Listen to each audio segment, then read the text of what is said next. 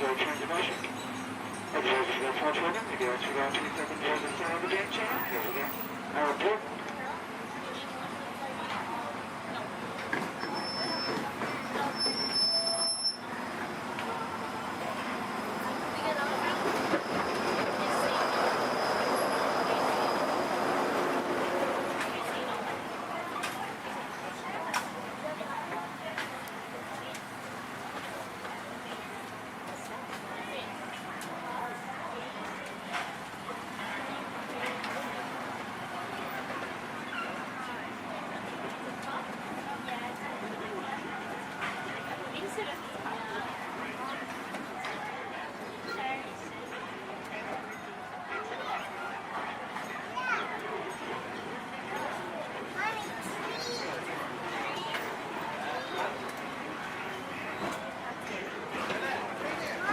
To those joining us, welcome aboard.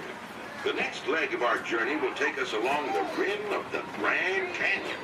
It's a mighty long drop to the canyon floor. Once again, ladies and gentlemen, friendly reminder, no flash pictures. And legs inside the train. Be sure to watch your kids and no flash pictures, please. Para su seguridad, permanezca sentado y mantenga las manos, brazos, pies y piernas dentro del tren y cuide a los pequeños. Por favor, no tome fotografías con flash.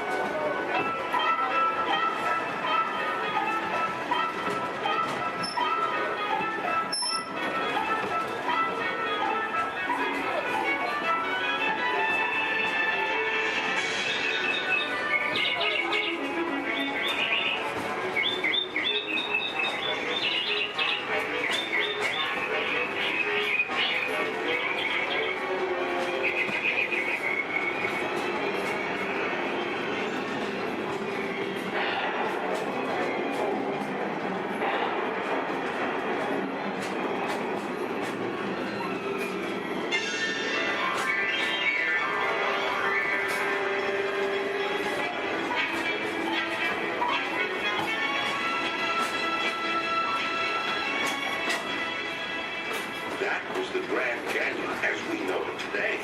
But it wasn't always that way. And now, as we travel back in time, back to the fantastic time of the world, land of the dinosaurs.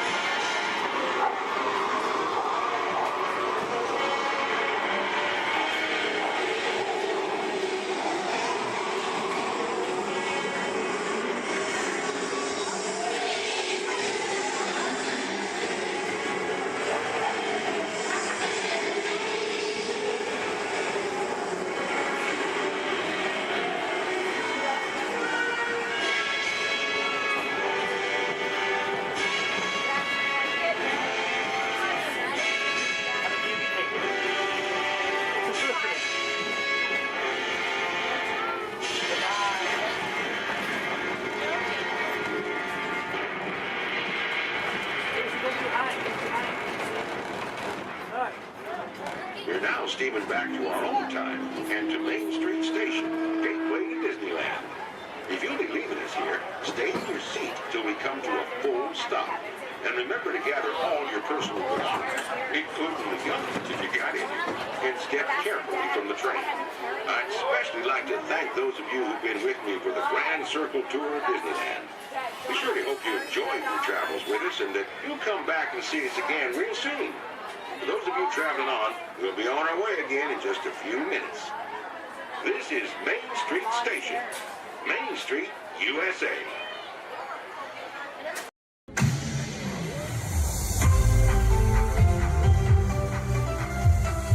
To all who come happy place, welcome and good morning, everyone.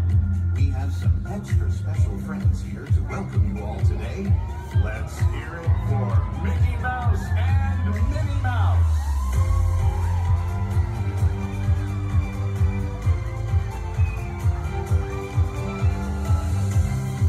Well, hi, everybody. Good morning. Gosh, it sure is great to see so many amazing friends. It certainly is. Oh, I have a feeling today is going to be the best day ever. You said it, Minnie. And now that we're all together, we've got a surprise for you. When everybody heard that you were going to be here, they just had to come and give you a great big Magic Kingdom welcome. And here they come now. I'm Dawn. Now that everybody's here, I think it's time to start the day. And that means we're going to need just a little bit of magic. I bet these folks can help with that. Oh, I know they can. On the count of three, everybody shout, "Let the magic begin." Are you ready? 1, 2, 3. Let the magic begin. Welcome to a place where dreams come true. A timeless journey through lands of fantasy. Where only a wish creates things like this to appear. The most magical place on earth is here.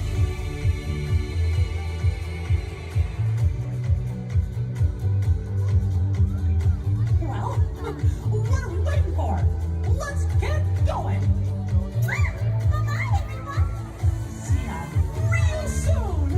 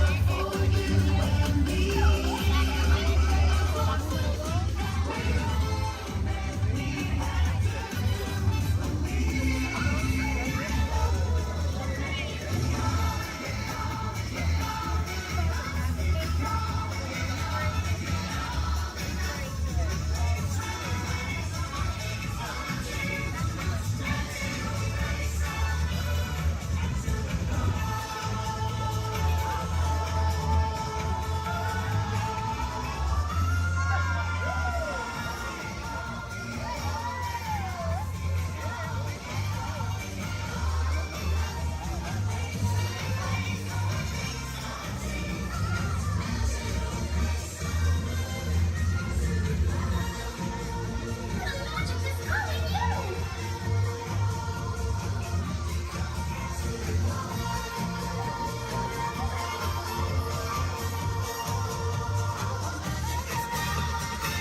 I'm so glad you all made it to the celebration.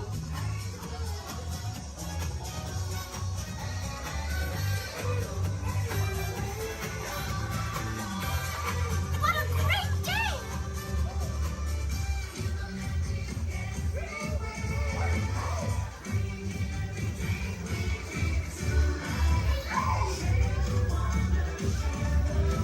It's great to see ya.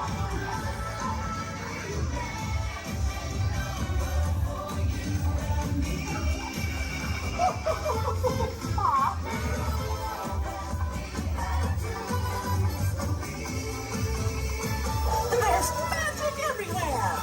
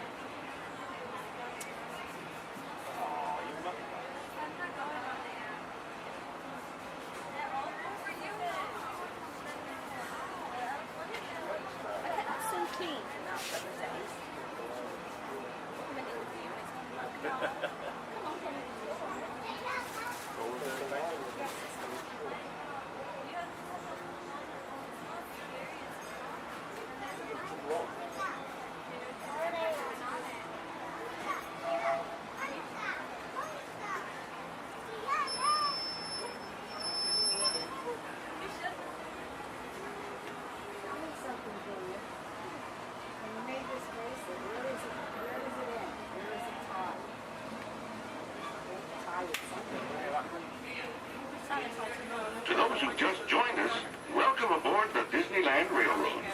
To ensure a safe ride, remember to stay seated with your hands, arms, feet, and legs inside the train.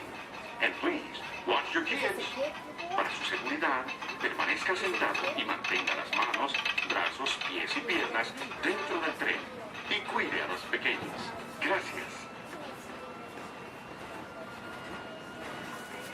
We're now entering Splash Mountain, where every day is a zippity-doo-dah day.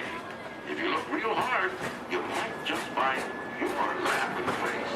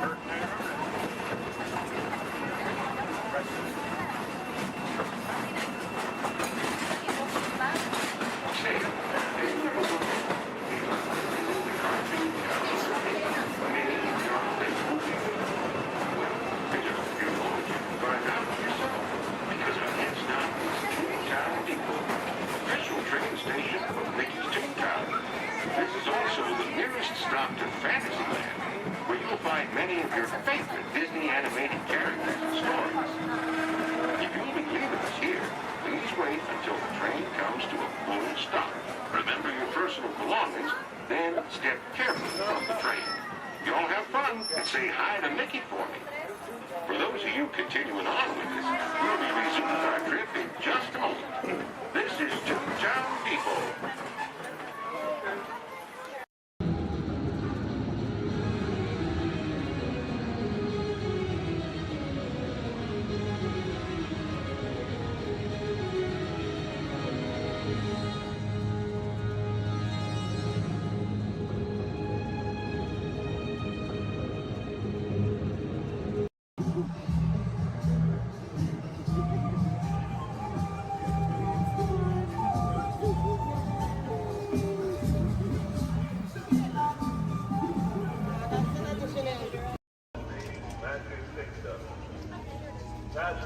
office will stand by to board.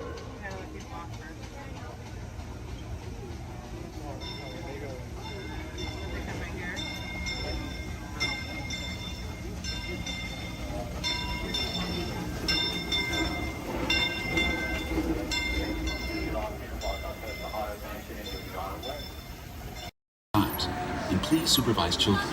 Thank you. La estación de control de cinturones de seguridad está a la vuelta de la esquina. Por su seguridad, mantenga sus manos, brazos, pies. Automated driving technology activated. Welcome to the sim track.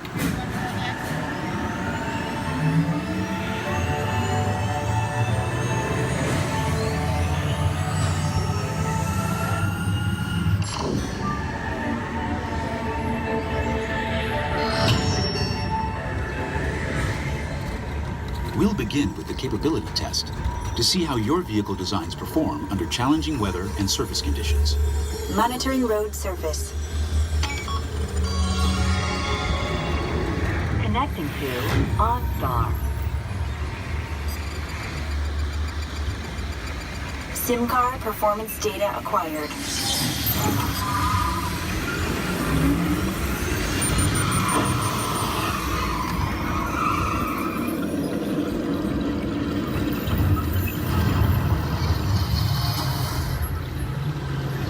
Let's see how your designs hold up now. Commencing SIM car off-road and extreme weather sequence.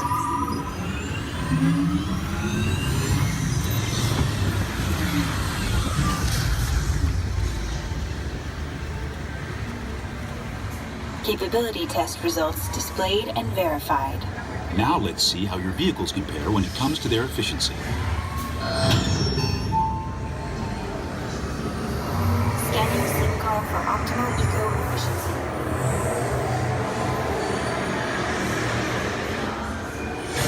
Engaging eco-scan for aerodynamic efficiency.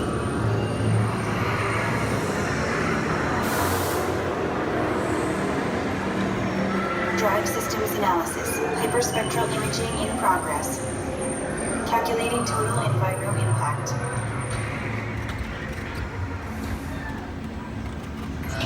Commencing responsiveness test.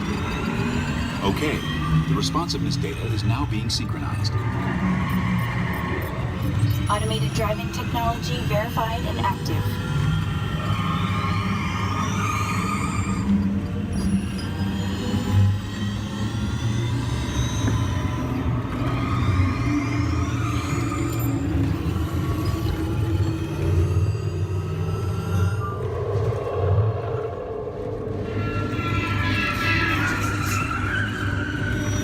Automated crash avoidance technology disengaged. Displaying responsiveness data. Here comes the final test. Energizing for power test.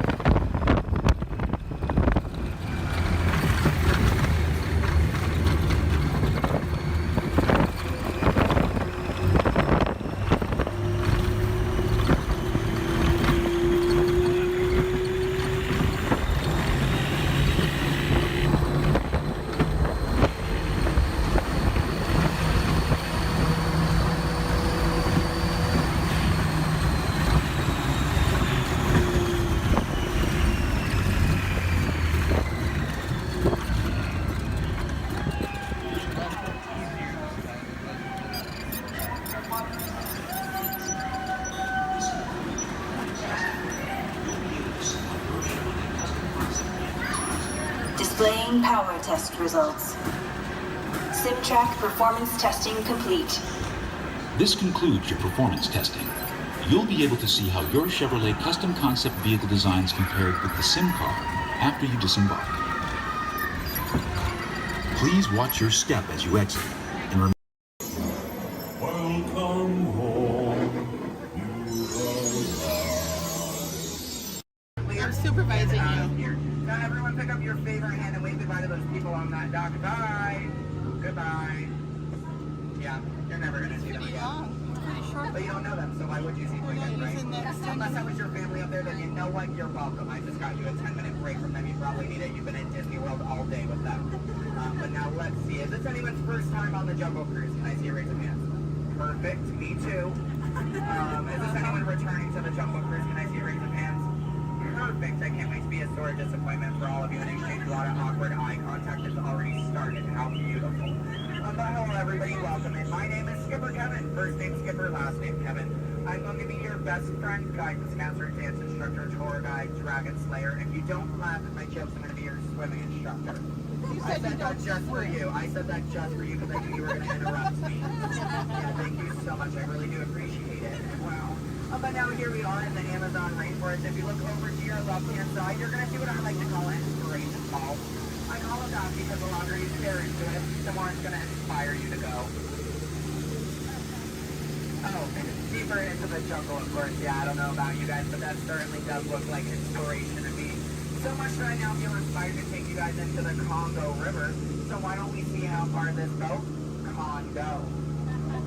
Okay, I'm glad of you if you did not like that. Don't worry, my jokes, they don't get any better yet. So buckle up, we're going to have an amazing time together. And if any of you have not seen the Jungle Book or you'd like to see it again, don't worry, it's right over there in 3D and the box set edition. Yeah, it really was the bare necessities here in the jungle. Oh wow, this is awkward. I'm sorry guys, I was trying to throw you a surprise party, but it looks like no one's here. I can't see anyone. Canoe? Yeah, I cannot. It really is an either or situation if you get what I'm trying to say. I even brought out that giant python snake. I just would not recommend getting too close to him. He will develop quite a crush on you. It's what I like to call a constricting relationship. It never ends well. What in the jungle? Oh, sorry. I hope that did not alarm anyone. Those are just my roommates. Yeah, looks like they got into the explosives, but I'm sure they were just trying to find the bananas. They do find them very appealing. Yeah, they kind of go ape over them actually, but you know, I think we should make like a banana and split.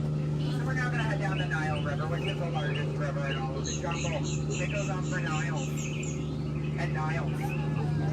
And Niles, thank you. And if you don't believe me, you are in Denial. disbelief. I bet you believed you had that one. No. Yeah, you did. I heard you say it. But if you look right there, everybody pay attention. This is super cool, super rare. It's honestly an African bull elephant. You could even say it is a once-in-a-lifetime opportunity. You will never see one of those again in your entire life. A twice-in-a-lifetime opportunity. You will never see one of those again. How majestic that's just a common African elephant. Okay, but now here we are on our African belt, which has some of my favorite animals on it. If you look up behind those boulders, you're going to see those tall-necked cheetahs. Right here in the front, those are the ones that killed Mufasa. Over there, we have the scary-looking chickens. Look at all those chickens. And then we have that beautiful pride of lions protecting that sleeping zebra.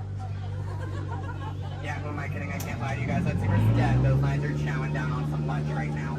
But kids, don't worry. I like to call that zebra plastic. There's lots of trust issues here in the jungle, I know. Wow. Okay, this is not something you see every day. Wow, all right. So, why are you all looking like that's what you normally see on a Saturday afternoon? That's concerning, you guys. I'm a little nervous now. I don't know about you guys. I don't think I have ever seen that many rocks on the beach before. Yeah, there's like, what, 200 rocks up there? Maybe 300 rocks, but then again, I'm not a geologist, so what do I know? Yeah, but what I do know is we're not going to look above the rocks. That just sounds like a lot of paperwork, and I hate paperwork, so instead we'll ignore it and hope it goes away. Yeah. Oh my goodness, there they are. Those are my friends who are going to go to that surprise party. We have Old Smiley and Ginger. Just be careful, Ginger snaps. Yeah, she is one tough cookie, and I'm not sure why, but my jokes, they kind of get crummier from here. I guess it's just the way the cookie crumbles. I don't really understand. It's unfortunate. But hold straight ahead, we do have Schweitzer Falls, named after a famous and beloved founder of the Jungle Navigation Company, Dr. Albert Walt. Yeah, don't worry if you didn't get that. We're going over it later. Yeah. So I really hope you know how to swim, and if you don't know how to swim, stop being dramatic. Stand up. The water's only 3 feet deep. Yeah, it's not that difficult. But if you guys are starting to wonder, Skipper Kevin, how on earth did you land your job here? I'd like to say it's plain to see. Yeah, I took a crash course, which was half off, and you know, I've been winging it ever since, but that's kind of the tail end of that story. There's not much to it. And now it does look like we are entering a hippo pool, and I need everyone to be very careful. These do look like some dangerous animals. In fact, you could even say they are some hungry hippos. So if you guys could do me a favor and hold on to your marble. I lost mine a long time ago. That's why that boat's halfway underwater. Oh no, I'm just kidding. The legal team tonight keep saying that. That's gonna get me fired. Yeah, the last time I took a boat out, I went to a volcano and everybody came back without eyebrows. But lucky for you guys, I took a wrong turn this time. But this is not really the point in the cruise where people start thinking my job is so easy, I'd let a monkey do it. But I promise you, that's not true. Those are chimpanzees. Yeah, there's a very clear difference between the two. Just don't ask me what it is. I have no idea, and I didn't think we'd actually see any, so that's kind of crazy. But lucky for you, I do have a very fun fact about monkeys. So apparently, humans eat more bananas than monkeys. But I don't know if I believe that, because I don't know the last time I ate a monkey, do you? Yeah, that's bananas. And don't worry, if you don't get that joke, I'll give you about 10 seconds. I get it. You're a late bloomer, you just need a moment to digest that one. You're welcome. Yeah, so please take your time. And it is now the moment that we have all been waiting for. It is the amazing, the colossal, it is the eighth wonder of the world. The backside of water! Oh, 2H! Oh, 2H! Alright, I got a few chemistry notes on board. That was the reaction I was hoping for. Everyone else, don't worry, I only tell those jokes periodically. It just gets me in my element sometimes, you know. I did have a joke about oxygen and potassium. You could say it's okay. Yeah. I also had one about sodium, but no, Nah. you guys don't look interested. So instead, we're going to head down the Mekong River into the ancient Cambodian shrine. If you've never been in there before, be careful. There is a 10-foot drop. So make sure your seatbelts are buckled left to right and tug on that yellow strap. Yeah, if you're looking for your seatbelt, you can't find one, hold on tight. Let me know how that goes for you.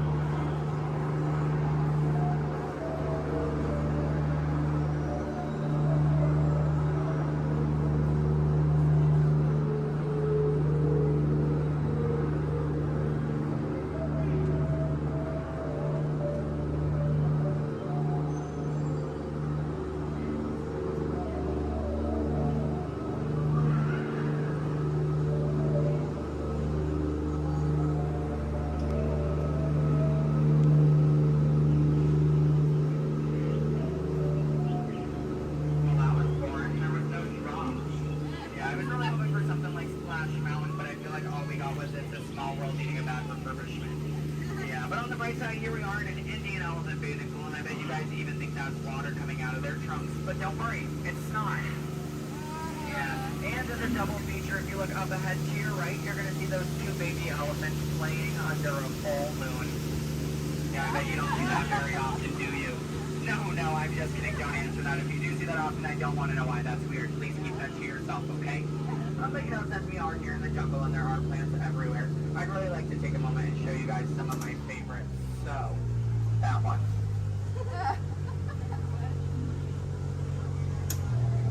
That one. Okay, pay attention everyone. The one right there with the green leaves. The one next to it. That one. Yeah, they're great, aren't they?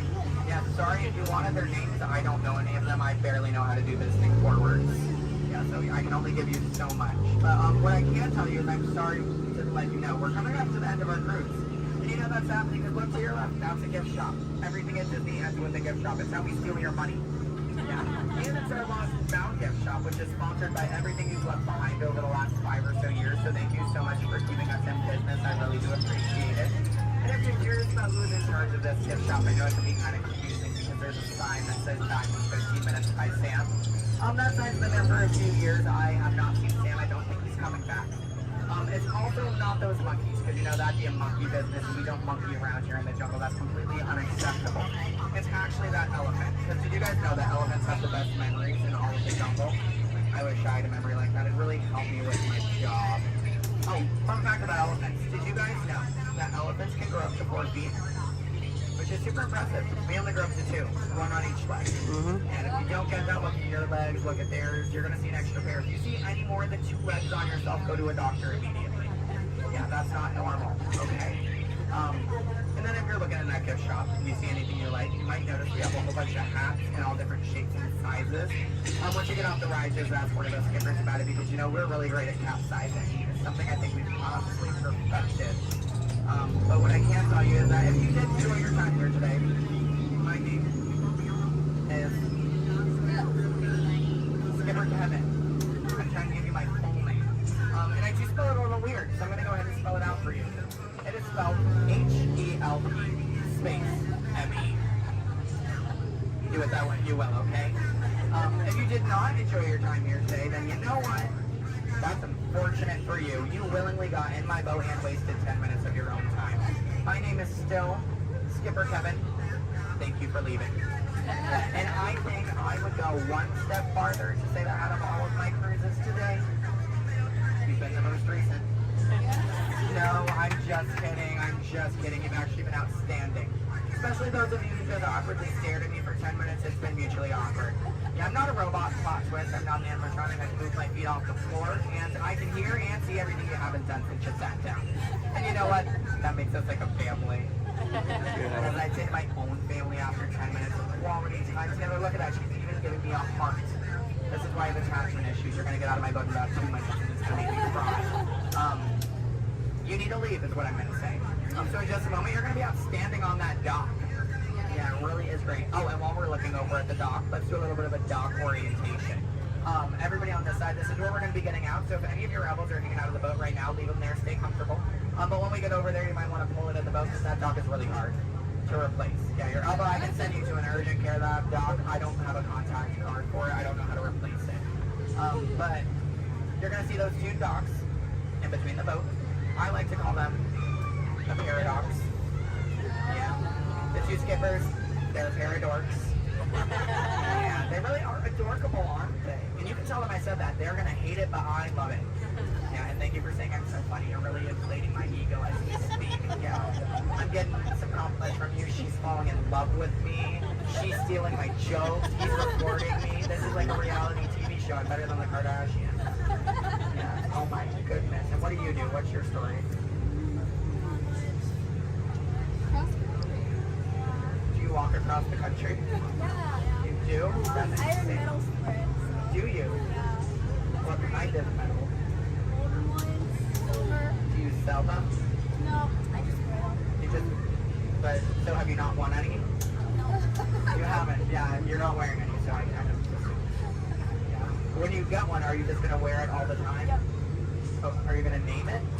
No, Why not? If it's going to be that important to you, I think it deserves a name. Why do you think your mother named you? I'm just saying, okay, your story's boring me now. What is your story? Talk to me, Miss Epcot Center. She's wearing a shirt that says Epcot. Is that your story? Yeah. That's it? Yeah, and that was, sticking to it. That was a pretty short story. Yeah. It's been a long life. Short story for a long life. Something about that doesn't make sense. Oh, goodness gracious. My friend in the middle with the Leia shirt. Hello. Are you a Star Wars fan? Good to know. What's your story? Alabama? My friend's from Alabama. He's bald. He normally works here, but he's not. His name's similar to mine. It's Brevin. I'm Kevin. We also have a Devin and a Heaven. If you can, yeah. How do you think we feel? You hear us on the microphone, you just hear a name, all you hear is Evan. We all come flocking too. Yeah, it's great. Okay, my friends in the back, why are you so quiet? You're so quiet. Are you having fun back there? Just making sure you're not asleep. Your bucket has a little no. You're wearing sunglasses. You're wearing sunglasses. He's behind my engine. Can't see any of you. And then what about you two over there with the extra set of ears? How you doing? Thank you. Are the nicest one here. No one asked me how I'm doing. Thank you. You are all horrible people. Just know that. Just know that, please.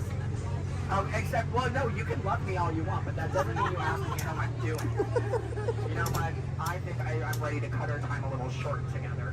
So, now this is a word for legal. Make sure your hands, arms, legs, and feet are inside the boat. Parents, supervise your children. I don't have any, I don't want yours. Children, supervise your parents. I don't trust them, neither should you. And that number 2 they're holding, that means that we have to do this 2 more times because you guys just didn't make me feel good enough about myself. So hello everybody, welcome aboard the world famous Jungle Cruise. My name is Skipper Kevin and I would never do that again. That's treacherous. The only thing I'm going to do is make you 2 times farther from the exit for your inconvenience. You're welcome. And I really would like to tell you what my parents told me on my 18th birthday. They looked at me and they didn't say, Skipper Kevin, happy birthday. Why are you staring at me? That's all they said. Okay, well now that you guys are just doing weird things, get out. Goodbye. Yay. Don't stop, I need it. Yeah, guys, give me a standing ovation. I am a middle child. I love validation. Yeah, thank you.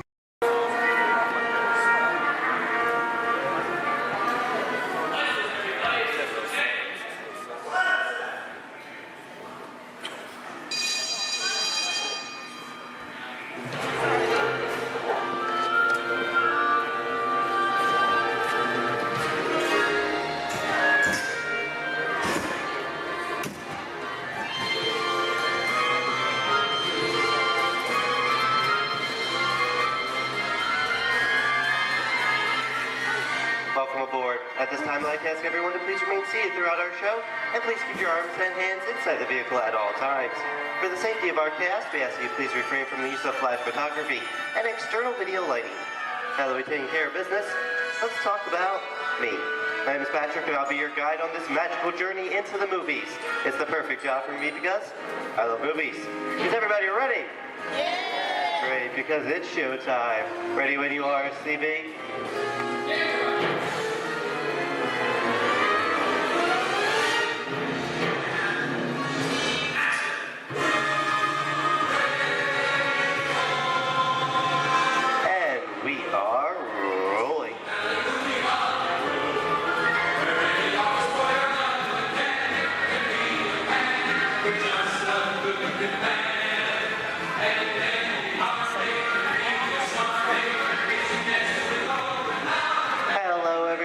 Welcome to the Great Movie Ride. Once again, my name is Patrick, and I'll be taking you from this Hollywood soundstage into some of the greatest movies of all time, all on one tour. But between you and me, this is no ordinary tour, because the Great Movie Ride brings these movies to life and puts you right in the middle of the action.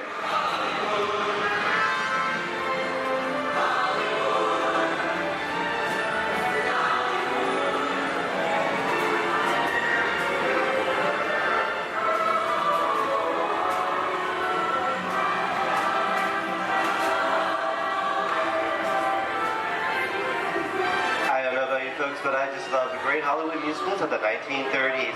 This is a scene from one of my favorites, the Busby Berkeley musical extravaganza, Footlight Parade, starring James Cagney, Ruby Keeler, and Dick Bow.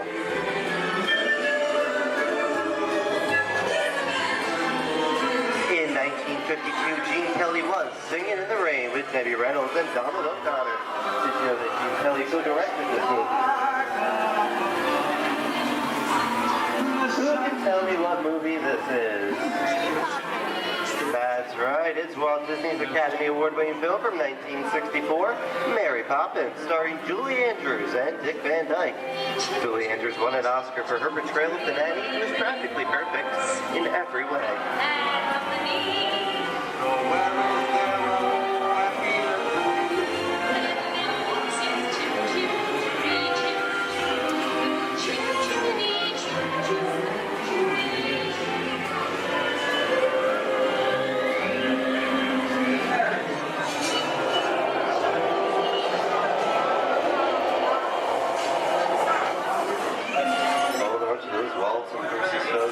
This doesn't look like a very good neighborhood. It looks a lot like the underworld. This seems such classic gangster films as The Public Enemy, starring one of my favorite tough guys, James Cagney. The working title for this movie was Beer and Blood, and in the United Kingdom it was known as Enemies of the Public.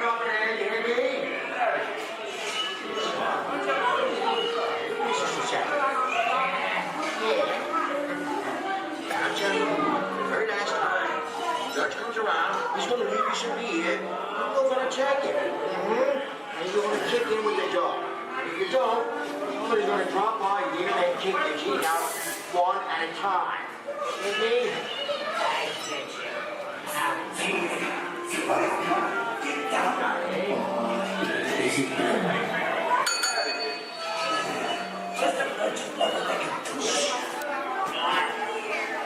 Sorry about the delay, folks, but I don't want to run a runway, even if it is just a movie. You talking to me? You talking to me? That's okay, I'm talking to the demon with punishment off of the day. I'm talking to me. I'm not supposed to leave my vehicle. I say get away. Oh, okay, Moxie, whatever you say. Hey, how'd you know my name anyway? I've seen this movie before. Oh. I've seen you fancy cats like thinking out of here some fans. You make a big mistake about this. Come out of here. You gotta get out of here. You can't look at the middle of the movie. I'm beating you, son. Here they come, boss! Get out, you grinders!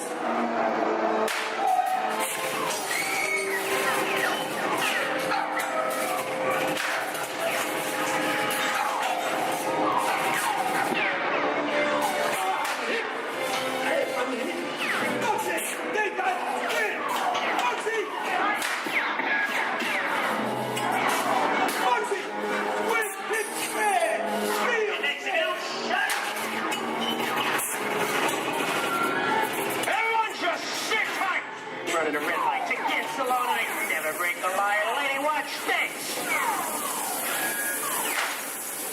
Another red light.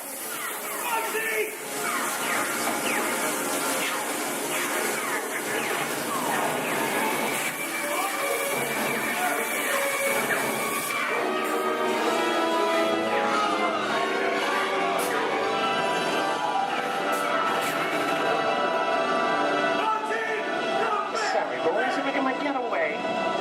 Sayers in church. What are you looking at?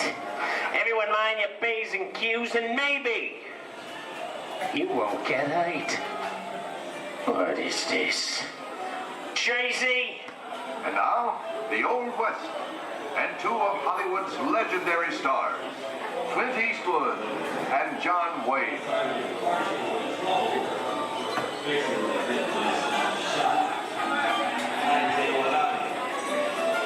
Go right ahead, if that's what you're going to do. A long time ago, I made me a rule. Let people do what they want. Sleepy little bird cat. So, that's some mighty tough territory you're heading into, Pilgrim. I'd think about turning back if I was you. That is, if you want my opinion. Now to make it clear, it's a perfect time for me to collect up all your valuables. Starting with the jewelry, going on to the cold hard cash. Perhaps work. Hey! It's the bank robber! Don't let him get... I ain't like this neighborhood, Kappa! This is nuts. Nuts! Tell us I'm getting out of here. What are you doing, old man? Get yourself up! Looking at this one. Can't get any worse!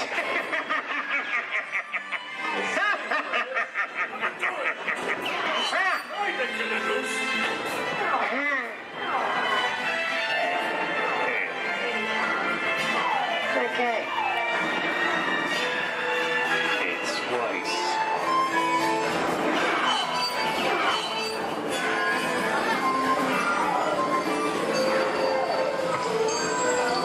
I don't know about you guys. This is kind of creepy. What is this? This is Alien.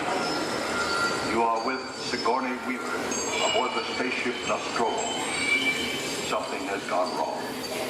One by one, the crew has vanished. And somewhere in the ship, a terrifying creature waits to claim its name. Well, I ain't no victim. Warning, remain in your vehicle. The area you are entering is extremely dangerous. Proceed with caution.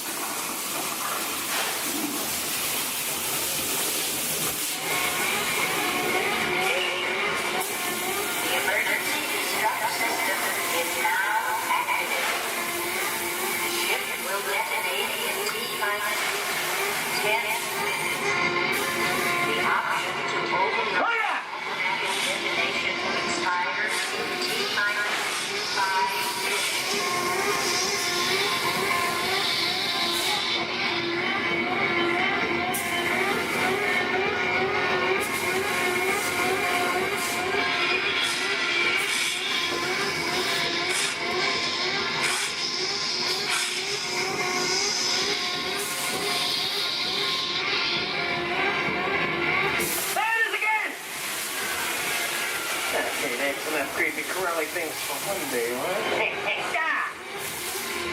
Wrong.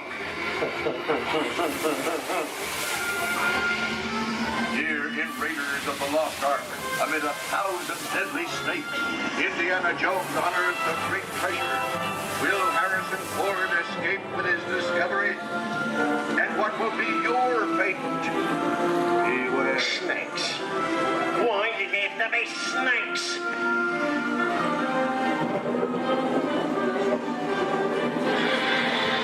The dust of 3,000 years lies undisturbed in this ancient burial chamber.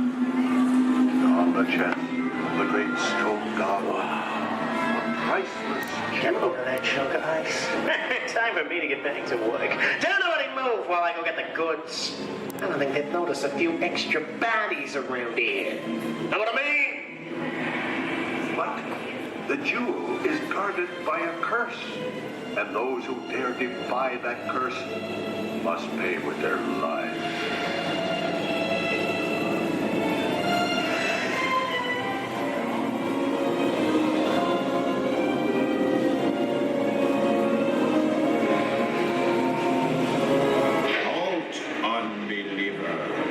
Disturb the treasure of the gods, and you shall all pay with your lives.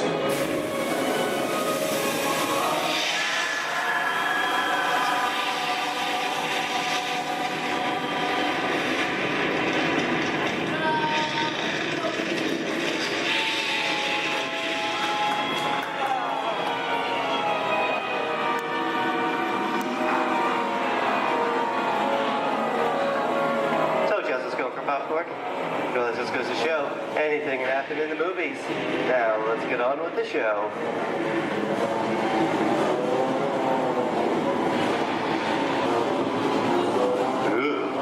I see dead people.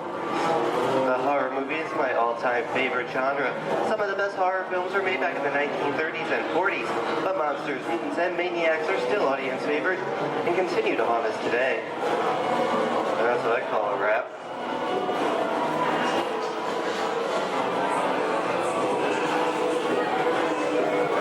We are now entering the jungle home of one of the most beloved characters of all time. Now it's not George of the Jungle. Actually, it's Tarzan, portrayed here by Johnny Weissmuller. Over here we have Maureen O'Sullivan as Jane, and the lovely and talented Cheetah as herself.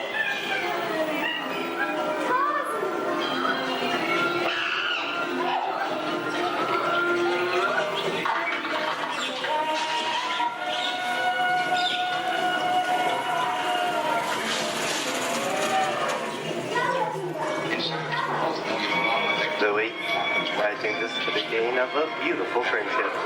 Best last line of a movie ever. Humphrey Bogart and Ingrid Bergman in the classic romance, Casablanca. Always have passed. You didn't have me. You lost me until you came to Casablanca. You got it back last night.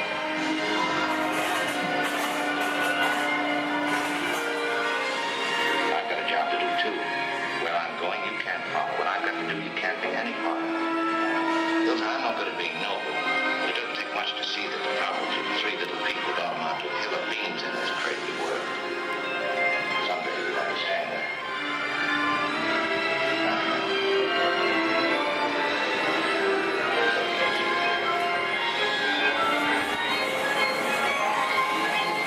And here's one of my favorite movie stars, Mickey Mouse, in one of his greatest roles, the Sorcerer's Apprentice in Fantasia. The sorcerer in the sequence is named Yen Sid, which is Disney, spelled backwards.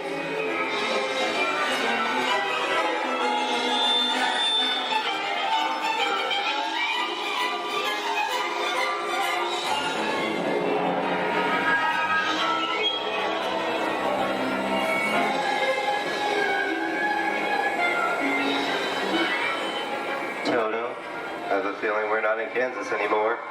How often do you get to say that? I'd say we are definitely somewhere over the rainbow in one of the most beloved movies of all time.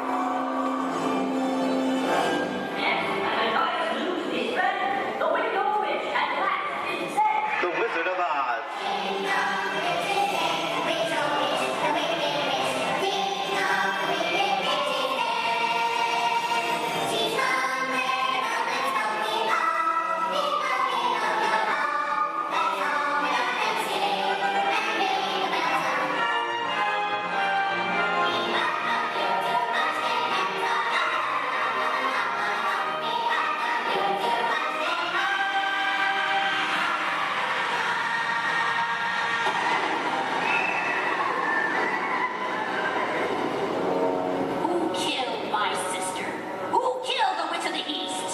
it you? No, it was an accident. I didn't mean to kill anybody. Well, my little pretty, I can cause accidents too. Oh, rubbish. You have no power here. Be gone before someone drops a house on you, too. Very well. I'll bide my time. But just try to stay out of my way. Just try. I'll get you, my pretty. And your little dog, too. I wonder how we get out of here. What do you folks think? Which way should we go? Follow the yellow brick road. Follow the yellow brick road? No, what I think of that. Bring along, folks. You know the way.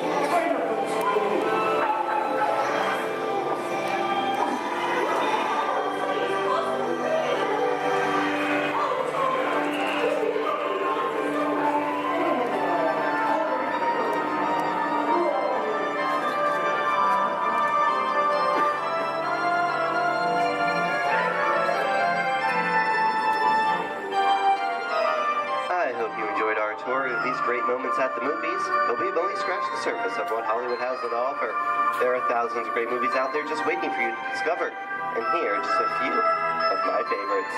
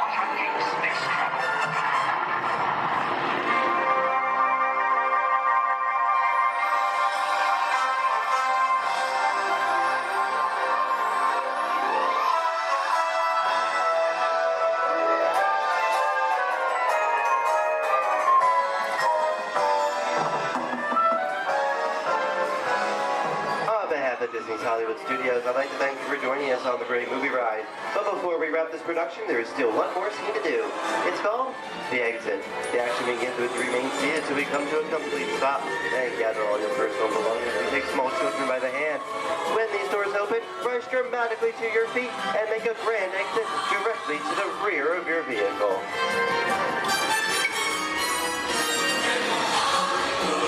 Oh, and one more thing.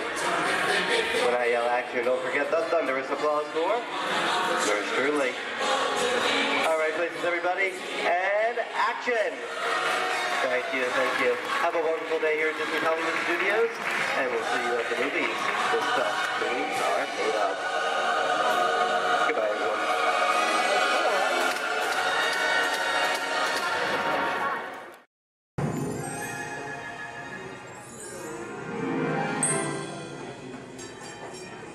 Ready? What card is that? Okay, keep your eye on it. Wait. Please. Blow on it.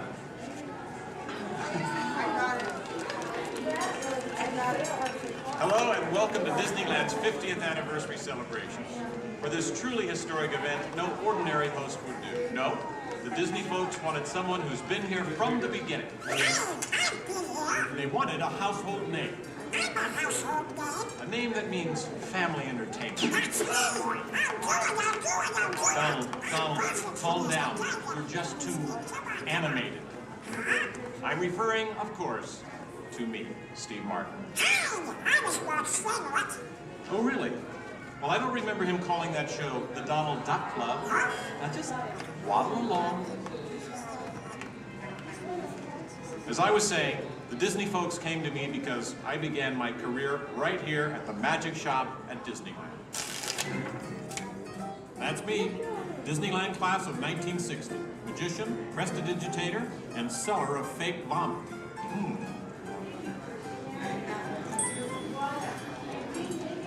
So young Steve Martin starts performing magic here, and lo and behold, they start calling the place the Magic Key. Coincidence? I don't think so. But right now, I'd like to introduce you to the man who started it all, Walt Disney. Walt, tell us how it all began. Now this is the original. This is taken from the original show here at Disneyland. And then, So we start out. yes, it was Walt planning him, and then when they The merry-go-round, and let's go to different places. As I sit there, while all these things, sit on the bench, eating peanuts, I felt that this something using the parents and the children could have fun together. Great idea. So that's how Disneyland started. I'll take it from here. oh yeah, and I did not. This work priceless this artwork shows the but I did first work design for the Disneyland. Gettysburg show A small park that would with have been near the headset. Disney Studios in So Burbank. headset show. It's sweet, They isn't would it? simulate a But he couldn't stop there. Not Walt. He wanted a world of the future, an exotic jungle, a wilderness frontier, and this is just the most rare and valuable piece of art for Disney Archives. It's the painting that sold the concept of Disneyland to the bankers. It was a painting. Thank you, and just get this lobby just open this morning, so you were here day one. It just opened today. Then Walt heard about an orange grove in Anaheim. Thank you, you're welcome. An hour away from any major city, at the end of a dirt road. Talk about impossible dreams. If I could take you back in time. Wait a minute. What am I saying? I'm a magician. I will have to finish already. So it's going to be very patriotic, which is something new. Here is the actual orange grove 1 year from opening. And that's actually Walt Disney in the actual orange grove. Let's listen in on his top secret plans. 1, 2, 3. Aha! Some sort of code. I get it. Walt also had a code for all the trees on the property. Red ribbons for the big trees he wanted to save for Disneyland, and green ribbons for the ones he wanted removed. But, as fate would have it, the bulldozer driver was colorblind! Oops. So, Disneyland, less than a year from opening. No one in their wildest imagination could ever build an entire theme park here in just 1 year. Yeah, I'll show ya. Watch this, Magic Boy. That kind of sound. Keep going, boys. Faster, faster. That's it, good work. That's it, good work. Opening day. Take it away, Walt. To all who come to this happy place, welcome. Walt's dream had finally come true. And to celebrate, ABC organized the biggest live telecast in history. Some of the most famous stars in Hollywood showed up, including host Art Linkletter. Frank Sinatra. Hello, Franco. Who's driving? Sammy Davis Jr. Hello, Sammy. Bob Cummings, Ronnie Reagan. Come on in. Davy Crockett. Buddy Epson's there, too. But right now, it's my pleasure to introduce the famous star whom Mr. Disney has asked to christen the Mark Twain. Ladies and gentlemen, Mr. Disney. I'll take it from here, Mr. Linkletter.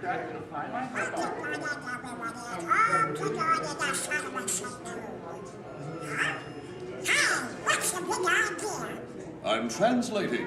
Nobody can understand what you're saying. You can't too. Cannot. Can't. Not. I'll show you. Ignore the duck.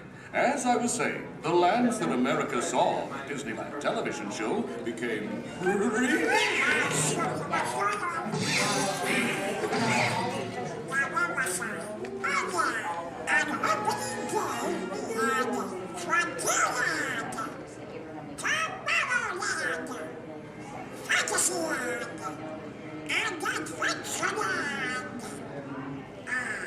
It was a perfect day. Oh, really? I wouldn't say perfect. It was 100 degrees in the shade, and the freshly poured asphalt was still wet. 11,000 people were invited, but 28,000 showed up. Newspapers predicted the worst for Walt and his park, and only 90 days later, 1 millionth guest walked through the gate. Disneyland not only survived, it thrived.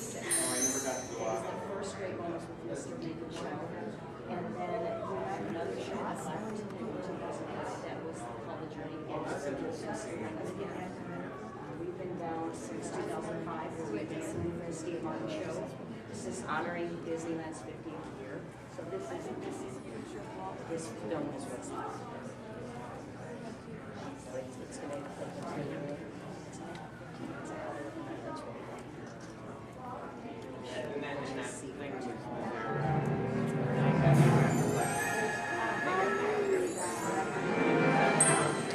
Walt wanted the magic of Disneyland to begin as soon as you walk through the gates. And your first stop was this turn-of-the-century street inspired by the small town where Walt grew up. He felt so at home here. He even had an apartment built for himself above the fire department, and it's still there today. Walt paid tribute to his father in one of the shop windows.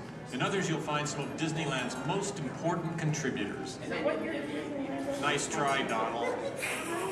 Many shops have come and gone here over the last 50 years. Gone is the working pharmacy, and gone but not forgotten, my favorite, Hollywood Maxwell's corset shop, better known as the Wizard of Bras.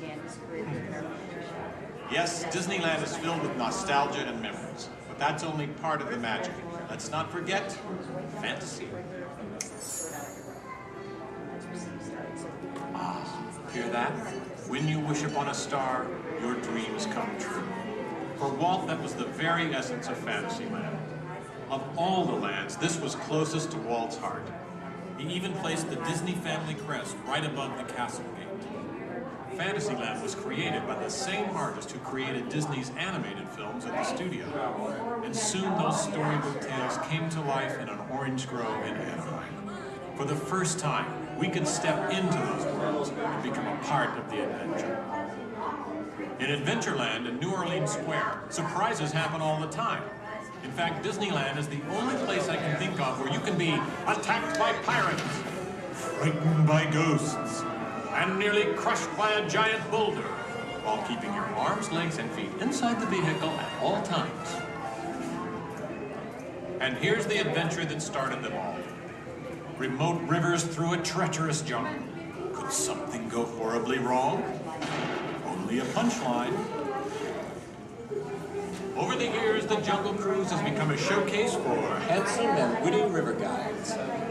Oh no! That big elephant is coming up to us and it looks like he's going to squirt us! Everyone in the back, get down! Don't worry, it never happens.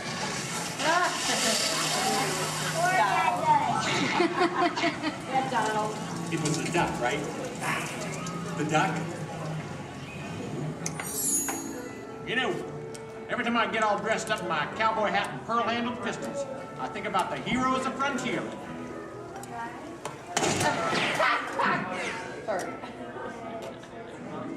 You see, Walt believed it was important to pay tribute to the pioneers who blazed a trail across frontier America. And I agree. Especially when it involves saloon girls and blazing six-guns. In Frontierland, you could meet popular Disney heroes of the day, like Davy Crockett and Zorro. For a while, there was an authentic American Indian village. And in the little mining town called Rainbow Ridge, you could board a mine train or pack mule to explore nature's wonderland. And then the West got a whole lot wilder. Big Thunder Mountain Railroad was a thrilling addition to Disneyland's growing mountain range. The first peak was the Matterhorn, one of Disneyland's first e-ticket attractions. But the most out-of-this-world mountain of them all is right here in Tomorrowland. When Disneyland first opened, Tomorrowland gave us a preview of the amazing, futuristic world of 1986. Okay, so the 1980s didn't turn out that way. But Tomorrowland is really about imagining the possibilities of the future. So we got to go to the moon before real astronauts did. We got to travel through the mighty microscope on atommobiles, beyond the realm of normal magnification.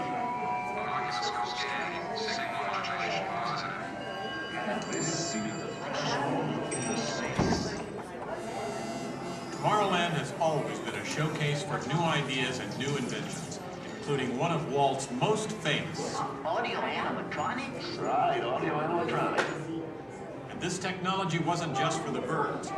Walt's idea got better and, as always, bigger. With my new wash day marvel, it takes only 5 hours. Not only could these robotic performers talk and act, they could jam. Hit it, boys!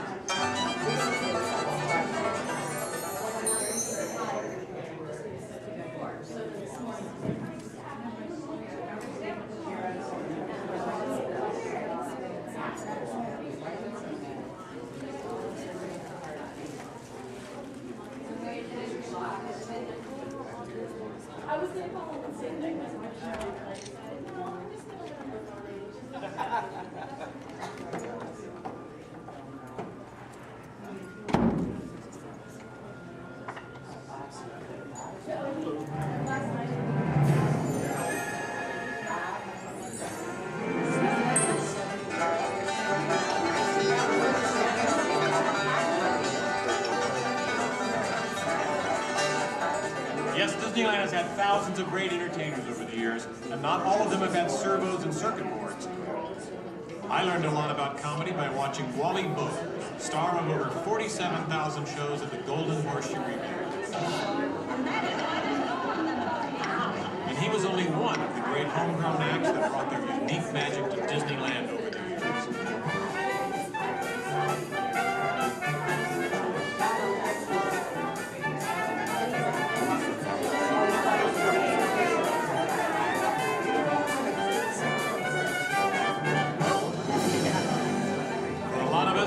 Disneyland's best magic trick happens every day at dusk, when all the lights come on and Magic Kingdom is transformed before our very eyes. You know, that's one of the great things about Disneyland.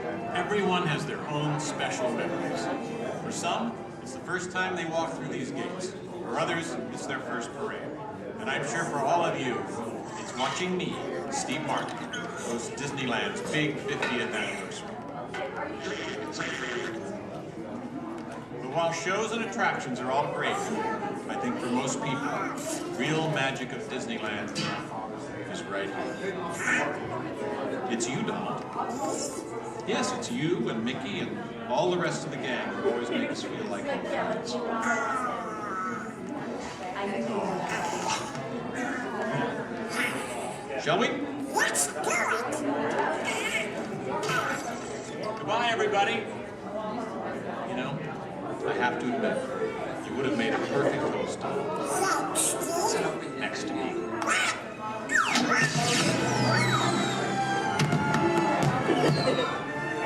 All who come to this happy place, welcome. Disneyland is your land. Here age relives fond memories of the past. And here youth may savor the challenge and promise of the future. Disneyland is dedicated to the ideals, the dreams, and the hard facts that have created America, with the hope that it will be a source of joy and inspiration to all the world.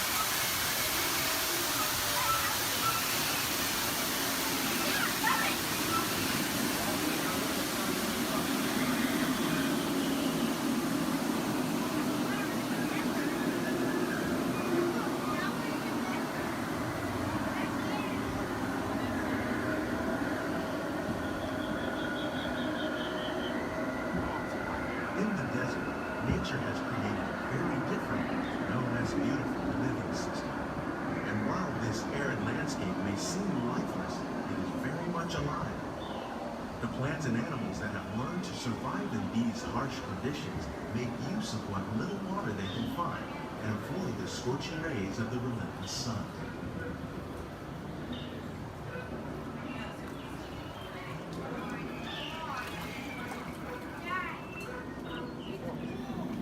The American prairie once appeared as desolate as the desert, but over time, rainwater and nutrients gradually penetrated the hard surface of this land.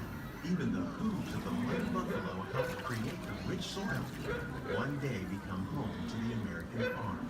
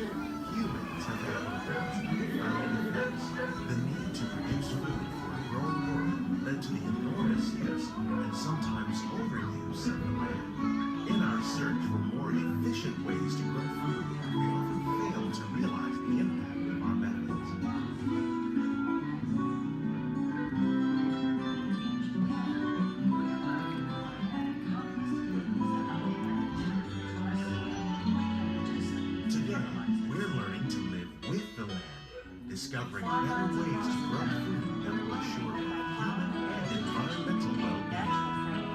We can enrich the soil without the use of chemicals.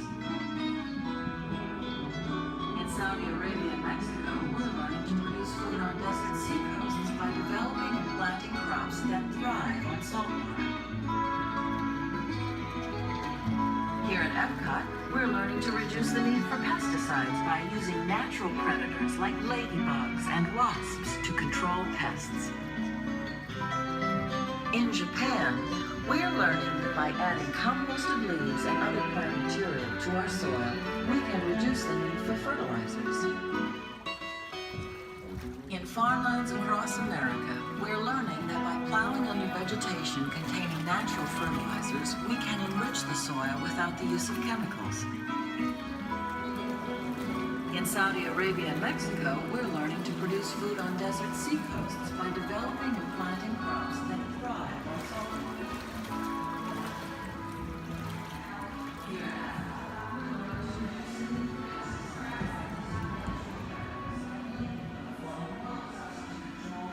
How will we meet tomorrow's growing needs for food production, yet still respect the needs of the land? Some of the answers are being discovered just ahead.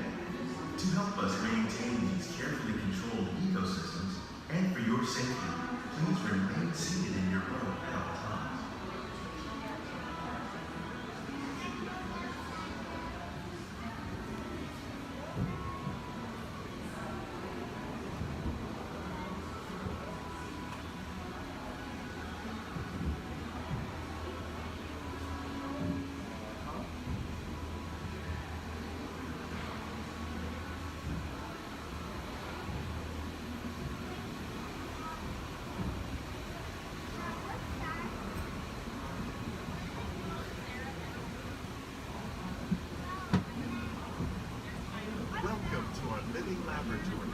Scientists from Epcot and the U.S. Department of Agriculture are exploring innovative ways to produce bountiful harvests now and into the future.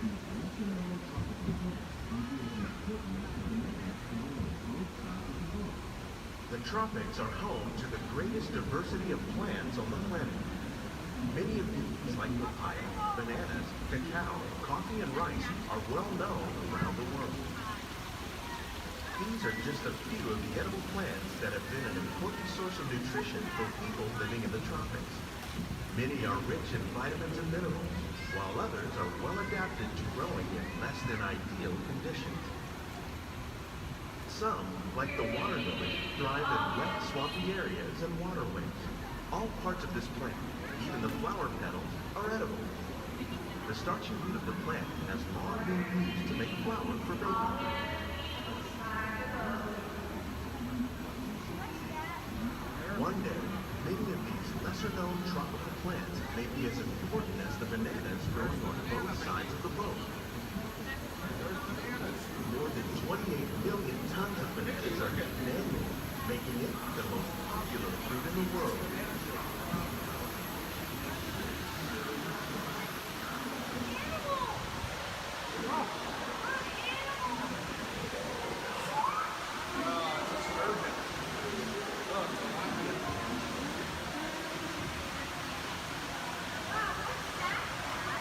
When you mention farming, you probably don't think of fish, but fish farming or aquaculture accounts for nearly half of the plants consumed globally. Salamanders are fast and active, like the ones you see here, are three of the more popular crops raised by fish farming. The sustainable system we're using here recycles the water in the tanks. As a result, we're able to save millions of gallons each year. Our small fish farm produces nearly 5,000 pounds of fish each year to serve in restaurants around the nation. Innovations like this can play an important role in our efforts to produce powerful products and still protect natural resources. Shrimp. That's a big shrimp.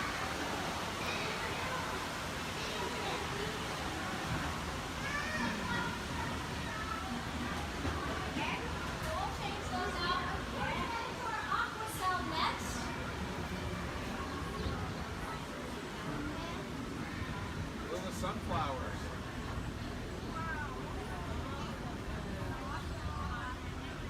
While there are more than 50,000 edible plant species in the world, most of us are only familiar with the handful that make up our everyday diet. The common grains growing here, wheat, maize, sorghum, and millet, plus rice, account for nearly 2/3 of our global food consumption. Learning how to increase yields of these staples is an important goal of research around the world. A blue agave. A monkey puzzle tree. Orange. These plants are definitely on their way up. Innovative growing techniques like these increase yields while more efficiently using resources like water, fertilizer, and pesticides. Another innovation at work here is our integrated pest management program. By populating our greenhouses with beneficial insects that prey on harmful pests like aphids and flies, we are significantly reducing our reliance on conventional pesticides. We're growing these crops using our nutrient film system. This technique precisely controls and recycles water and nutrients. With it, we can produce over 27,000 heads of lettuce a year in this one small area. Look at the cucumbers.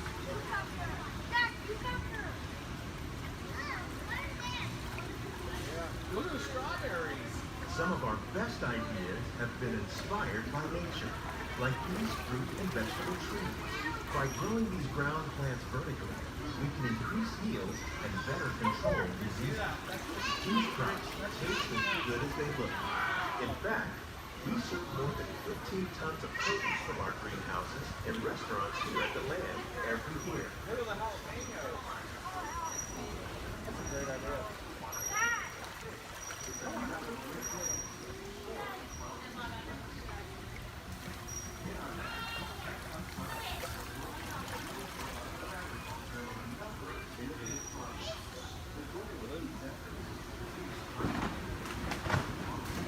The future of agriculture may include innovative ideas like this vertical growing system.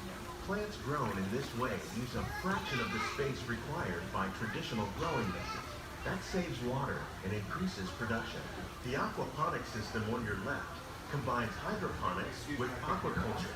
The fish provide a natural source of fertilizer for the plants, and the plants help keep the water clean for the fish. It's another great way to produce more while using less. In our labs, Epcot scientists are working with the U.S. Department of Agriculture on a number of innovative projects. The goal of these efforts is to produce higher yieldings and better quality plants. Together, we can continue to find more ways to increase food production and protect our precious natural environment. Only then will we truly be living with the land.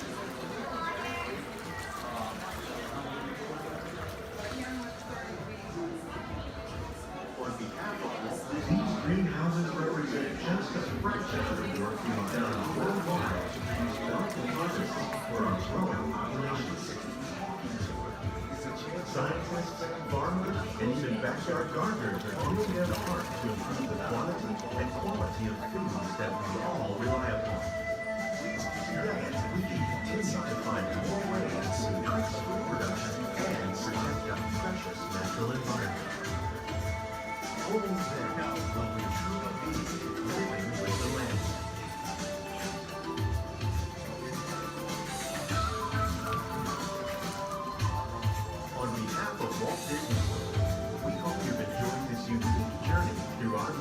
summer tour. If you'd like a closer look, then check out the behind the scenes walking tour. It's a chance for the whole family to get up close and personal with your friends and girls in our theater. Please keep your hands and feet inside the boat and remain seated until the boat comes to a complete stop.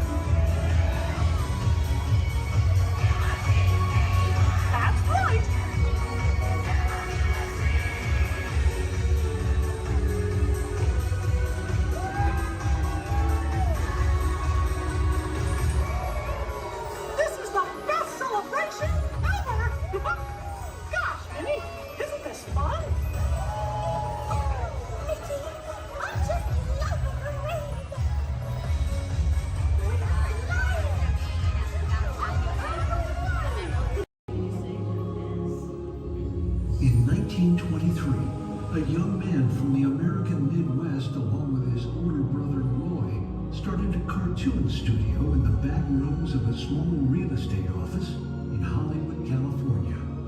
This was the small beginning of a family entertainment company that would create unforgettable stories, characters that become beloved friends, wondrous experiences, and music that has become the soundtrack of our lives. That young man was Walt Disney, a master storyteller whose imagination knew no bounds and who delighted in making the impossible possible. Disney 100, the exhibition, is a journey through 100 years of Disney magic, presented in themed galleries based on Walt Disney's creative concepts and philosophies.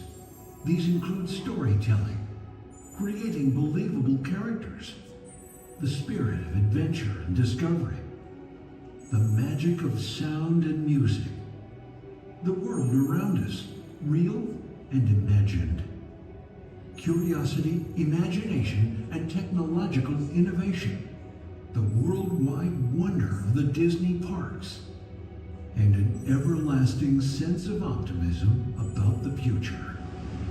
Walt Disney famously said that it was all started by a mouse, but it really was all started by Walt himself. His philosophies became the foundation of the Walt Disney Company. They still inspire Disney's artists, filmmakers, Imagineers, and the storytellers of today.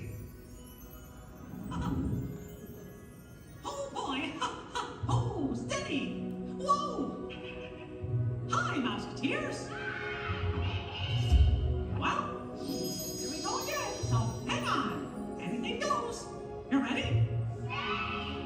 And let the show begin! Here's my pal Walt to tell you how the magic is made. There's a lot of satisfaction in developing ideas into reality when we consider a new project we really studied. Not just the surface idea, but everything about it. And when we go into that new project, we believe in it all the way. We have confidence in our ability to do it right, and we work hard to do the best possible job. There's really no secret about our approach. We keep moving forward, opening up new doors, doing new things, because we're curious. And curiosity keeps leading us down new paths. We're always exploring and experimenting. Everybody ready? Then on with the show!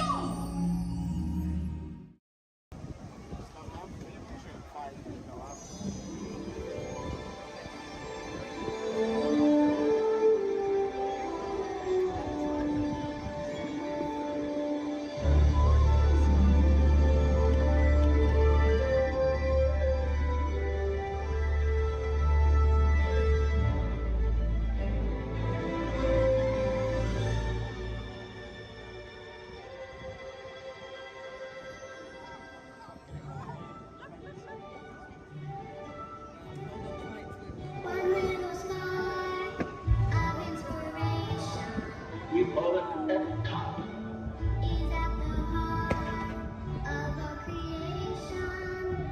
EPCOT. Experimental, prototype, community, of tomorrow.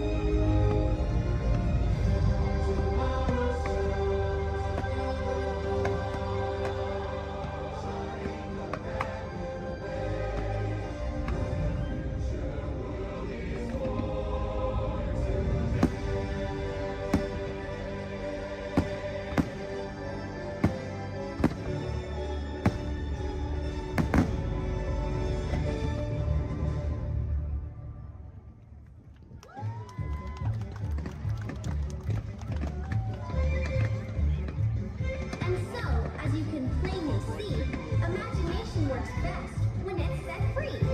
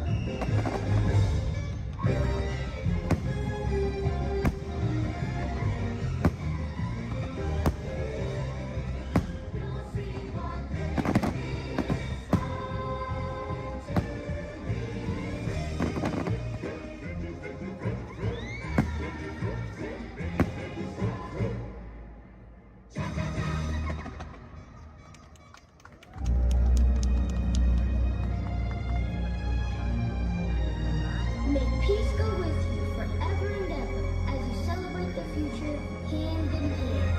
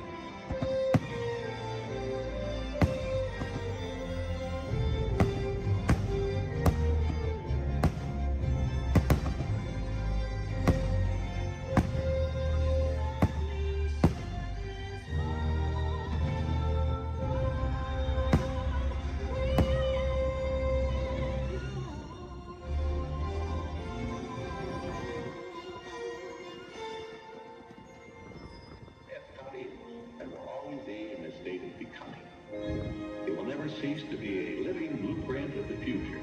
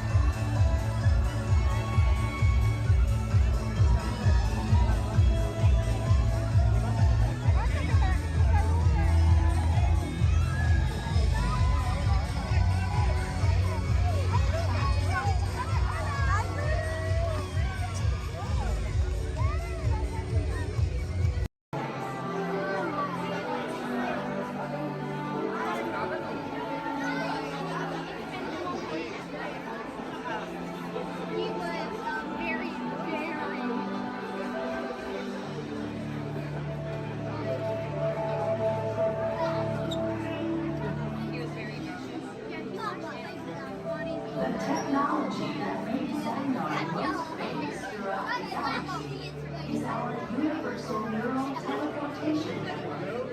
It generates artificial particles in the space-time continuum, which we call jump points. Jump points allow for ultra-rapid space travel. What Peter Quill describes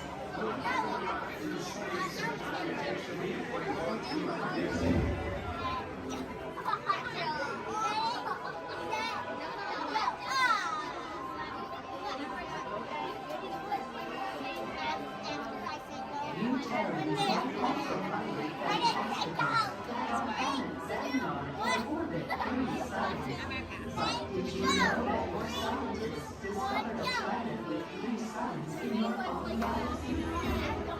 Your scientists name this planet HD 1319918, which Peter Quill said is a terrible name for a planet. He said that you terrorists should have called it.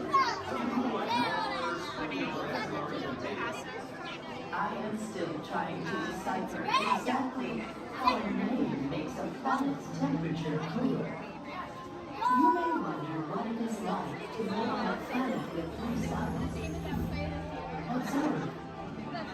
For much of the year, our suns appear close together in the sky, giving it a familiar Terran night and day cycle, yet with a unique triple sunset and sunrise each day.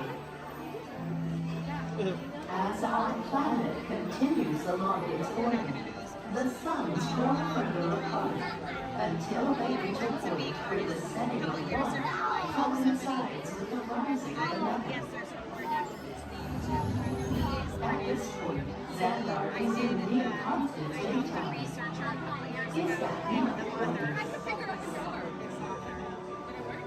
There are so many wonders in our universe.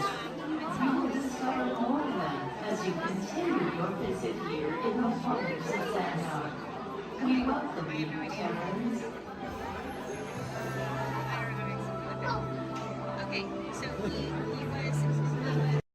First thing I need to do here is a quick sound check. You can hear me up and down the shuttle waves. Give me a wave if you can hear me. All right, thank you. It's important that you need to pass along a few safety reminders here. Please be sure hands, arms, and feet remain inside the vehicle at all times this morning. Most importantly, that you remain fully seated throughout the entirety of our tour. And for the courtesy of those around you, we do ask that please be no smoking at any point. Now we also have just a little word of caution as well. For those of you on the right side of the shuttle, and that's the side I'm on this morning, now be aware we could be getting a little bit wet on the tour today, okay? However, for those of you on the left side of the shuttle who are smiling about that situation, now realize on the left side you could get soaked. On the left side is the wet side. In reality, if you do need to do any seat rearranging, please go ahead. Do that right now before we get underway. Once our shuttle goes into motion, then we'll ask everyone to remain fully seated throughout the tour. The left side is the wet side. The left I won't promise you so necessarily. However, the best chance to get a little bit wet on this tour is on the left side of the shuttle, so please take that into account. For those of you wanting to get wet today, that'll be your best opportunity. And I'd also like to take the opportunity to welcome you here to Disney's Hollywood Studios, little Florida counterpart of Walt Disney Studios in Burbank, California. My name is Jerry, and I'll be your guide on the tour today. Behind me at the wheel of our vehicles, our driver Ashley, and she'll be steering us behind the scenes of our working production facility.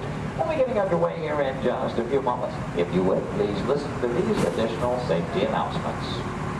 Welcome to the Studio Backlot Tour.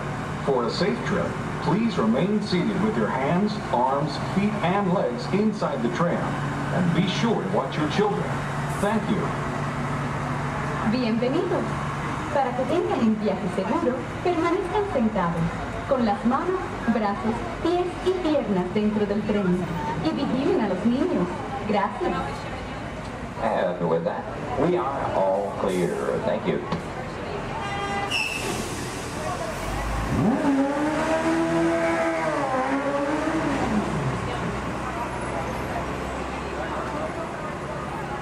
Once again, a very good morning, ladies and gentlemen. Welcome to the second portion of the studio's backlot tour. Might also mention there are no photo restrictions of any type on the tour, so please feel free to shoot as much film and video as you like. Go ahead and get those cameras out and ready. Matter of fact, that first photo opportunity is coming high in the sky. Take a look up toward the front of the shuttle. As you round the corner toward the front to your left, you'll see the symbol and the landmark of our studios, our award-winning year-old tower.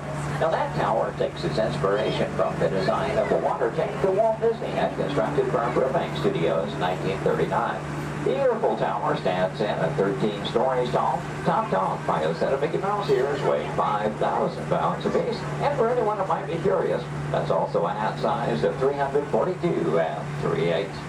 Also off to your left, you see some automobiles, ramps, and so on. This is the rehearsal and staging area for our Lights, Motors, Action Extreme Stunt Show. We'll talk more about that show as we pass by its arena further along in the tour. Now here at the studios, we do feature sound stages, outdoor sets, state-of-the-art editing facilities, recording studios, just about anything else needed for the production of radio programs, television shows, and motion pictures. And over the years, we've had quite a lot of activity taking place. Now, for example, Anthony Hopkins and Cuba Gooding Jr. made use of our sound stages filming Instinct. And Tom Hanks was here, producing, directing, and starring in the 13 episodes of the HBO Emmy Award-winning miniseries From the Earth to the Moon. Our backlot has been used for exterior shots for such shows as The Golden Girls and Empty Nest, and for 5 years, from 1989 to 94, our sound stages were home to the new Mickey Mouse Club. Now that show, by the way, served as the launching pad of several of today's young stars, including Justin Timberlake, Christina Aguilera, Britney Spears, Ryan Gosling, and Felicity's Kerry Russell. They all got their start right here on our sound stages. Now, as you make your way around this turn off to the right, you'll see 2 surviving P-40 aircraft from Touchstone Pictures Pearl Harbor, starring Ben Affleck and Josh Hartnett. Taken from the mold of a real P-40 Warhawk, these full-scale replicas are produced in fiberglass over a steel frame. You might be interested to know there were actually only 16 of those full-scale replicas produced for the filming of Pearl Harbor. You've seen that movie and know there were a lot more P-40s than that on the screen. The remainder were all computer-generated. We're now entering one of our most glamorous departments. This is the world of creative costuming, and notice the window display is on the left. Now here in costuming, the process begins with artist designs. From there, our seamstresses and tailors take over. They may use as much as 1 1/2 million yards of fabric each year to produce more than 25,000 garments. In the display cases, you see original costumes from such films as National Treasure, Book of Secrets, Disney Channel's High School Musical 2, costumes from Step Up to the Streets, Dan in Real Life, and from Enchanted with Amy Adams and Patrick Dempsey. Also coming up ahead on the left, a special display of both costumes and props from Walt Disney Pictures, Pirates of the Caribbean at World's End. We have more than 250 artists involved in the design and manufacture of costumes for motion picture, television, and live entertainment needs. And around the sector here in Florida, we have the largest working wardrobe in the world. Now, when an art director needs to create a specific look for production, they may begin with a props department. Here, scenery designers buy and in some cases build everything they need to create the exotic world in which their stories take place. On either side of the shuttle, we're passing through a series of prop storage areas, but also to the left, the final large room we pass by is the scenic shop. Now that's where carpenters construct to maintain the sets to be used on the sound stages or out of location. Over the years, these talented artisans have created sets for such shows as the Rosie O'Donnell Show, Wheel of Fortune, Live with Regis and Kathy Lee, and more recently Live with Regis and Kelly, all when they were here at the studios filming on location. Also off to your left, we pass by 2 set pieces from Pirates of the Caribbean, Dead Man's Chest. You may recognize those as the bone cages from that film. And as you make your way a bit deeper into the back lot, oddly enough, the next area we approach is known as the studio boneyard. Now, most studios have boneyards, simply areas where we can store oversized props such as vehicles, aircraft, anything we may need to reuse or refurbish for another production. The large steamroller, for example, appeared in the film Who Framed Roger Rabbit, starring Bob Hoskins and Christopher Lloyd. We also passed by a Venetian gondola here from the film Casanova with Heath Ledger and Sienna Miller. And that's followed by 2 model airplanes. Now the first of those 2, the larger, used in the filming of exterior shots for Flight Plan, which starred Jodie Foster. The second one, you may notice the wording The Jailbird on the nose from the 1997 film Con Air with Nicolas Cage and John Malkovich. The new period motorcycles on the end used by director Steven Spielberg in Indiana Jones and the Last Crusade, starring Harrison Ford and Sean Connery. Now, anytime a production team has to travel to a city or town to film on location, they have to deal with a lot of problems they have little or no control over. Things like crowds, traffic, and noise. To avoid that, you often prefer to film on a studio backlot. Now, normally we have quite a lot of activity taking place, and well, this week is really no exception. Among other things, we have been doing some special effects testing this morning in this large standing set off to the right. Now, when the tests are underway, the set becomes off limits to our tours, but see, we have been given green light here at the moment. You know that Ashley is in contact with our production coordinator, so apparently the between takes here. In case that gives us the opportunity to go inside the set, we'll get a look around and hopefully a good photo opportunity for you as well. Now, we will be going over a bumpy bridge, so please hold on to loose items like cameras and purses, and especially hold on to small children, please. For the safety of everyone, please remember to remain fully seated throughout the entirety of our tour. Now, this is a large standing set. That's the type of set designed to be used over and over again. This one is modeled after an actual canyon in Southern California, the special effects set that we call the Masterpiece Canyon.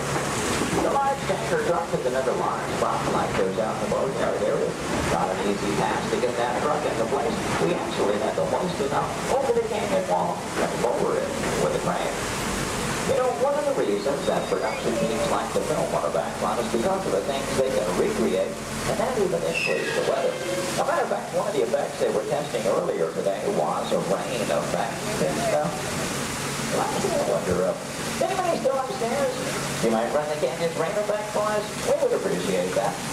Now, why might we need such an effect? Well, let's say that our script calls for a real downpour and it happens to be a nice, bright, sunshiny day. Time is money in the movie-making industry, and camera crews can't just wait around for Mother Nature. When it starts to cameras to roll, that has to be ready to fall. Well, thank you very much. We appreciate that.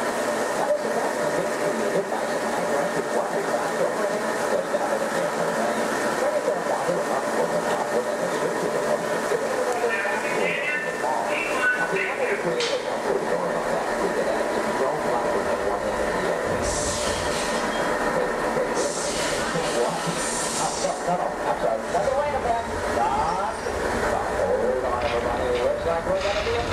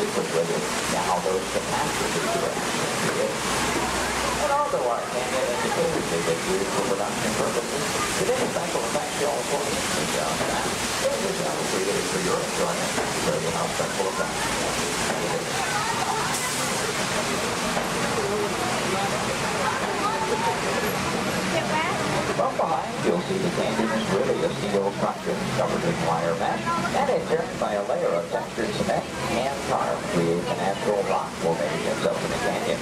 The small yellow pipes carry the gas to the fires on the bottom. The large gray pipes the water to the flashing block. Now to start that flood in motion, you'll see 3 large holding tanks up at the top of the canyon. When we open the gates to those tanks, that allows 70,000 gallons of water to come running down toward our tunnel. And they had even more dramatic impact. Some of that water was blown after by hurricanes. The earthquake effect created by large hydraulic shifter cables underneath the bridge. The Masterpiece Canyon was originally put together with the help of a Hollywood special effects team. So that what seemed to be an out-of-control disaster was really a very safe, computerized sequence of events. The entire sequence can reset in just 3.5 minutes. During that amount of time, the 70,000 gallons of water gets recycled to begin our show all over again. Now, as you make your way out from Maya Canyon, take a look ahead and off to the right. You'll see a special aircraft to us here and a bit of Disney history as well. This one is not a prop, it was an actual aircraft, known in airports throughout the country simply as the 234 Mickey Mouse. Among some of its earliest assignments were to shuttle Walt Disney and his Imagineers from Los Angeles to New York for the final planning stages of the 1964 World's Fair. That's where we premiered It's a Small World. Great moments with Mr. Lincoln and the Carousel of Progress. Then during the mid-60s, Walt made use of that aircraft on scouting missions over Central Florida, seeking the ideal location for our Walt Disney World resort. Now with a little movie magic here, we'll make our way from the canyons of California to the streets of New York City, just by crossing our backlot area. As we do so, we'll also be passing by our newest attraction here on the backlot. You saw some warm-ups going on earlier. Now up ahead, the Mediterranean Village set in a large grandstand is the site of Lights, Motors, Action Extreme Stunt Show. That show is based on one of our most popular attractions in Walt Disney Studios Park in Paris, France. Lights, Motors, Action takes you behind the scenes. We show you how we create vehicle action stunts for the movies. Now you feel like you're right here on our set as the film crew shoots a series of highly orchestrated stunts using custom-designed vehicles and carefully controlled pyrotechnics. The resulting footage has been edited, mixed with visual effects and audio effects. We show you how we create a dramatic action sequence on film.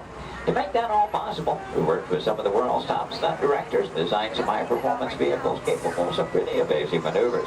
Now this show involves automobiles, motorcycles, and jet skis. All in all, a very exciting adventure here. Do check your showtime guides. There are 3 performances scheduled today. The first one is at 11:50 this morning, just a little over 30 minutes from now.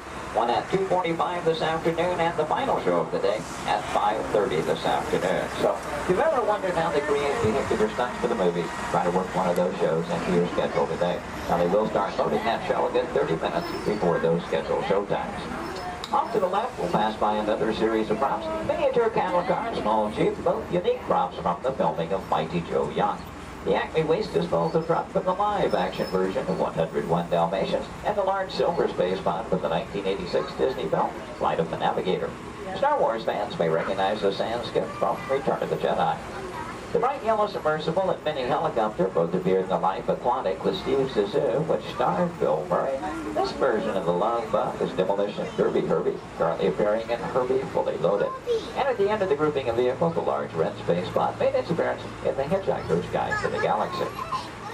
Now, from the opposite side, you may notice that we're still circling around our Lights, Motors, Action set. Does in fact take up about 8 acres here on our backlot, premiered here on May 5th, 2005.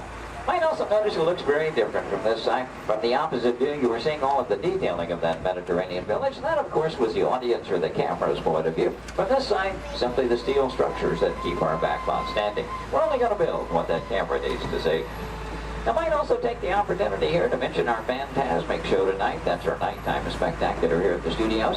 Fantasmic will be presented twice tonight. That will be at 9 p.m. and again at 10:30 p.m. this evening. Now, Fantasmic is an excellent and a very popular show, also a limited capacity show. So I do recommend, especially for that 9 o'clock show, want to be there a good 45 minutes to an hour prior to showtime, proceeding in the amphitheater area. Once it fills up, it's all the folks who could see the show for any given performance.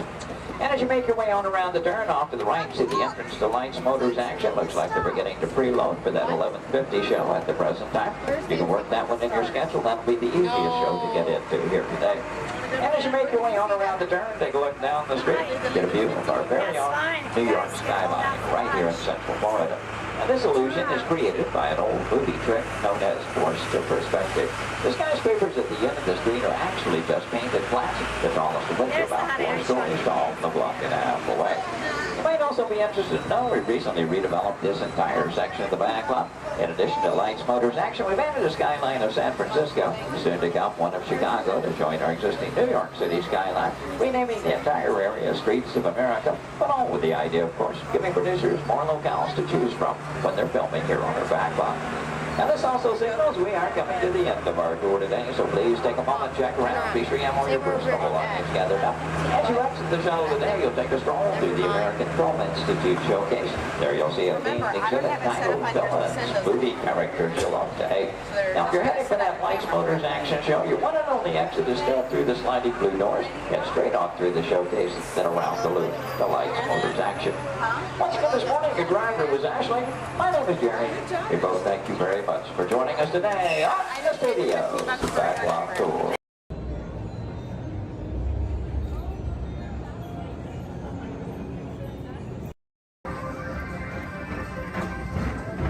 Attention all visitors from Galaxy M31. Please keep forward-facing tentacles clear of oncoming vehicles. Thank you.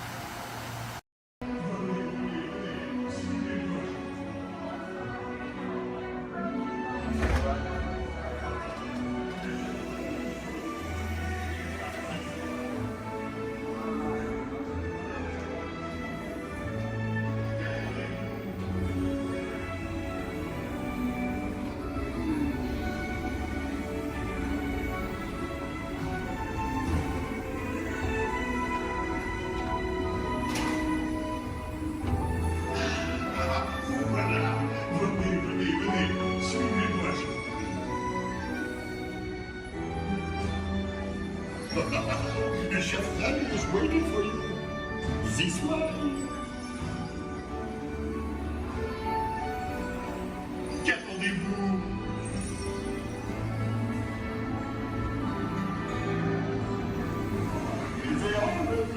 Des invités pour le dîner. Hein? Pour le repas idéal. Coq au vin? Non. A simple omelet? Too simple. What? Mais oui, that's it!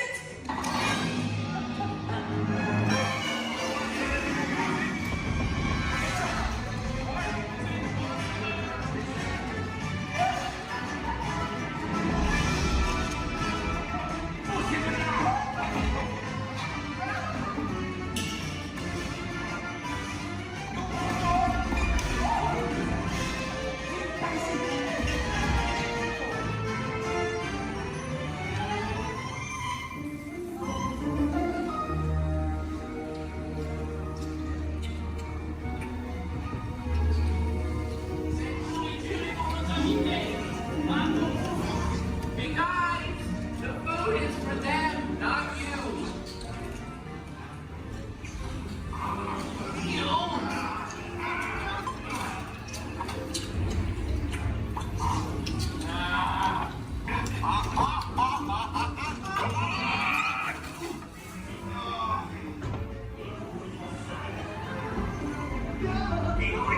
What are you doing?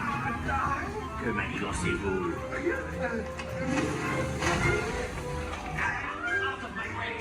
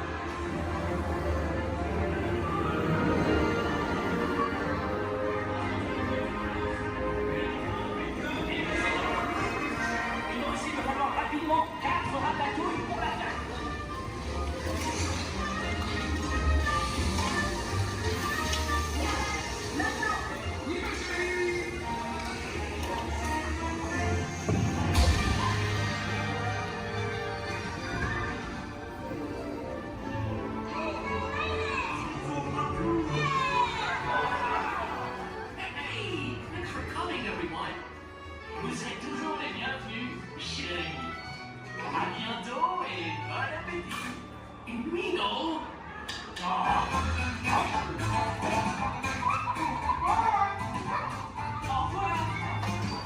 Never for you.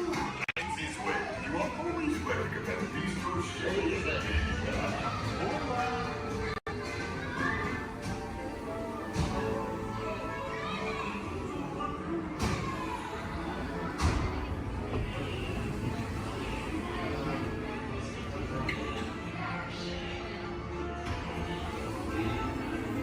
Okay, be sure to grab all your stuff and watch your step as you exit. Goodbye. Yes, Walt has some of the brightest minds in the world, but I keep things around here pretty chill, so the kids can create the next big idea that will give you the tools to become the next generation of heroes.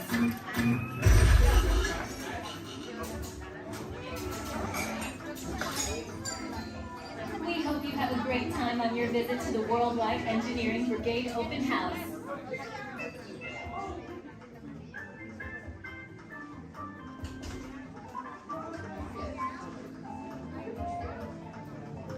And now, our project lead, the brilliant, Peter Parker. Hey, what's up? I'm Peter Parker. And here at Web, we get access to some pretty awesome tech, like vibranium from Wakanda, or this crazy alien juice stuff we have in particles and Star Tech. It all helps us develop really cool stuff, like these spider bots, for example. Check it out. They have this really cool self-replicating feature. Because? This is awesome. Buddy, you could stop doing that now. But anyway, you guys are here today to help us test the Web Slayer vehicle. Using onboard tech, you will be able to sling webs just like my buddy Spider-Man. Peter, your presentation is getting away from you. Yeah, I'm aware of that, Sharon. If you could just initiate the safety protocols, it'd be really appreciated. Problem with that, So Peter. anyway, if you want to sling a web, all you gotta do is sling your arm in the direction you want to shoot the web, and that's it. It's awesome. Peter, your spider bots are continuing to replicate, and they're consuming everything in their path. They seem to be stuck in self-recognition mode. If you could just handle that for me, please. On it. Contacting Mr. Stark. Don't call Mr. Stark! Don't call Mr. Stark. Sorry, Michelle. Could you just call someone else? Ask them to do it. Okay. Contacting Spider-Man. Here? I'm gonna go find Spider-Man for us all, because he's around here somewhere. Okay, goodbye. Spider-Man! As you may have noticed, the spider bots are locked in that awesome self-replication mode. In spite of what you see, they were created to be robotic helpers that can break down raw material and create all kinds of useful tech. But because they are stuck in self-replication mode, the spider bots are currently consuming everything in sight and multiplying at an alarming rate. If left unchecked, my calculations predict this will lead to the devastation of the entire Avengers campus. It should be safe until Spider-Man gets here, as long as they don't get into the alien fluid. This is now a bigger problem. Activating threat level protocols. Hey guys, what's up? I hear you have no problem. I'm here to help. You made it. Great. Threat level is at exponential danger. You might need some help. Perhaps I'll call the Avengers? Don't worry, everyone. I got this. Okay, everybody. Open house is canceled. Wise idea. And I could use some help. Yes, you could. Sharon, prep the slinger vehicle. Already on. Everyone head to the slingers and we'll team up to stop the spider bots before they destroy the campus. It's easy. Okay, we have a plan. Please move quickly through the doors and down the hall to the slinger vehicle bay. Your open house demo has been upgraded to a high-stakes mission to save the The Grand Canyon in the primeval world. In the tunnel, you'll notice there is a window pane. If you use a flash on your camera, it's going to bounce back in your face. You will not get a picture. You will annoy your neighbors. And you'll make the dinosaurs, and especially our front conductor, very angry. Please, no flash cameras in the tunnel. I only get a little angry. I don't. I keep my eyes closed.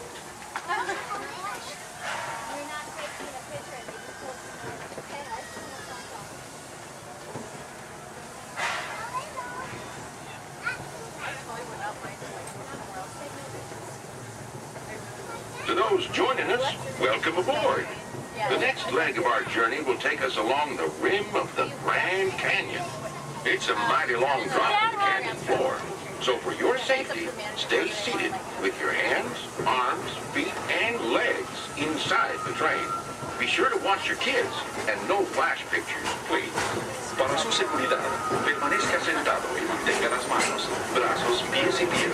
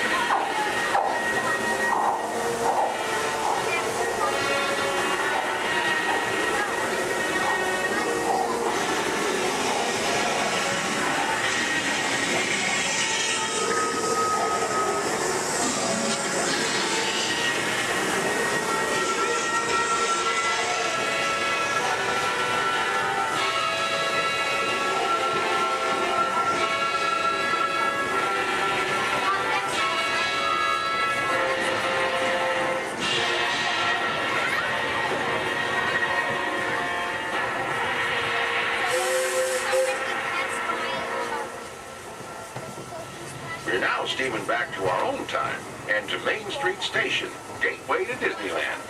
If you'll be leaving us here, stay in your seat till we come to a full stop. And remember to gather all your personal belongings, including the young'uns if you got any, and step carefully from the train. I'd especially like to thank those of you who've been with me for the Grand Circle Tour of Disneyland.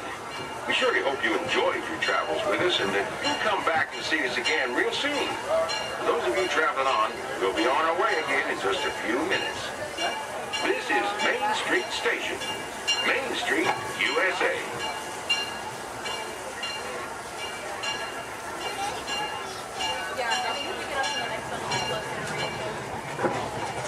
It's amazing that you can drive the train and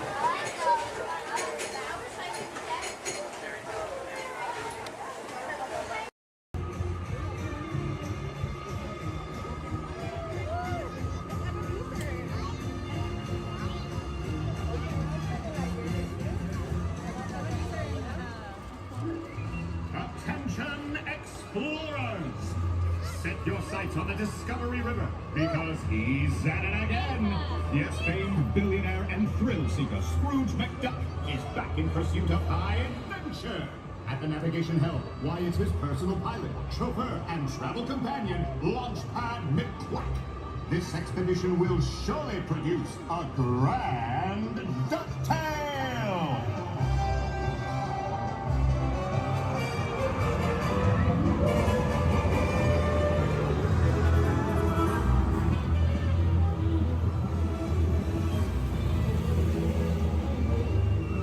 Every race to let us know what we need to get done back on the road.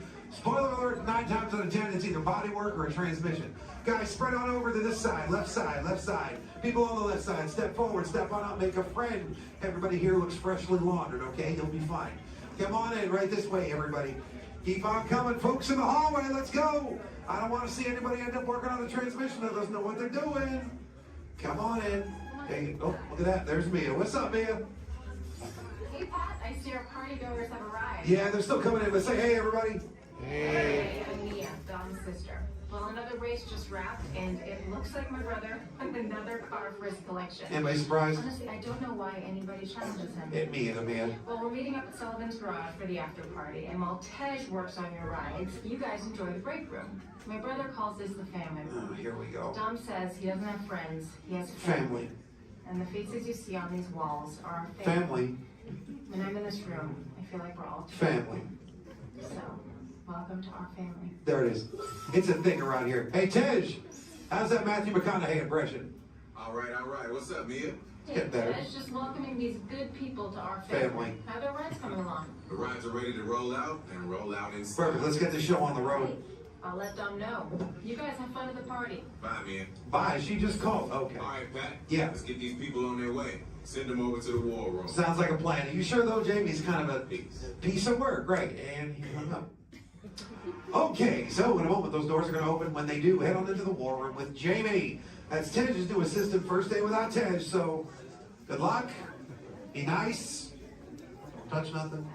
Too much last night, so bear with me. Tej left me alone today, so yeah, that's pretty much it, you guys. In just a moment, these doors will be closing, and okay, so yeah, you guys want a tour of the war room? Okay, so basically, we've got some monitors over here. My name is Jamie, by the way, you guys. Oh, and there is Tej. Jamie, the buses are here. Okay, what do you want me to do with them? They're just staring at me. Should I send them now? Dom's calling. I got this, Jamie. Okay, great. Dom, what up? Tej, just got a heads up from Hobbs. The FBI is about to raid your location. Man, they always ruining our fun. For real. It gets worse. They're leading Owen Shaw right to your door. Shaw? That cockroach we beat down in Spain? What's he got to do with this? Everything, right? Nothing yet. And let's keep it that way. Get those people on those buses. You need to start plugging out right now. And get that turbo truck ready. I'm sending Letty there to pick it up. I'll call Letty. I'm on it. Never mind then. Hobbs needs our help. He needs our team. Spread the word. Spread the word, you guys. But keep it in our family. Never mind. Don't listen to me. And keep it quiet. Just keep it in the room. Oh, the other bald guy's calling. Hobbs, my man. What up? Sorry, Brother Taj, no time for chit-chat. I just sent you a brief on FBI agent Novak. Has Toretto filled you in? Yeah. He wants us to get everybody over to the party at Sullivan's. Sounds like a plan. That party is a ready-made diversion. Keep it going. We need to discuss how you're going to get all those civilians out of there without tipping off the FBI. Crazy. Okay, hold on. Let me get everybody squared away, and we'll talk offline. Copy that, Tej, and let everybody know. Shut off your cell phones. We don't want Shaw tracking your locations. He's overreacting. Just put it on silent. Okay, Jamie. Yeah. You heard the man. I heard him. It's about to go to a whole nother level. Crazy. Send everybody to the loading dock. All right, you guys. We heard him. Have fun. If anything happens, my name isn't Jamie. Okay? Peace. Robots have been a part of our imagination for longer than you might think. The idea dates back to ancient times, when Egyptians created talking statues to serve and protect people. And Greek engineers built water clocks with moving mechanical figures. As centuries passed, inventors built many mechanisms to imitate human movement. These early robots captured everyone's imagination. Who knew? Perhaps one day, a mechanical being might really be able to walk, talk. And here he comes, ladies and gentlemen, walking up to greet you under his own power. Even help people. In 1920, a Czechoslovakian writer was the first to call these automatic helpers robots. From then on, robots became popular in stories, art, and especially in the movies.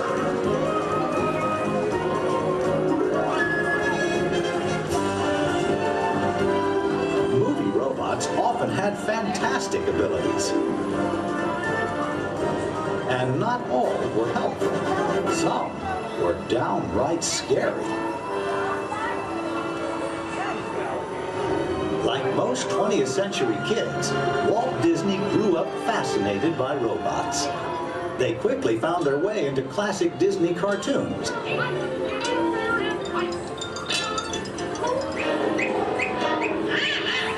Walt's passion for robots soon took them out of cartoons and into real life.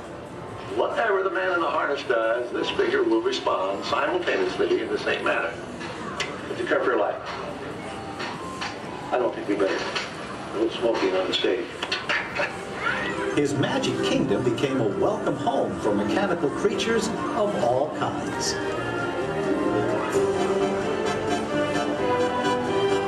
Walt's pioneering work in audio animatronics made robots familiar entertainers at Disneyland, delighting millions of visitors. Meanwhile, in the world of science, advances in hydraulics, microcircuitry, and digital computers were turning science fiction into science fact. Robots had stepped out of the realm of imagination. Today, they are everywhere we and they look. In outer space, in factories, even in our homes. For years, the biggest challenge robotics engineers faced was something we usually take for granted, the simple act of walking. Of course, walking on 2 feet isn't always so simple, especially when we're young. Even as adults, walking has its ups and downs, because it requires well-developed balance and coordination. Making a humanoid robot walk on its own 2 feet is very complicated. Yet this is the challenge that Honda, the mobility company, took on almost 20 years ago. Honda's first prototypes walked in a straight line only, and falling down was a big part of learning. The next prototypes had better balance, but turning was a very slow process. Step by step, the engineers persisted. They built more and more capable models, and finally succeeded in making the most sophisticated humanoid robot the world has ever seen. A machine designed to help people. Honda's Advanced step in innovative mobility.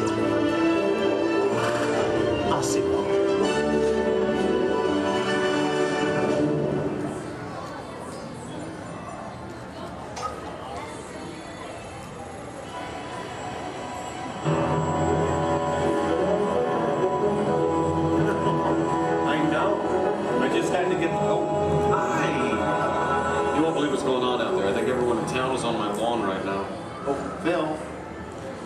Stay out of the rose bushes, buddy.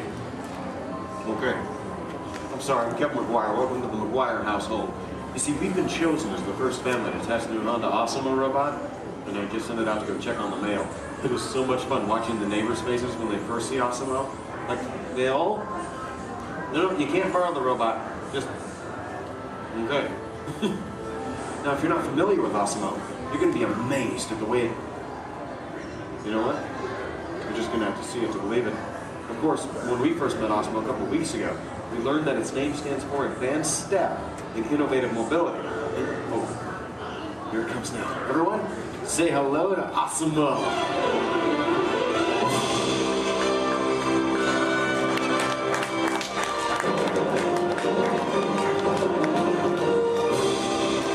That's a good idea. Everyone welcome the newest member of the McGuire family, Osimo.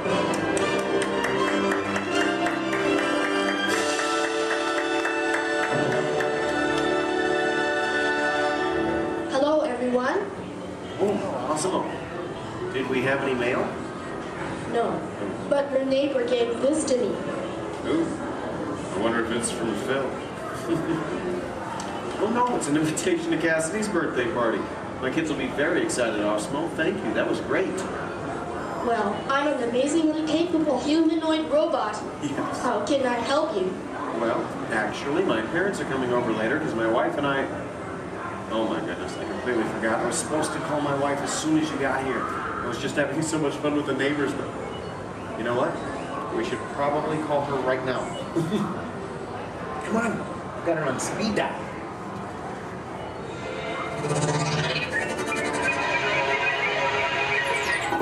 Hi, honey. Hi. Hey, look what just arrived. Osimo. Yeah.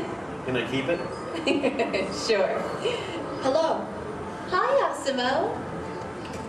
I'm leaving work early today, and I'll pick up the kids. Okay. They are so excited. So I'll see you in a while. Oh, and honey, don't forget we're going out tonight. So remind your parents that they're babysitting and order pizza. Oh, yeah. Thanks. See you. Bye, honey. Bye. Bye, Osimo. Goodbye. Well, Osimo, welcome to the family. Thank you. I just need to remember to order that pizza. What do you think, sausage or pepperoni? What am I talking about? Now, developing the world's most advanced humanoid robot didn't happen overnight. It took teams of Honda experts over 20 years to create this amazing piece of technology. And we're talking about experts in the fields of physics, anatomy, mathematics, computer sciences, chemistry, mechanical, and electrical engineering. Oh, check this out. Osimo? Come this way, please.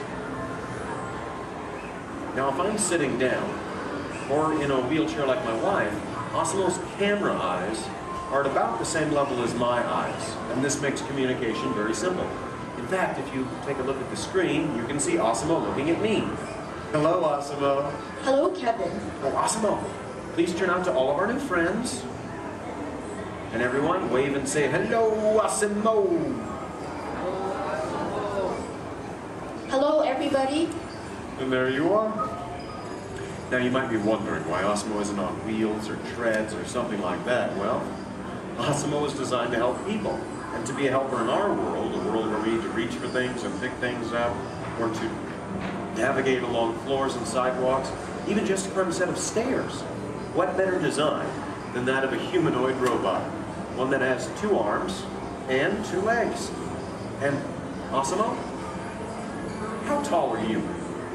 I'm 4 feet and 3 inches tall. Which is the perfect height for opening and closing doors, or turning lights on and off, even working at table surfaces, or just moving things around the inside of a house. And Osimo, how much do you weigh? I weigh 119 pounds. And I wonder what all that would be in metric. Carry the one. I'm 130 centimeters tall and weigh 54 kilograms. All right. Ooh, and how fast can you walk? I can walk about 2 miles per hour. And in metric, that would be about... That would be about 3 kilometers per hour. Yeah, that's great, Osimo. Thank you, Kevin. Now, in order for a robot to operate in our world, it must have the ability to walk. And walking can be very complicated. Follow me on this. You see, with each step that I take, my brain sends thousands of signals at lightning fast speed throughout my nervous system. Now, these signals have to... These signals travel to the muscles, tendons, and ligaments in my legs, hips, arms, and shoulders, which all have to move in sync just for me to keep my balance. But the really amazing thing is...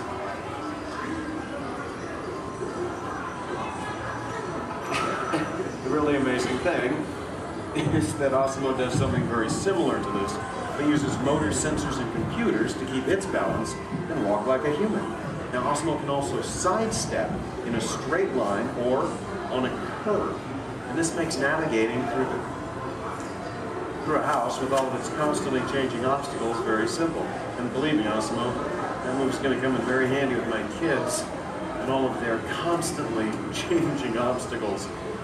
But what's even more impressive, not only can Osimo walk forward,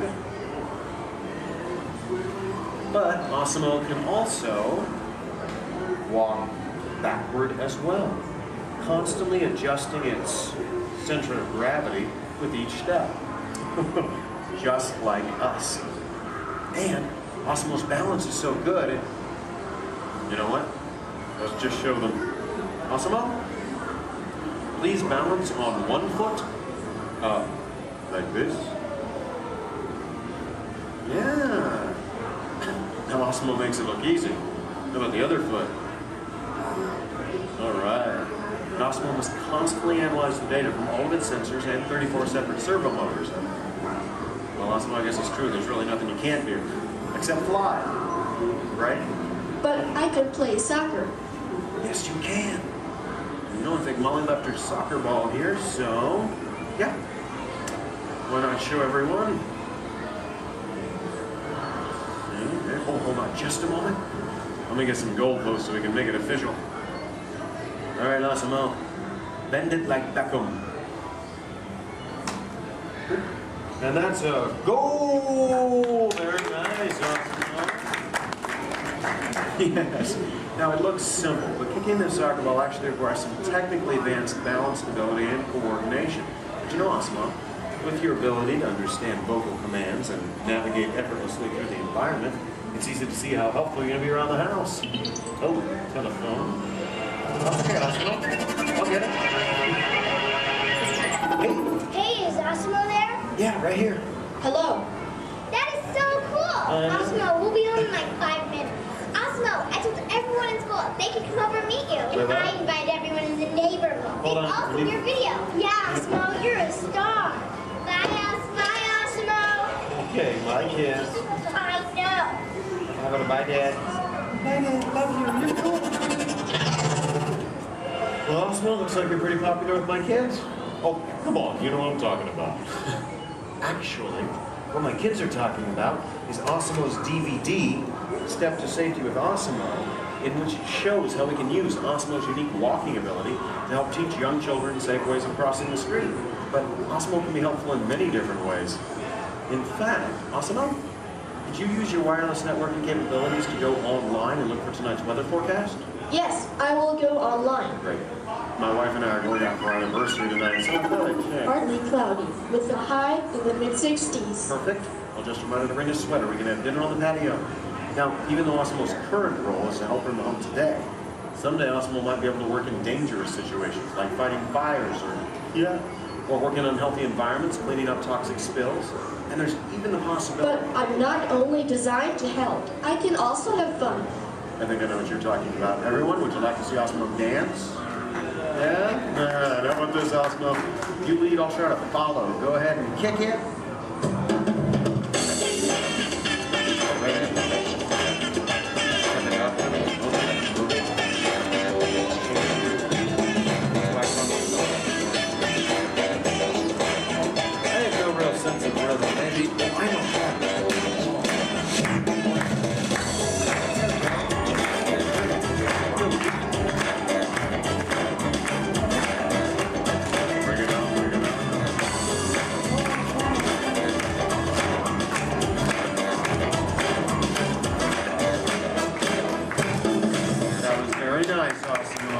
Wish I could dance something.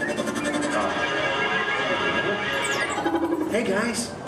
It's on, Dorothy. Hello. Oh, hi dear. Hi, Mom. What are you doing? Trying to keep the rhythm. Tell them we'll be over in a while. Oh, your father says to tell you we'll be over in a while to watch the kids. Okay. That's about the robot. Oh, did that cute little robot arrive? Yes, Mom. Osmo's right here. Oh, good. Well, we'll see you soon. Okay. Make sure our room is ready. Make sure our room is ready. Dad, I can hear you. We can all hear you. So. Can hear you, girl. We're good. Okay, honey. Bye. Bye. How do I turn this thing off, girl? Use the remote. There's the button on the right. My parents in technology don't always mesh well. There you go. Although, you know, this is the first time in a long time my parents have actually volunteered to watch the kids. I wonder why. It's a mystery. Anyway, if you'll excuse me a moment, I need to go check on them.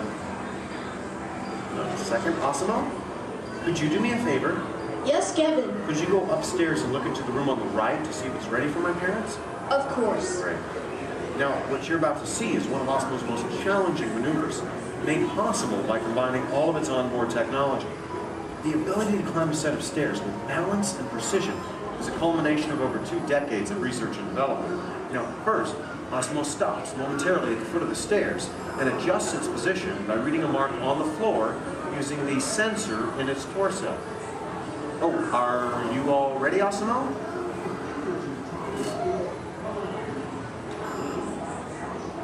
I am ready. Okay then, go for it. Now, with each step, Osmo must adapt and constantly counterbalance using all its computing power to remain upright all along the way. Way to go, Osmo! Now that is truly a historic step forward in human technological progress.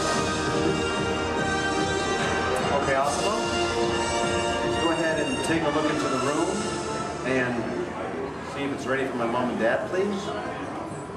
And... oh, that looks perfect. Thank you, Osmo. You're welcome. Now, if you thought going up the stairs was difficult, it takes even more balance and coordination to make it back down whenever you're ready, Osmo.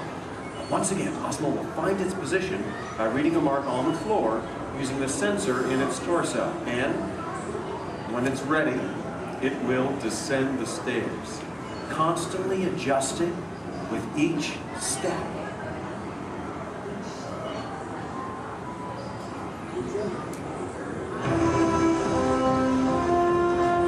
All the way down. That was amazing. Honestly, Osmo, I don't think there's anything that can top that. So, if you'd like... Excuse me. Oh, yes? I can even run. That's right, you can. And we have the room. Okay, well, you get ready. I'm going to tell them. Folks, you're in for a real treat. This is something that I've heard about, but have never seen in person. You see, Osmo can actually run. Yeah.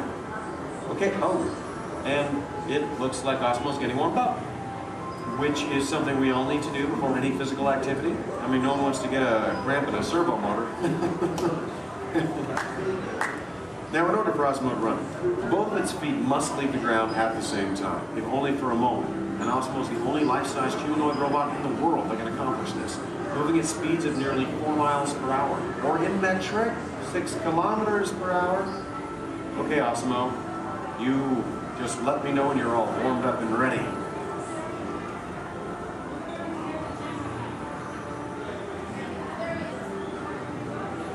I am ready. Alrighty then. On your mark, get set, go!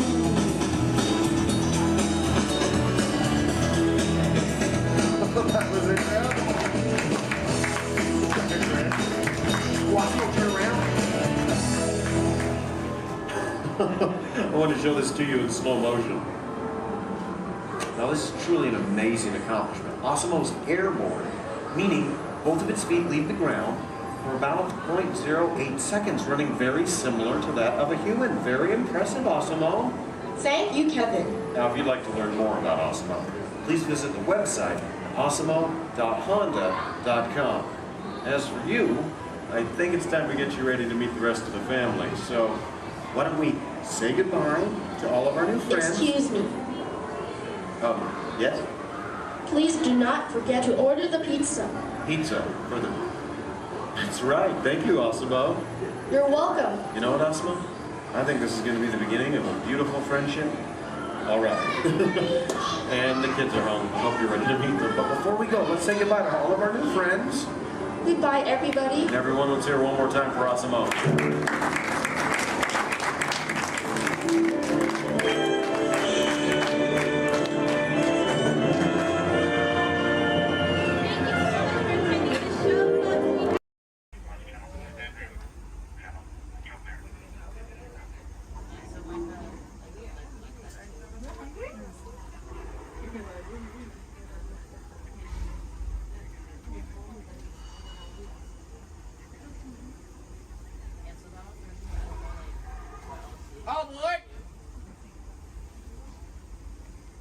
For those of you just joining us, welcome aboard Excursion 3 on the Disneyland Railroad. For your safety, please remain seated at all times, keeping your hands, arms, feet, and legs inside the train.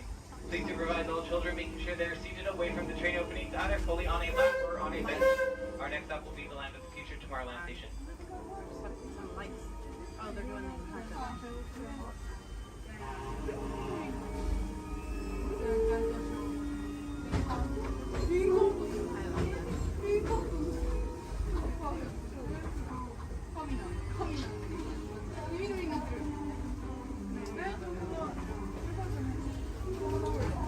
Hello, everyone. Thanks for joining us on the Disneyland Railroad. For a safe ride, remember to stay seated with your hands, arms, feet, and legs inside the train. And please watch your kids. ¿Qué tal, amigos? Y bienvenidos a bordo. Para su seguridad, permanezca sentado y mantenga las manos, brazos, pies y piernas dentro del tren y cuide a los pequeños. Gracias. As we leave Toontown Depot, we get a real nice view of the happiest land of them all, Fantasyland. You can see people stepping onto It's a Small World just below us. And, off in the distance, majestic Matterhorn Mountain.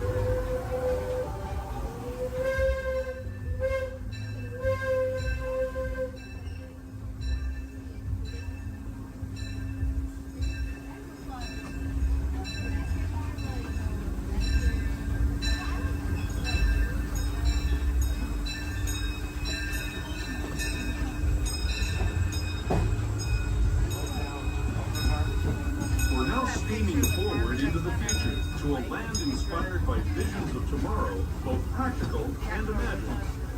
Here you'll find rocket ships and star speeders, submarines and astroblasters, and, if you look overhead, maybe a glimpse of a Mark 7 monorail. This is the latest version of the first daily operating monorail system in the entire Western Hemisphere, gliding above Disneyland since 1959. Below the monorail, and us, are the fun-filled roadways of the Autopia. Drivers of all ages can get behind the wheel of these cars.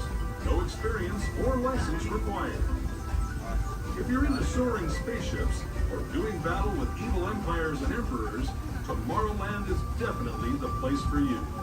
Speaking of which, we're pulling into Tomorrowland Station right now. If you're leaving us here, just stay seated until we come to a full stop. Gather your belongings, including lightsabers and astroblasters, and step carefully from the train. Thanks, and have fun in the future. For the rest of you, just sit tight. We'll be on our way again in just a minute.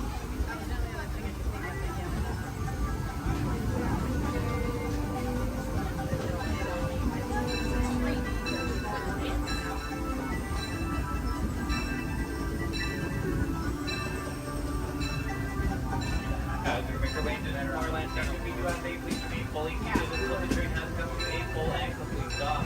This will be your stop for all Tomorrowland attractions, including Space Mountain, Star Tours, The Adventure Continues, Finding Nemo, Submarine Voyage, the Monster, the Autopia, and many more.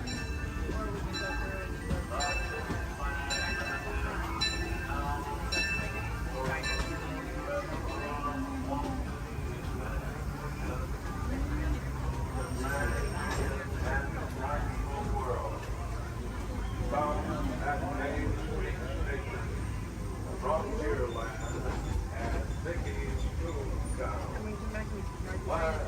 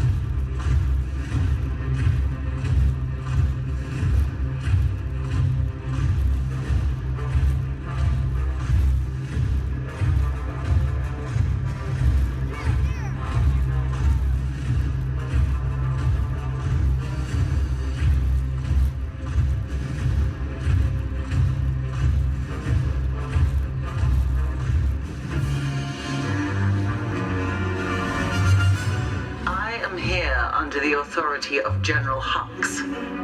You are here under the authority of me. Stand proud.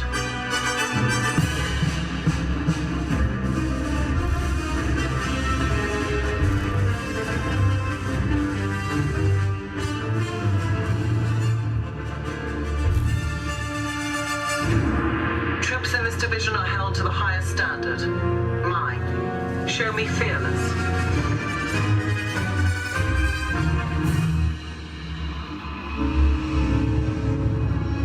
Under my command, you will be proud to wear the armor of a stormtrooper. You will learn discipline, loyalty, and what it means to be a stormtrooper.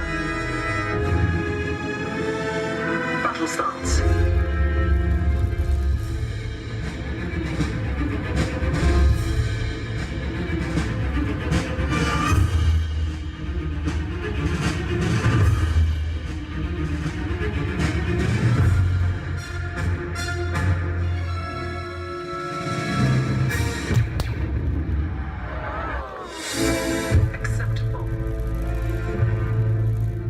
Attention.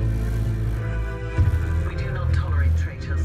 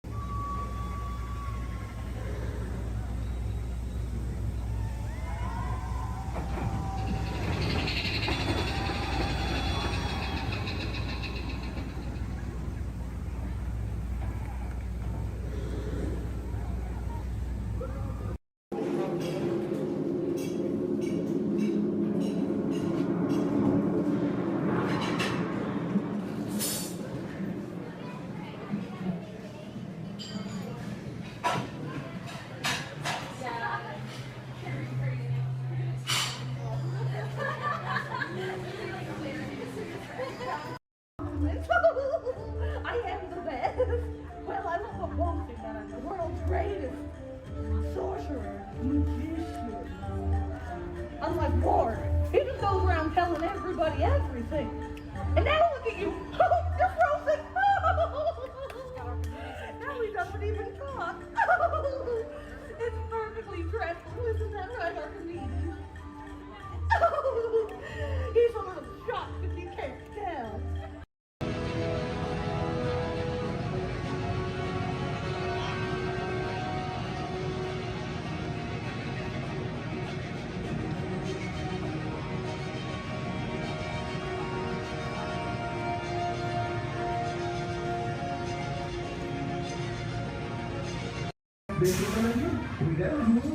Here we go!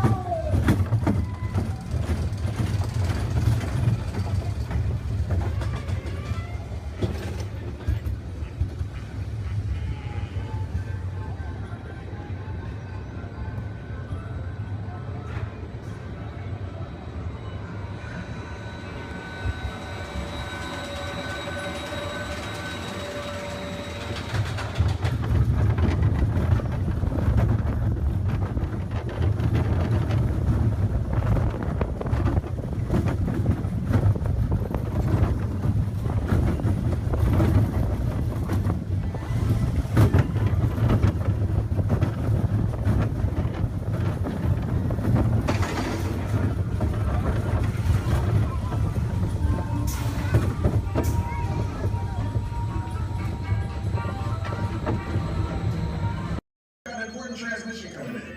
Hey, what's up, Nova Corp? Our cosmic generator has been stolen. What? How? Why didn't we think of that? That thing's gotta be worth a fortune. I am Groot? Good question. Yeah, who do you think took it? Perhaps that really big man outside your ship. That is a big man. I need to alert Rimmer Prime. That's not creepy at all. This species has failed. Wait, whoa. We didn't even know there was a test. He's got the cosmic generator. And he's creating a new jump point. Jump point to where?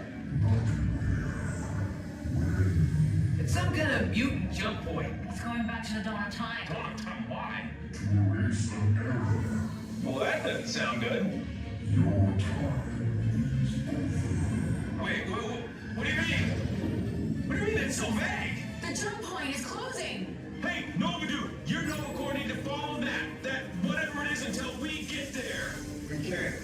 Our power's down, and I've got to get these Terrans onto evacuation shuttles. I got it. I reprogrammed the shuttles to follow him through the jump point. Wait, what? Look, they're our only chance of keeping track of that whack job until we get the cosmic generator back. Piece of cake. Wait! There's King. Where's this King? The odds are impossible. Yep. But it's our only shot. Good luck. Are you sure you can control it? Come on, it's me. I got this. We're all toast. First there was cake, now there is toast. This plan is making me so hungry. Terrence, listen up. You need to... Gracias. Now, Casey, let's get this show on the road, or, track. All aboard! All aboard! All aboard! Let's go!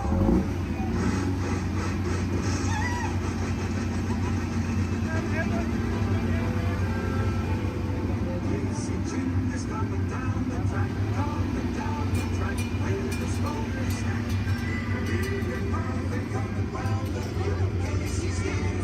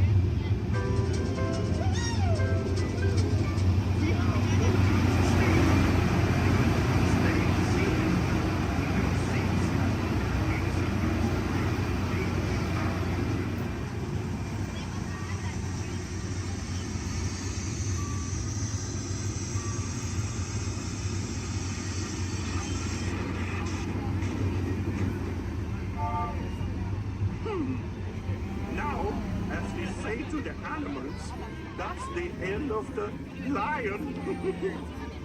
Fantasyland! Fantasyland!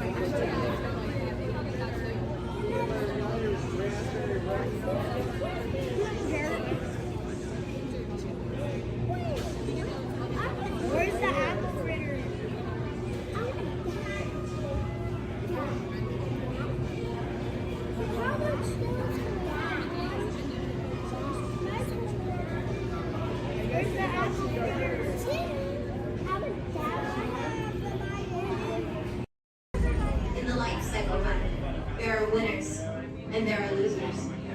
Who are you? Loser.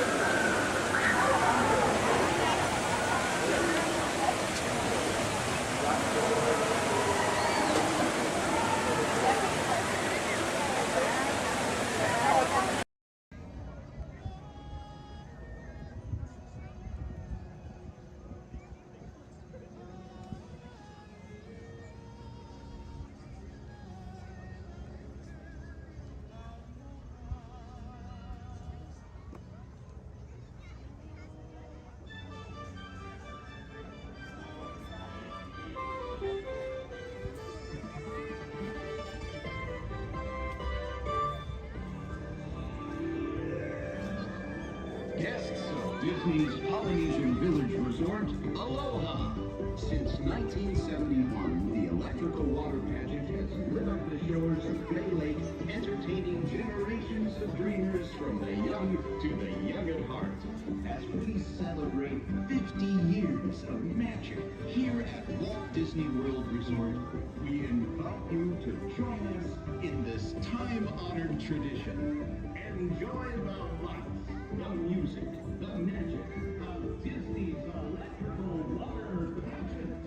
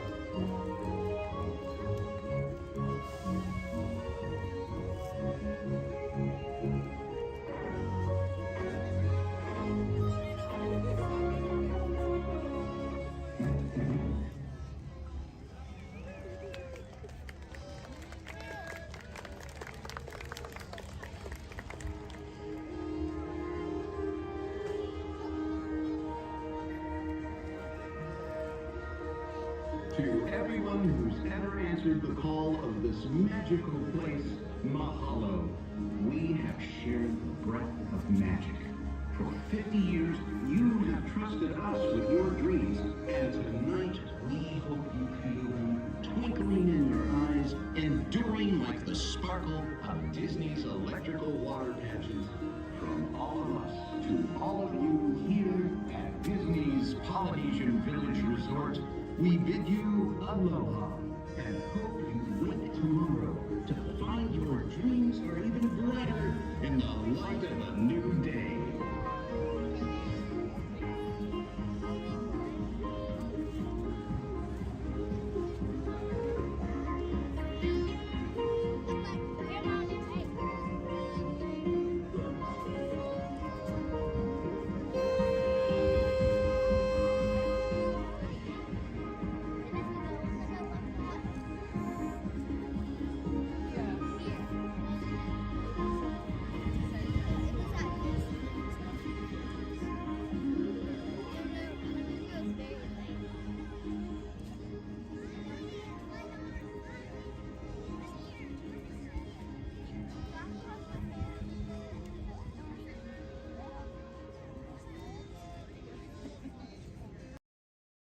Star Tours announces the arrival of the Indoor Express. Once we've had a chance to service the Star Speeder, we'll begin our boarding procedures. Thank you.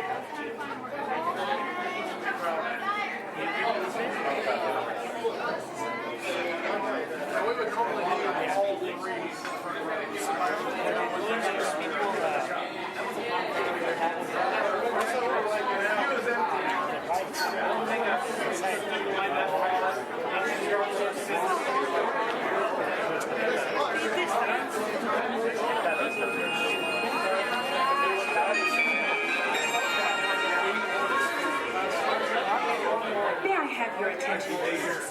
At this time, I'd like to take a moment to review our boarding process with you. When the automatic doors are open, please proceed directly across the ramp into the cabin. Continue to move all the way across the ramp, filling in every available seat. For your safety, all passengers are required to wear safety restraints throughout the flight. To fasten the restraint, pull the strap out from the right side of the seat and snap it into the console on your left. Lacking regulations require that all carry-on items be safely stowed beneath your seat. While on board, flash photography is not permitted. And please, no smoking at any time. If you have any questions, feel free to ask an attendant. You'll be boarding in just a few moments. Thank you, and have a pleasant time.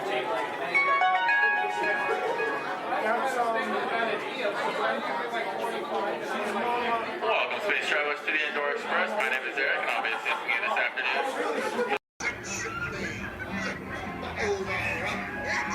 I'm not sponging for rum. It be gold I'm after.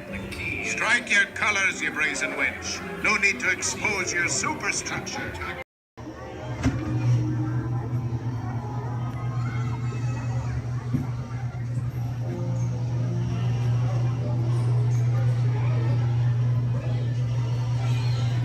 My adventures in Wonderland began when I followed the white rabbit down the road. All of a sudden, I fell. Down, down, down. Looking for the white rabbit? Wow! See for yourself. Oh, Mr. Rabbit, wait, please. He went this way. No, no, that way. Okay, just say hello. Goodbye.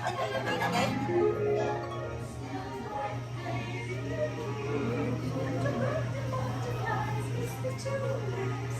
And the sun is like a toy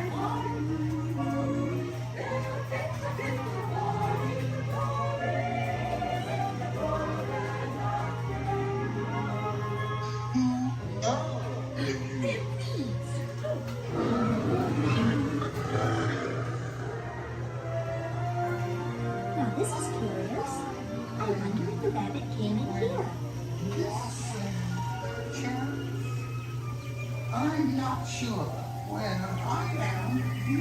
But wait! Don't go, please!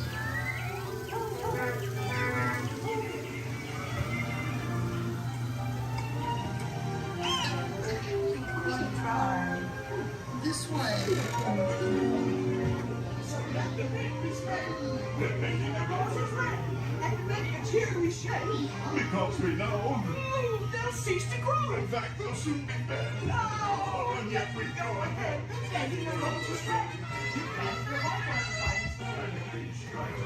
Royal Majesty, the Queen of Hearts, and the King. Shall we play croquet? And Rule 42, the Queen always wins.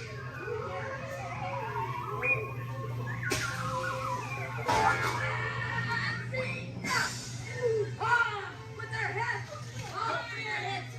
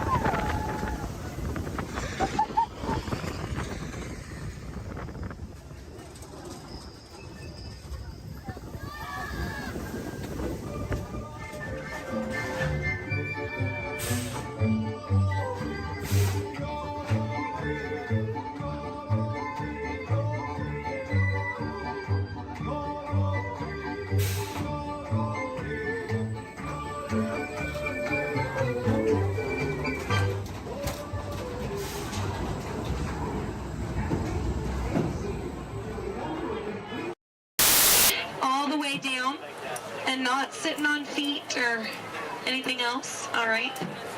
Well, here we go. Everyone say bye. Bye. Bye. Bye. Everyone say hi. Bye. Hi. Now say bye. Bye. Bye. Now say hi. Hi. Don't say bye. We're stuck together. 3 months. Yes, 3 months together. Yes, my name is Erin. I'm going to be your skipper, your guide, your social director, and your dance instructor for all 3 of these months. Now, make sure you stay seated. Keep your hands and arms inside, and be sure you watch your kids, because the crocodiles, be sure they will.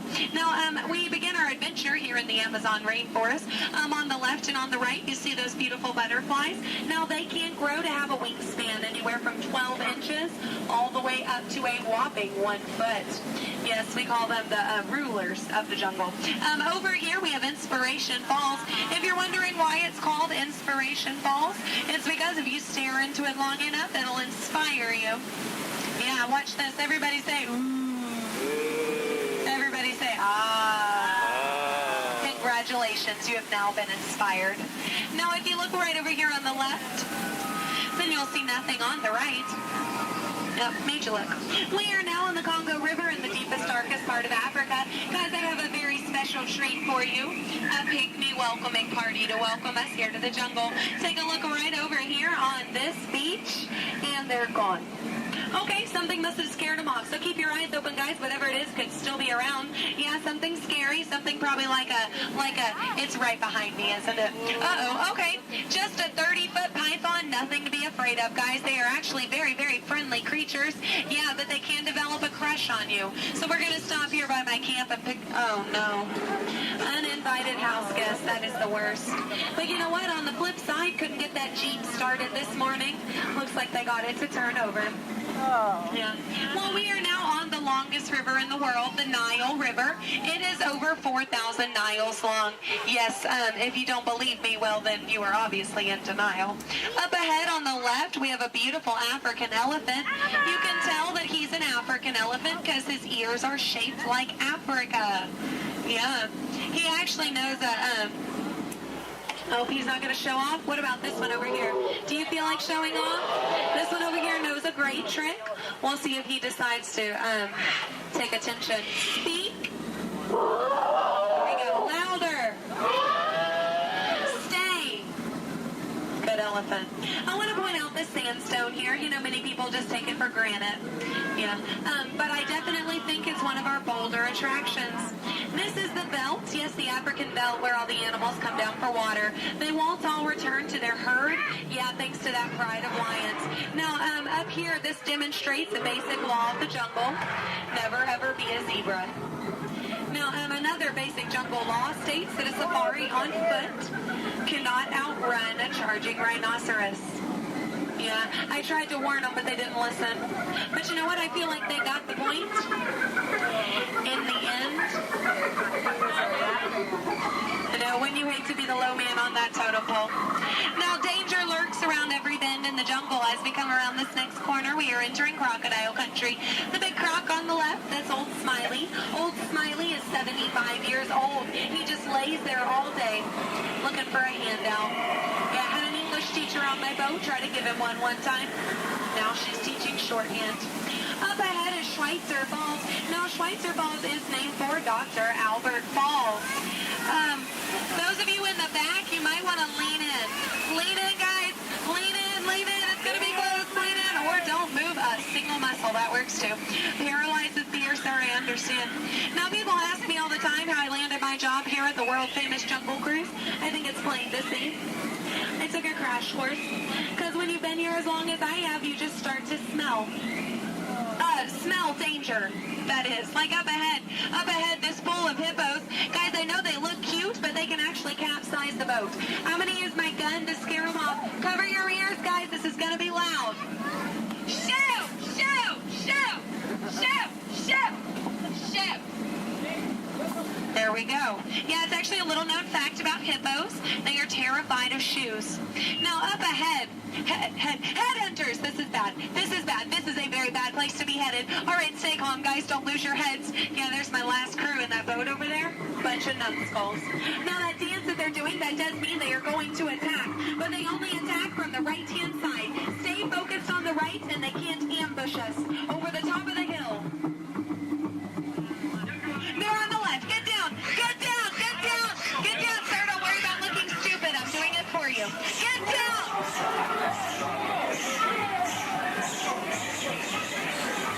All right, we're safe. We made it. Now this is it, folks. The 8th wonder of the world. The reason you rode the Jungle Cruise today. The backside of water.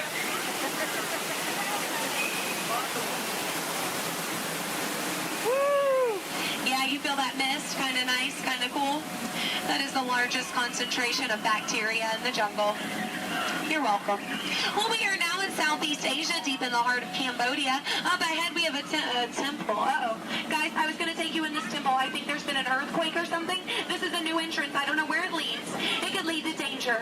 It could lead to treasure. Should we go in? Yes? Good. I do not know how to reverse.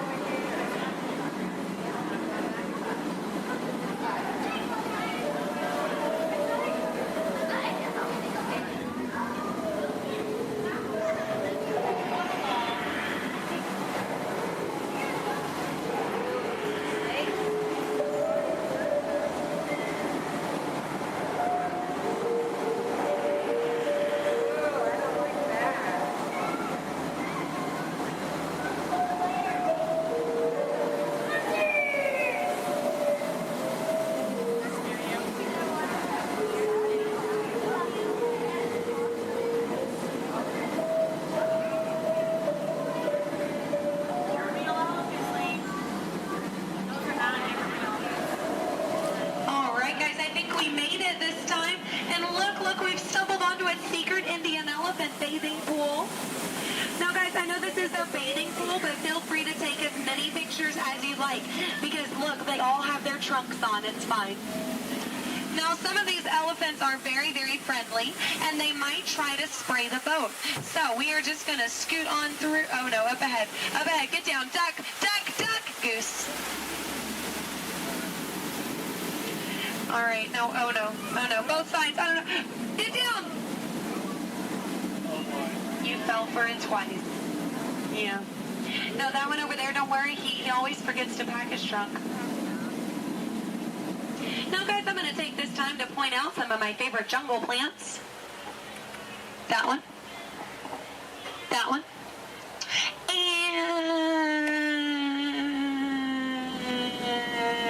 that one. There we go. Those are my favorites. Any questions? No? Good. Over here on the left, you'll see our dear friend Trader Sam. Trader Sam is actually our resident head salesman here in the jungle. Yeah, due to the economy lately, sales have been shrinking. But he is offering a special, 2 of his heads for just 1 of yours.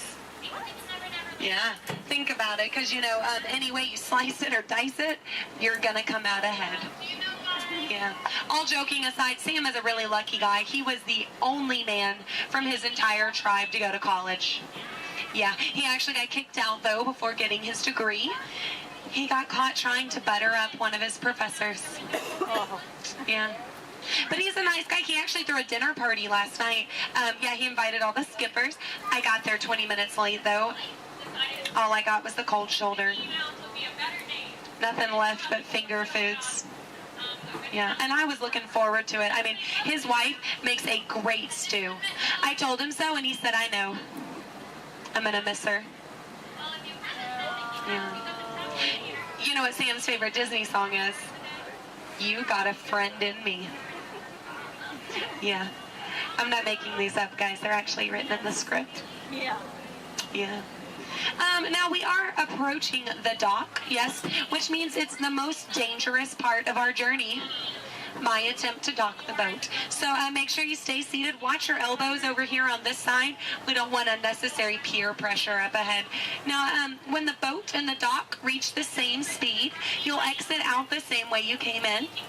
Everybody over here will use the back door. Everybody over here and in the center will use the front door. Just remember not to cross the crates. Yes, don't cross over the boxes. I don't want you to trip and fall. You'll have 2 bad trips on the same boat. I thought one was enough. Now, guys, we've really been through a lot. I have to tell you, out of all the crews I've had today, you guys have been the most recent. There we go. That is an honor only a few thousand people get a day. So you should feel very, very special. No, really, guys, if you find yourself passing by the Jungle Cruise later, I understand. Yeah. But if you want to stop and say hi, I'll be around. And around. And around. Stay in school. No, I'm kidding, guys. I'm kidding. 4 years of college. Yeah. My mom is so proud of my brother. He's a doctor. I tried to be a doctor. I really did. But I don't have the patience. Yeah. No, is that... Those are raindrops I hear hitting the top of the boat. So, yeah, it looks like we're going to get a little wet. Just a reminder, our dock is made out of pure hickory. Yes, so as you exit, you will be stepping out onto a slippery hickory dock. Make sure that you watch your step on the way out. Yes, watch your step, but don't step on your watch. That is just a waste of time. Yeah. Now, guys, if you did enjoy your cruise today, my name is Skipper Aaron. If you did not, the name's not important. No, it's not. Now we are, here we go. Oh, here we don't go. But I'm out of jokes. Ooh, why is Cinderella so bad at soccer? She keeps running away from the ball.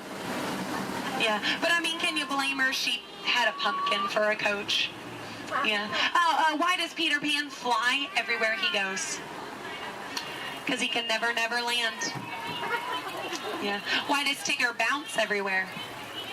He would really hate to step in poo. Yeah. What was Aladdin doing in the Haunted Mansion? He was looking for a boo. Yes. Well, I guess if we're still here, I could leave you with a few words from our sponsors. Yes, today's cruise has been brought to you by the Miracle Boat Engine Company. Yes, if this boat made it all the way around the river, well, it must have been a miracle. Yes, and Animal Crackers of the World, teaching children everywhere that all animals taste exactly the same. Delicious. And, the Cannibal Cafe, finding new and interesting ways to serve you every day. Now serving shish kebabs, shish freds, and shish teds. Yes. Now, guys, if you are planning on catching the fireworks tonight, just make sure you let them go. Okay? They're going to be very hot. They can explode in your hands. Yes. All right, here we go. Now, guys, there's a dock on the left and a dock on the right. It is a paradox. Don't let it confuse you. Yeah, but the skipper on the left and the skipper on the right, we just call that a paradox. Look, they can't even deny it. It's true. Guys, I really don't want to say goodbye to you today, so I won't say goodbye, but I will say this. I mean it from the very bottom of my heart. Get out.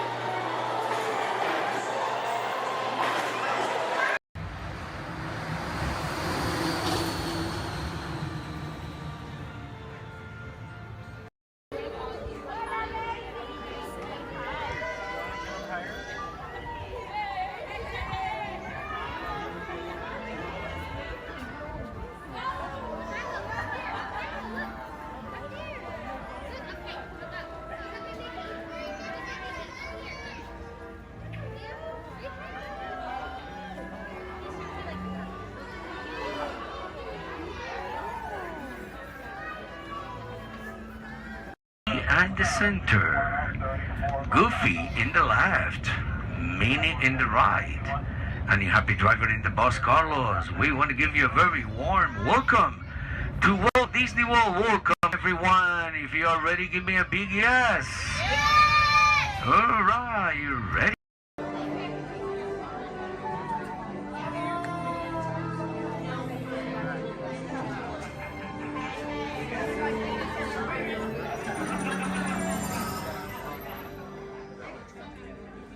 Greetings, Terrans.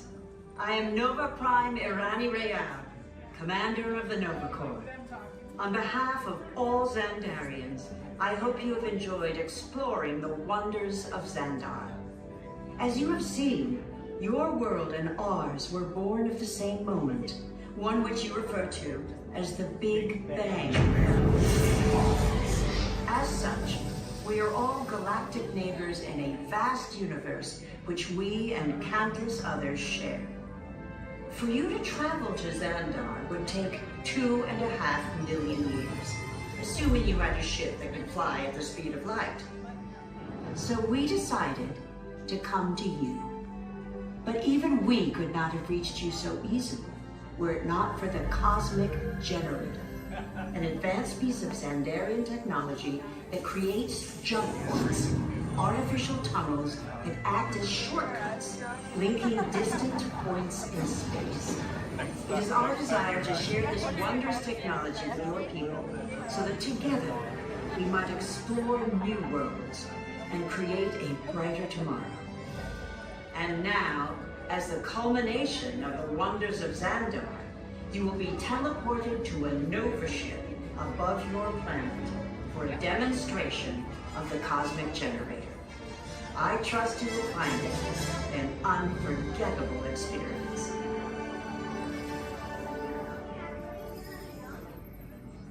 Welcome, people of Epcot, Epcoters, Epcotians, citizens of Epcot. Does anyone know what they call themselves? What?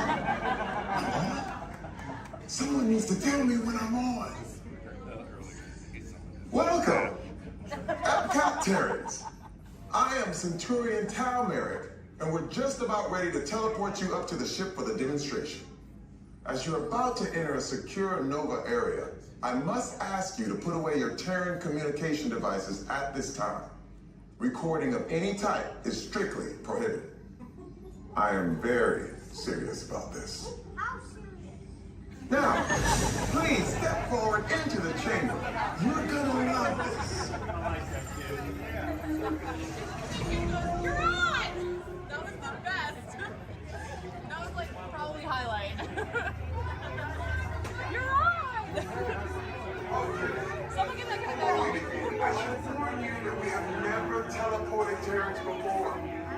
molecular structure is very similar to Xandarian's, it should work. It'll work. So long as you are standing inside the lighted ring. You do not want to know what happened last time someone did not stand where I told them to, okay? Stand by the teleportation. Here we go.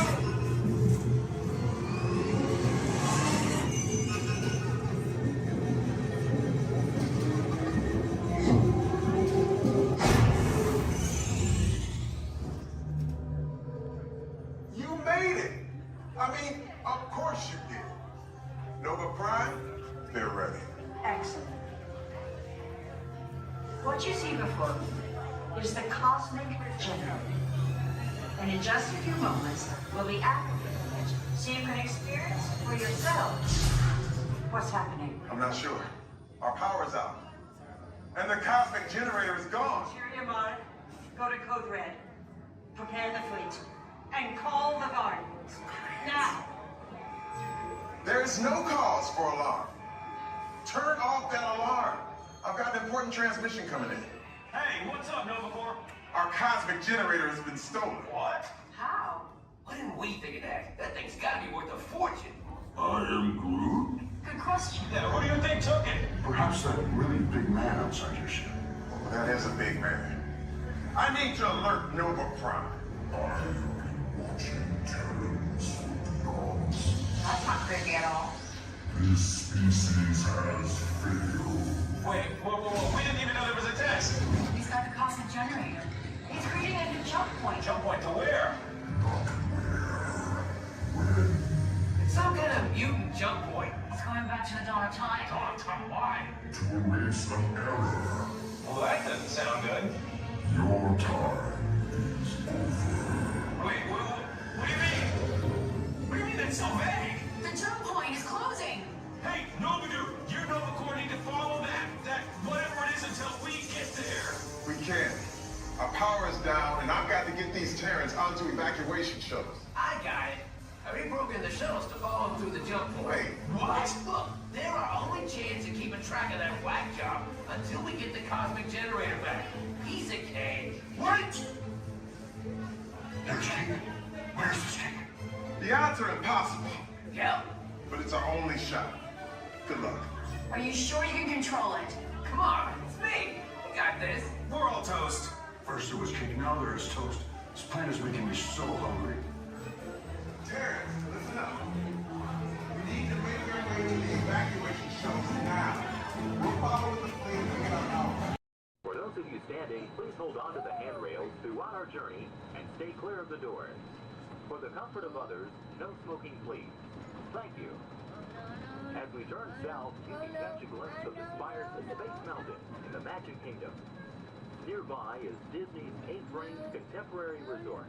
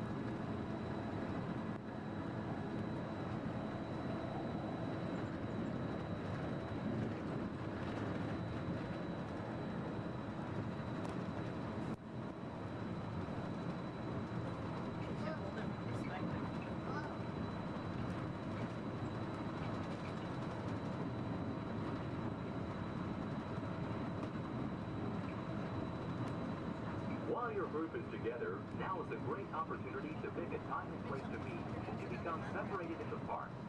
If you should need any assistance, please go to Guest Relations, located in Innovations East. Guest Relations can also assist you in making dining arrangements, provide special tours of Epcot, or make other suggestions for planning your visit to Walt Disney World.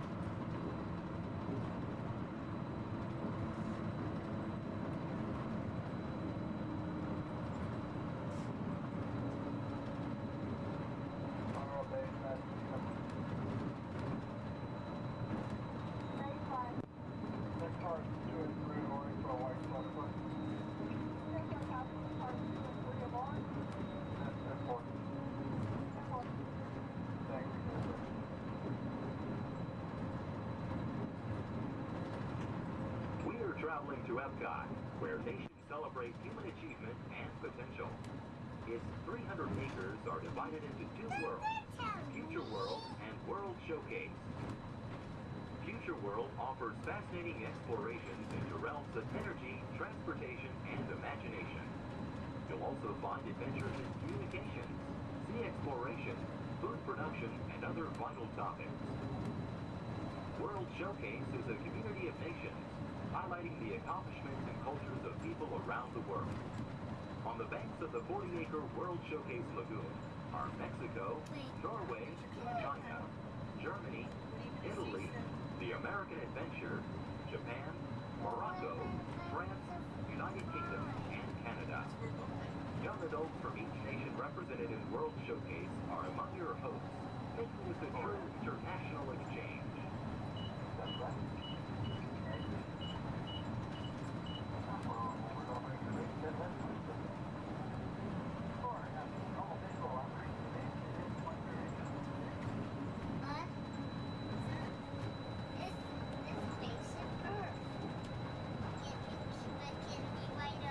Beyond the trees ahead and to the right-hand side of our forward motion is Spaceship Earth. This 18-story geosphere marks the entrance to Epcot.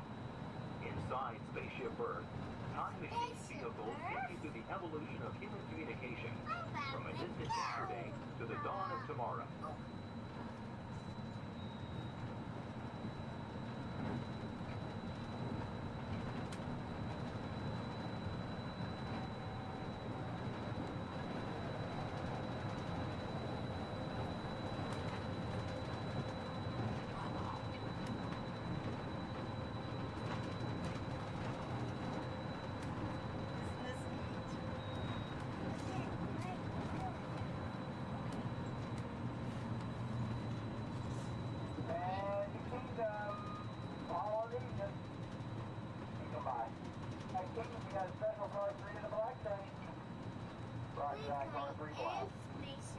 Coming up behind Spaceship Earth is Innovations.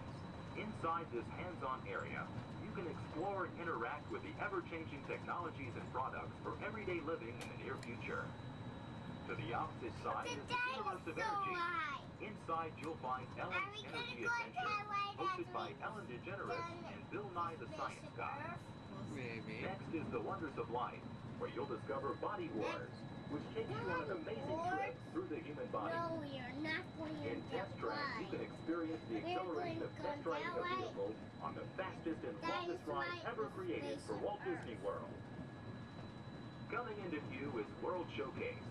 Directly across from us on the far shore of the World Showcase Lagoon is our host pavilion, the American Adventure.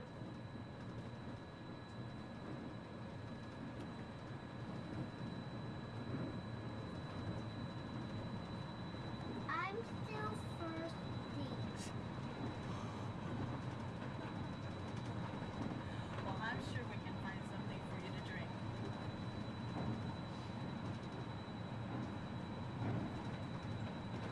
The glass pyramids are the gateway to your journey into imagination. Inside, you can find the 3D adventure Honey, I Shrunk the Audience. Join Professor Wayne Solinsky as he receives the Adventure of the Year award for his incredible shrinking machine. Next is the land, where you'll discover creative partnerships between people and the land around the world. In the living seas, you can descend via hydrolator to Seabase Alpha and navigate the largest, most spectacular coral reef environment ever created by humankind. Ladies and gentlemen, we are approaching the Epcot monorail station. Smoking is not permitted at Epcot except in designated areas. Please consult your guide map or ask a cast member for the location of designated smoking areas. Please hold on to the handrails and stay clear of the doors until the monorail stops completely and the doors open. On behalf of the cast of the Walt Disney World Resort, we'd like to welcome you to Epcot. And ladies and gentlemen, this is the Epcot monorail station. If I can please have everybody's attention. Once again, I do need everyone's attention. As you're walking up the platform this morning to the Transportation and Ticket Center, you might have noticed our signs, and if you did not, that is why I'm here. Epcot will be closing this evening promptly at 4 o'clock. Once again, Epcot, the entire park, will be closing this evening at 4 o'clock. Monorail transportation will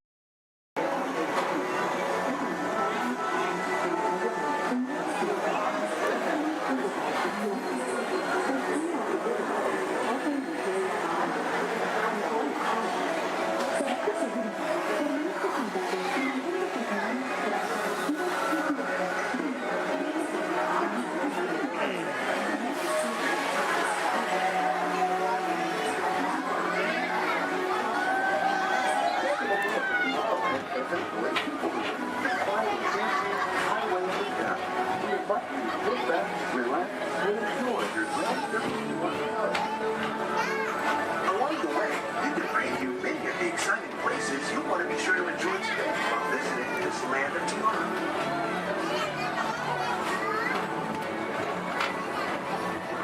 The People Mover is the perfect vehicle for people watching, so keep your eyes peeled. You never know who you might see.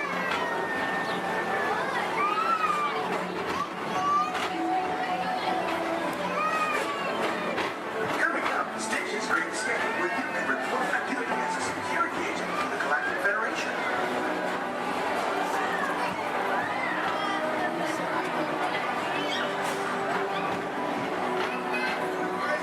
The mission is to keep Experiment 626, the biggest mischief maker in the galaxy, under control.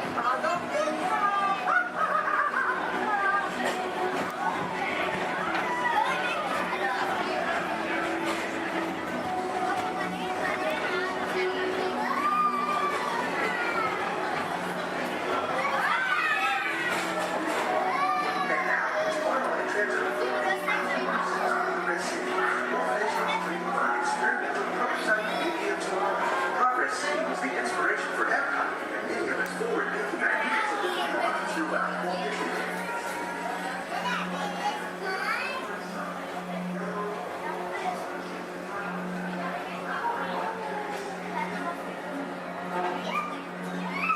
If your future includes shopping, then you'll want to visit Mickey Stuff Traders, where you'll find the greatest goods from around the galaxy. That's right! It's out of this world!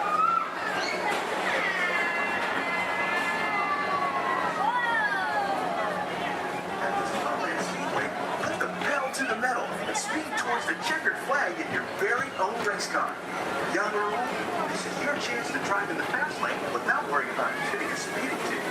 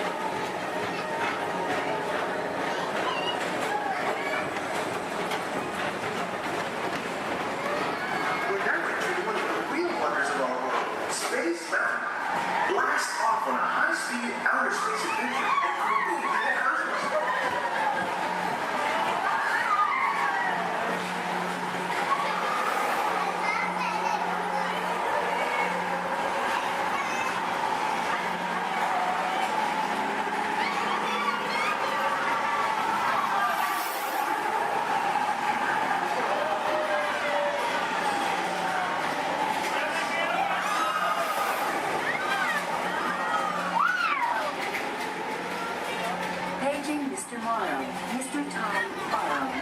Please contact Mr. Johnson in the control tower to confirm the flight to the moon.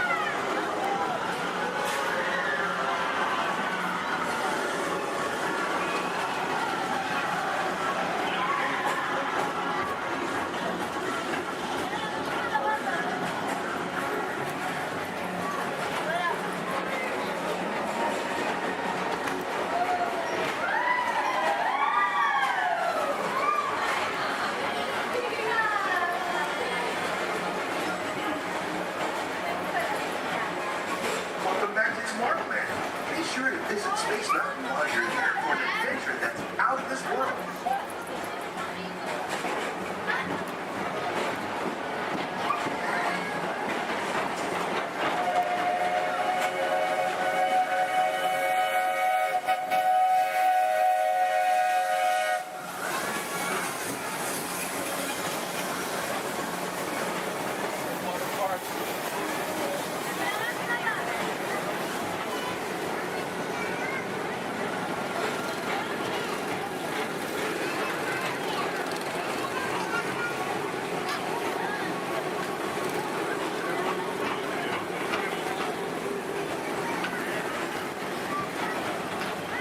What a different high-flying adventure. Hop on board the Astro Orbiter. Pilot your own spacecraft as you take a spin around the planet and ascend to otherworldly heights.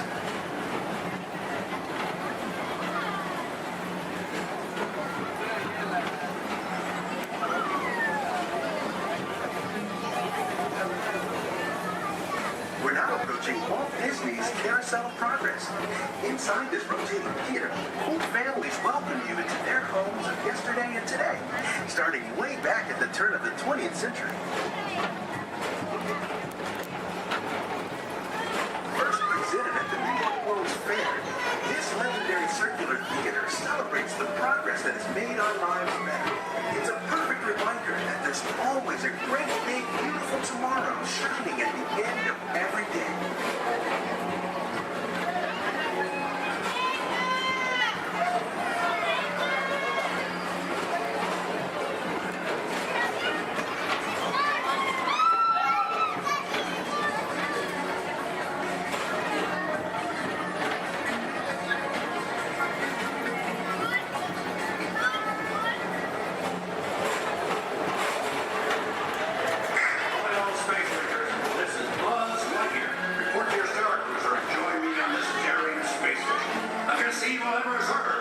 As an honorary space ranger, you'll use your own personal laser cannon to save the entire galaxy.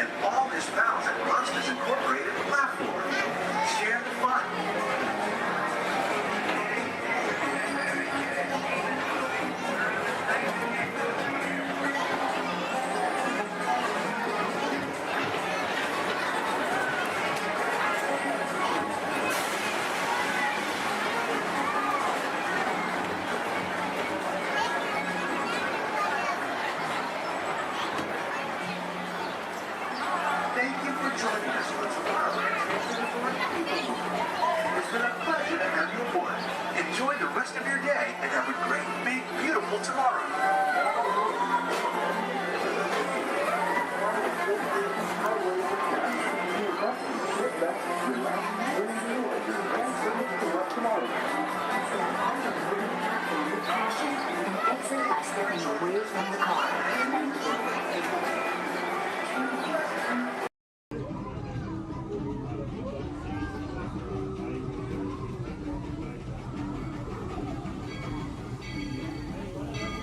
Thank you.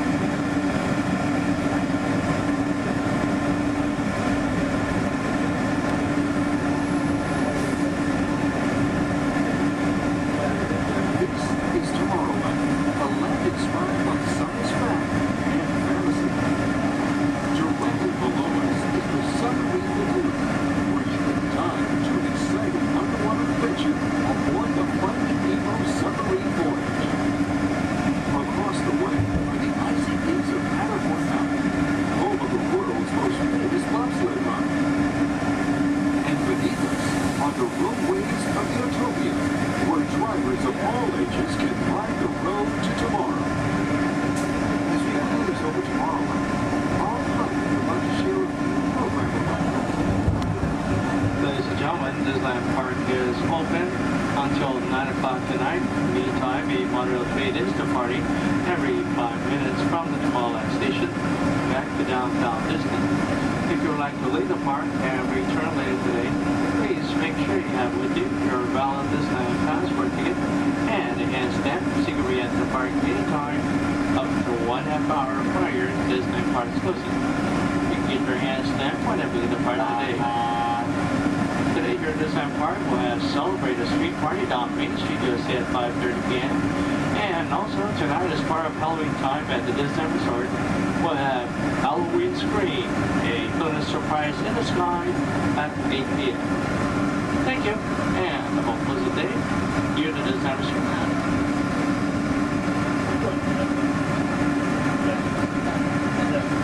Just into the right of the train are the sparkling gold spires of one of Disney's most beloved attractions. It's a small world. Beyond it is the wacky world of Disney's classic cartoon characters, Mickey's Toontown. We're now riding alongside the happiest kingdom of them all, Fantasyland, home to Pinocchio, Snow White, Peter Pan, and other storybook characters.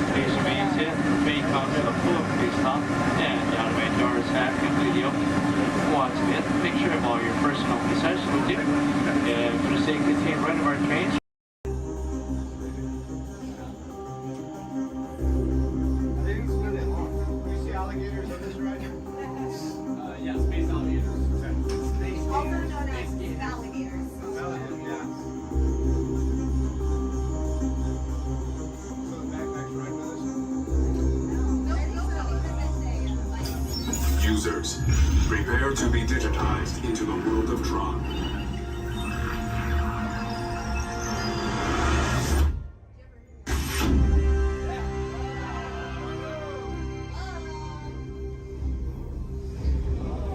Team Blue, welcome to the grid. Proceed to gates.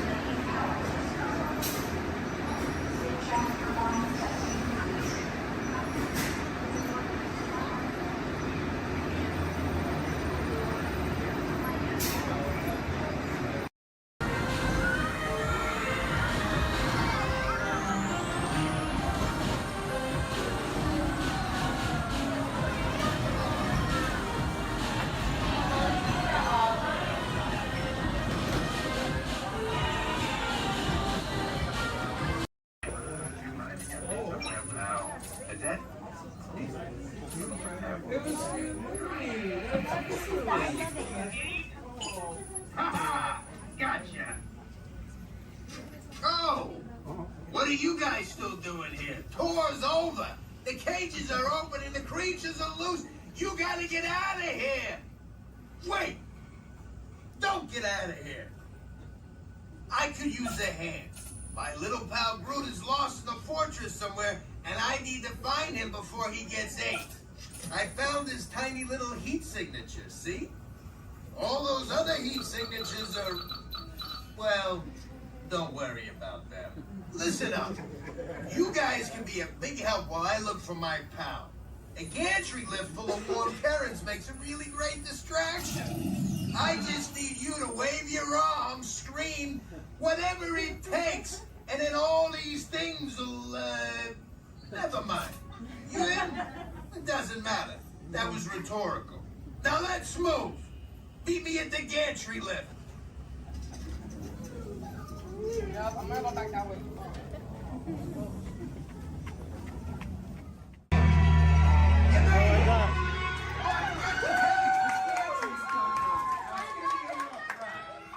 Remember, if you see a scary creature, scream real loud and look delicious.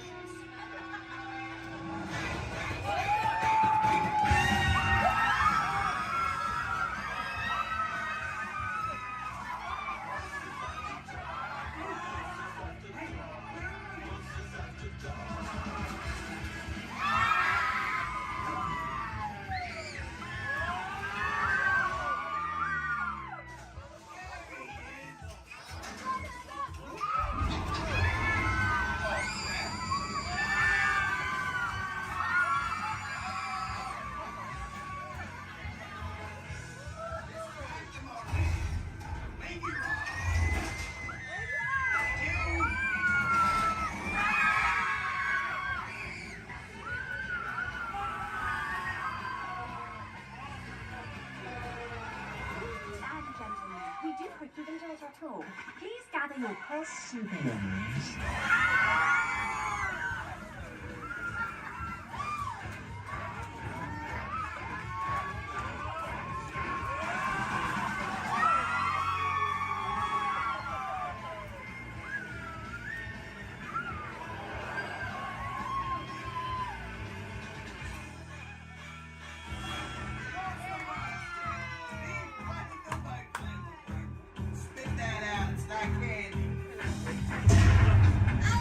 What's your language?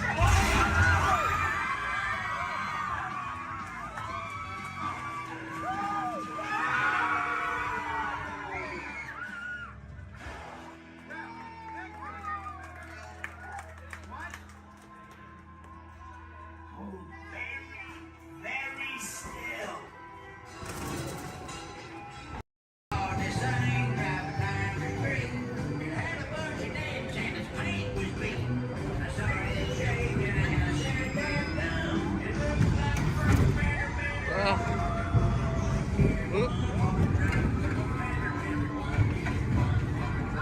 Wait, what?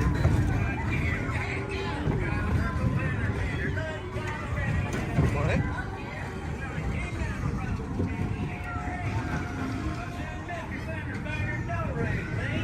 I heard him say the voice of the river.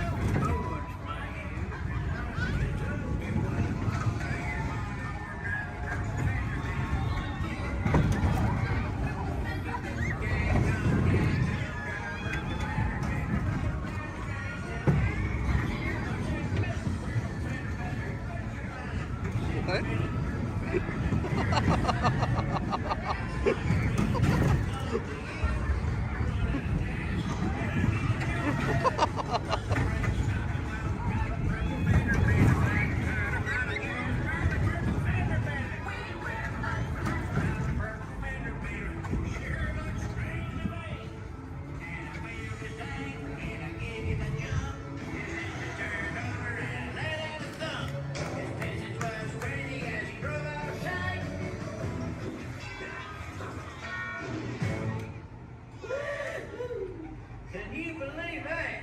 All right, grab all your junk and keep an eye out for that purple fender bender. Pilot, push the flashing button to take off. Pilot on the left. Move your stick to fly right and left.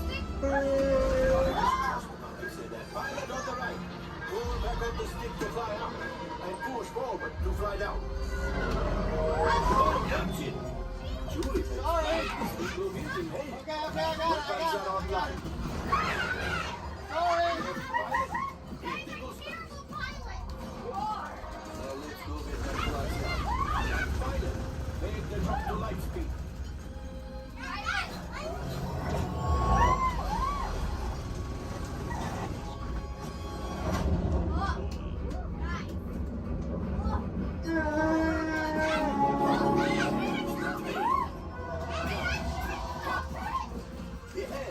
Yes, keep shooting.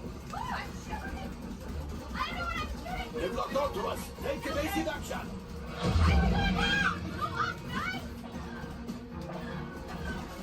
Gunners, we need to defend ourselves. Open fire. Gunners, blast away. Blast. Ah, there it is. After that blade.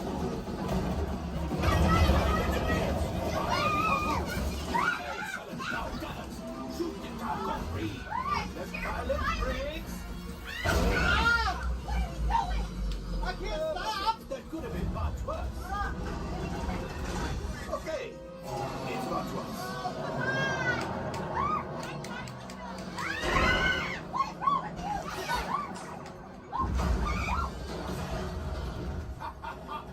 Yes, you got one. Excellent, my friends. Now power up the ship. Well, I gravity go axial. You see, just as I promised, my friend. Now that the resistance has what they need something from Bungo. Pilots, line up behind the train so we can harpoon that last car. Gunners, shoot the train.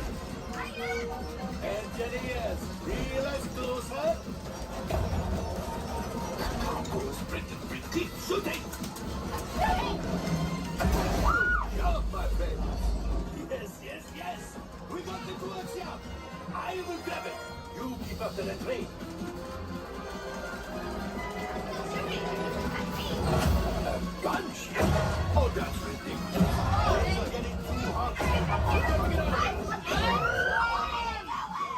What distraction! Come on, we need to get the train. Hurry.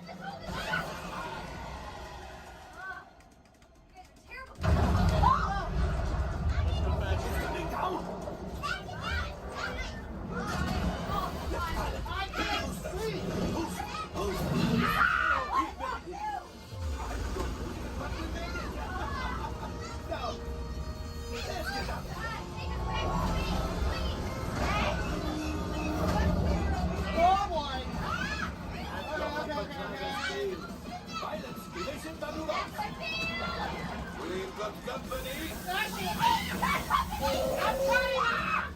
Who is right? We need them back and find the resistance. Only 3 left. He's the last. Watch out!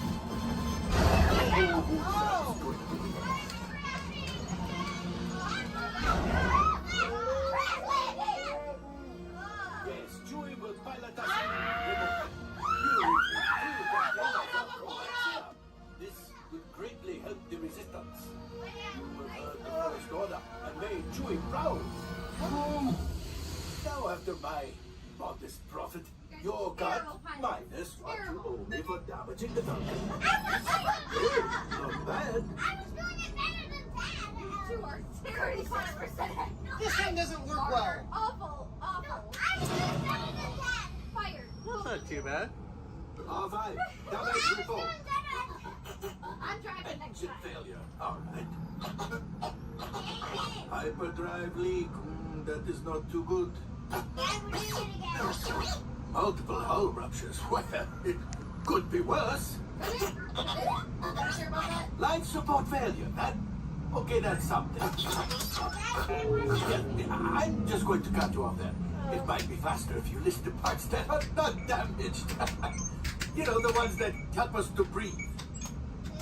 All right, my friends. You brought the Falcon back in one piece, and I guess that is something. Not a lot, but something. Welcome back to Batu.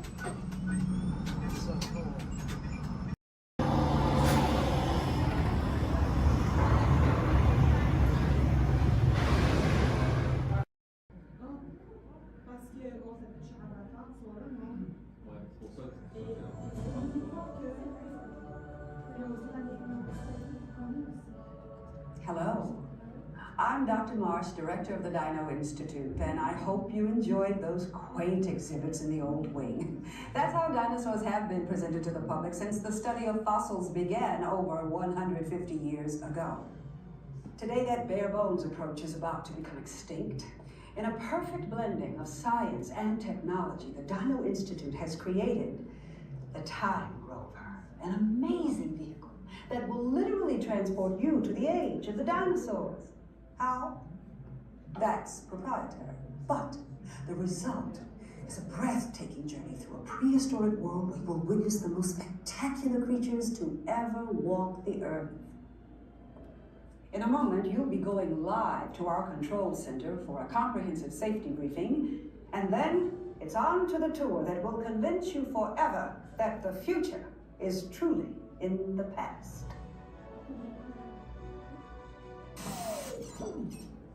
Hello there. Welcome to our little trans-dimensional joyride, folks.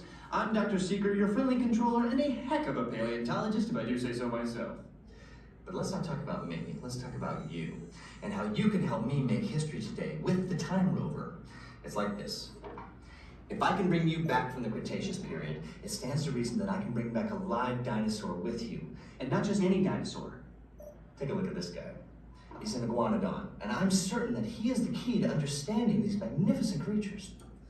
I tagged him with a locator during an unauthorized field trip. Otherwise, I'd be traveling with you. Right now, our dino should be about here, at the very end of the Cretaceous period. That's where you're going today. I've arrived, it seems, just in time to correct a little misstatement. Dr. Marsh. That is impossibly close to the giant asteroid impact that destroyed most life forms on Earth. Our tours are designed to take you to the early Cretaceous period, and I can assure you that all time rovers have been securely locked on those coordinates. That's right. See? Securely locked. Access denied. Continue. Of course. We were just talking about seatbelts. Plug them in, use them. It can get kind of choppy out there, so keep your hands and arms inside the vehicle at all times. Flash photography? I wouldn't. It alters the homing signal, and that's not good. Oh, and one more thing. Those locked coordinates? We're in. Now, here's the drill. You follow the homing signal to the iguanodon, then I'll enlarge the transport field, and boom, you're back with one additional passenger extra large. And don't worry about that asteroid. You'll be in and out of there before it even breaks the atmosphere. Trust me, what could go wrong? Hey, it's me again. Remember, only you guys are going on this special mission, so don't tell anyone, okay?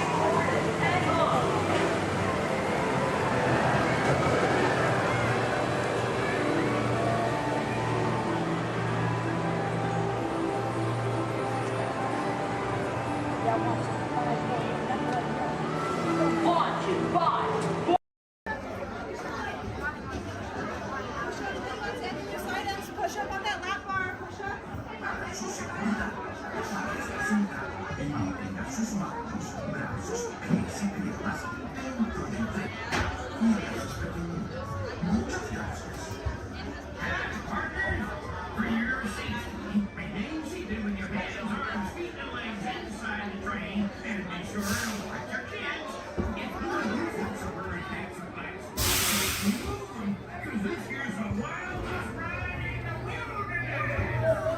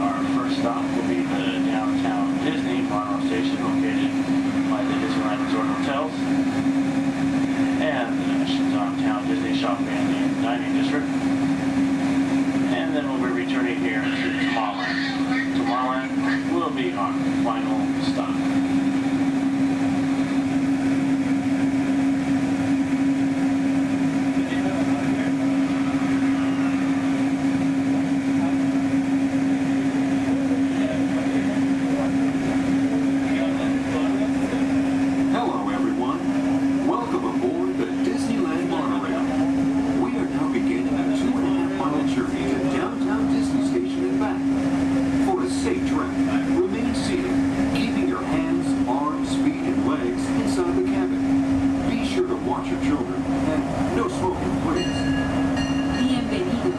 Para su seguridad, permanezca sentado y mantenga las manos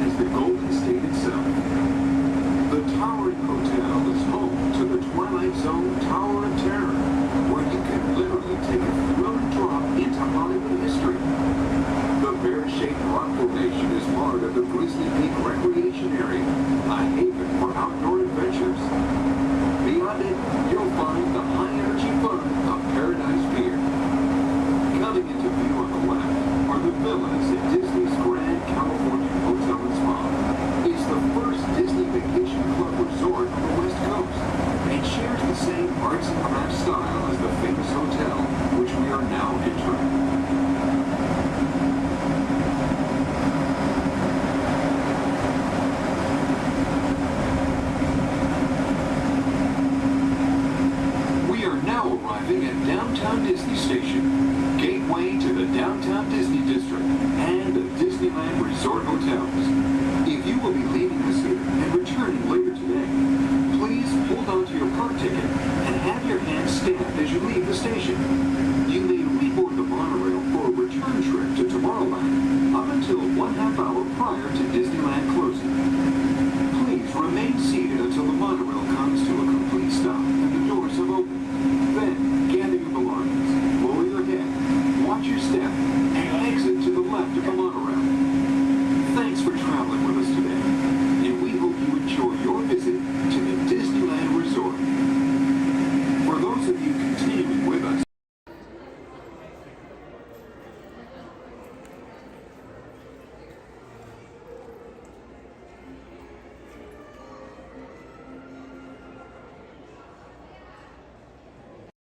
beginning a 2.5-mile journey to downtown Disney Station and back.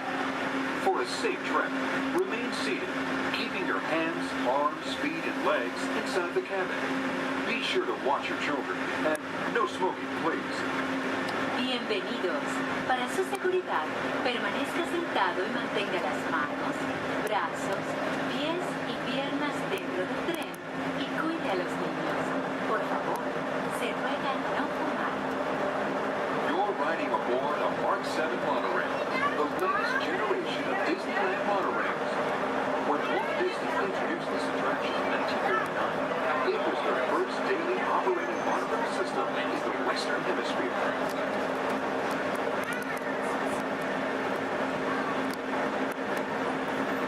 Just ahead is Disney's California Adventure, where you can live the ultimate California dream through attractions and live shows that are as diverse as the Golden State itself. The towering hotel is home to the Twilight Zone Tower of Terror, where you can literally take a thrilling drop into Hollywood history. The bear-shaped rock formation is part of the Grizzly Peak Recreation Area, a haven for outdoor adventures. Beyond it, you'll find the high-energy fun of Paradise Pier. Coming into view on the left are the villas at Disney's Grand California Hotel and Spa.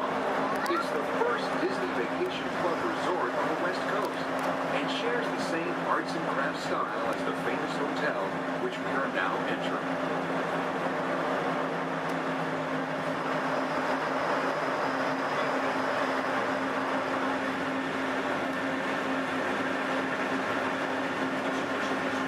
Now arriving at downtown Disney Station, gateway to the downtown Disney District and the Disneyland Resort Hotels. If you will be leaving us here and returning later today, please hold on to your park ticket and have your hand stamped as you leave the station. You may reboard the monorail for a return trip to Tomorrowland up until 1/2 hour prior to Disneyland closing. Please remain seated until the monorail comes to a complete stop and the doors have opened. Then, gather your belongings, lower your head, watch your step, and exit to the left of the monorail. Thanks for traveling with us today, and we hope you enjoy your visit to the Disneyland Resort. For those of you continuing with us, we'll begin our return trip to Tomorrowland in just a few minutes. Thank you. Spot, so let me ask, how's everyone doing today? Sweet, welcome everyone to the Aquatorium and welcome to Turtle Talk. My name's John, I'll be your host. You're all here to have a conversation with the coolest sea turtle in the entire ocean. Do you know his name? That's right, it's Crush, so let me show you how it's going to work. Right here is our window to the Pacific. It allows us to see all of the undersea life that swim by. Up there in the corner is our hydrophone that allows us to communicate with all the undersea life. So it's going to be very conversational, meaning Crush will talk to you. You'll be able to talk to Crush. He's got questions for you, and hopefully you all have some questions for him. You can ask him anything you want. You can ask him what he likes to eat, what he does in his free time, what's the meaning of life, anything like that, and he'll be happy to try to answer. If you do need to leave at any time, it's okay. Just use the doors on the opposite side of where you went to, right back here. Back there's my pal Brian. Everyone say hi, Brian! Hi! Brian will be back there to assist you if you should need any assistance during the show. I'm going to lower the lights and lower the music here so we can see and hear just a little better. My friends the Moonfish are going to be coming out here and showing you some rules. First rule inside, please no eating during the show. And no drinking. No smoking. And the last one, take all the pictures and video you like, just please no flash photography or video lighting. Round of applause for the Moonfish!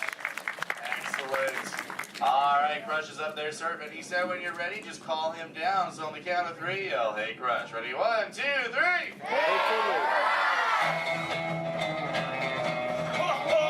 Righteous! Righteous! Yeah! Dude! Scope out that double spinner intro by the turtle, dude. Yeah. Chaw. Whoa, dude. Check out all the humans in the human tank. Hello, human dudes!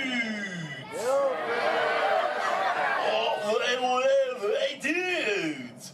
Oh, dude, there's even little grommet dudes, sub level. Hello, little dudes. Focus, little dudes. Awesome. Dude, it's John. What's going on, dude? Hey, dude. Hey, do you think you can help me talk to a grommet right over here? Right down front, kind of middle, wearing like a greeny color shell, dude. Brown moss on the noggin. Hey, what's your name, dude? Rudy. Nice to meet you, Rockin' Rudy, dude. Hey, do you know how to talk like a turtle? No. Oh, no worries. I'll teach you. Can you say totally? No, I can't. Okay, then. Let's go over here, John, dude. Yeah, let's talk to the dudette right here in the pinky shell, dude. Let's see if she can say totally. Hey, what's your name, dude? Gabby. Nice to meet you, Groovy Gabby, dude. So can you say totally? Totally. Whoa, you're good. Okay, now can you say sweet?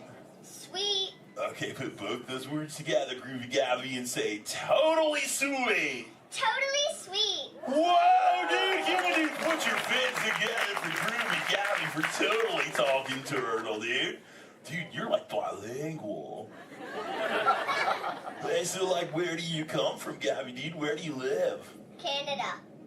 Ooh, dude, you come from Canada, dude. That's excellent. I have no idea where that is. So how's the surf in the Canada, dude? Why are we whispering? Well, no worries, dude. Hey, so like, who brought you here on this fine day from the Canada, dude? Who'd you come with? With my family? Oh, excellent, dude. You brought the whole familia. Wouldn't it be cool if I talked to, like, your parental units? Totally say chaw. Chaw. Awesome. Okay, let's find out where they are. Parental units of Groovy Gabby, where are you at? Raise your fin. I want to talk to you. Over here, dude. Oh, dude, excellent, dude. They're, like, way over there. They're, like, taking a mini vacay from the little one over there, dude. And hey, what's your name, dude? Walt. Nice to meet you. What relationship are you to the Groovy Gabby, dude? Father. Oh, you're the Papa Bear. Excellent. Hey, so how many little ones do you have? 2. Oh, you're just getting started. Excellent. Dude, the Crush Man's got 65. You should totally try that. Well, hey, I was wondering, do little ones ask you a lot of questions? Oh, yeah. Do you always have the answers right? Never. Oh, dude, I'm totally the same way, dude. My youngest son, Squirt, dude, he asks me questions all the time, and I'm like, I do not know. In fact, human dudes, that's totally why I'm here today, to answer all those questions Squirt has about you human dudes. So if you can help me, and so I can take it back to him, totally say chaw. Oh, dude, you so totally rock! Dude! Whoa, dude, we got some advanced turtle talkers out there. Excellent. And for the rest of you dudes, whenever a green sea turtle says you so totally rock, you reply by saying, dude, really loud. So, you so totally rock! Dude! Excellent, now you're all talking turtle. Let's move on to Squirt's first question. Numero uno. Squirt saw you human dudes at the beach the other day, and he wanted to know what you dudes do when you go to the beach. So shout it out, human dudes. What do you do when you go to the beach? dude, kill the motor, dude. I heard some surfers, swimming, tanning. One little dude over here was like, boogie board. That was awesome. Well, let's see you swimmers out there. Raise your fin if you know how to swim. Oh, not many adults know how to swim. Okay, this is muy importante, human dudes. Raise your fin if you've ever swam or swummed or swam it in your entire life, dude. Oh, that's more like it. Hey, John, dude, let's go to this side of the tank in the first row, fourth noggin. That dude, that looks like a most excellent swimmer. Hey, dude, what's your name? Me? Sandra. Nice to meet you, Surfing Sandra, dude. You should have seen your face when I first called on you. You were like... It was totally awesome. Oh, go ahead, Sandra, dude, what's up? Are there any sea creatures you're actually afraid of? Oh, dude. Those tiger sharks got some serious thrill issues. They're real jerks. Dude, but you know, I'm a pretty fast swimmer, so I can get away from them pretty good, dude. But you know, I do have two very good friends, Chum and Bruce, or an anchor too, don't forget about him. Well, Bruce and them started this 12-step program called Fish Your Friends, Not Food. Oh, you know it, dude. You took it too. That's excellent. It's spreading onto the land. Very cool. Well, hey, I was wondering, dude, do you ever go swimming? Do you like to go fast or slow? I like to float on my back. Oh, dude. I like your style, Sandra, dude. There you go. Just kind of like sit back and close your lids and be like, dude, I'm Sandra. I hope there's no tiger sharks around. Dude, that's excellent. But you know what? I am a green sea turtle, and because of those tiger sharks and my love for the thrill of speed, I totally love to go fast. Hey, human dudes, you want to see how fast I can swim? Totally sexual. Excellent. I'm going to go get my motor running, and human dudes, I need you to time me. So start counting when I say go, and count nice and loud so I can hear you, okay, dudes? Ready, set, go. 1, 2. Back, dudes. Dude, I just swam all the way around the world. I did, dude. Right through Canada.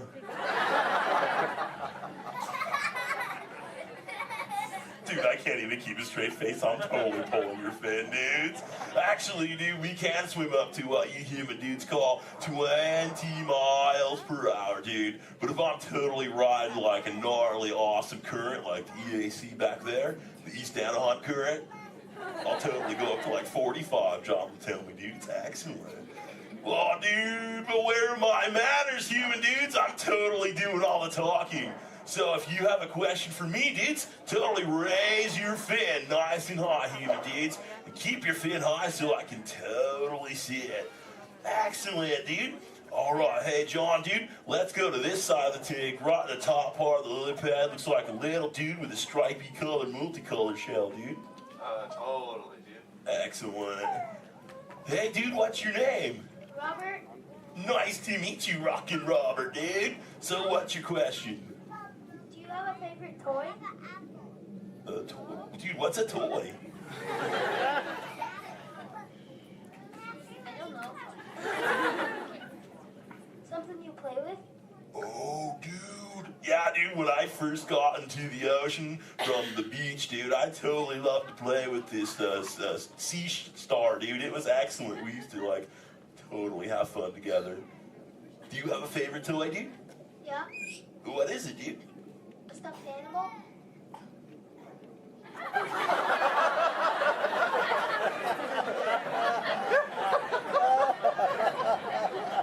What kind of animal? One from Disneyland? What's Disney? You know what, dude? You got some serious thrill issues, dude. We're just gonna stop it right there before I go any further. Dude, that's excellent. Hey, actually, dude, do you think you can help me with something? Say chomp. Chomp. Okay, the other day I found this thing. I don't know what it is. I was hoping you could tell me, dude. What is this, dude? A Buzz Lightyear toy. Oh, dude, so this is a toy, dude? Excellent, dude. So, like, what does he do? He flies. No way. Let's see if I can make him fly.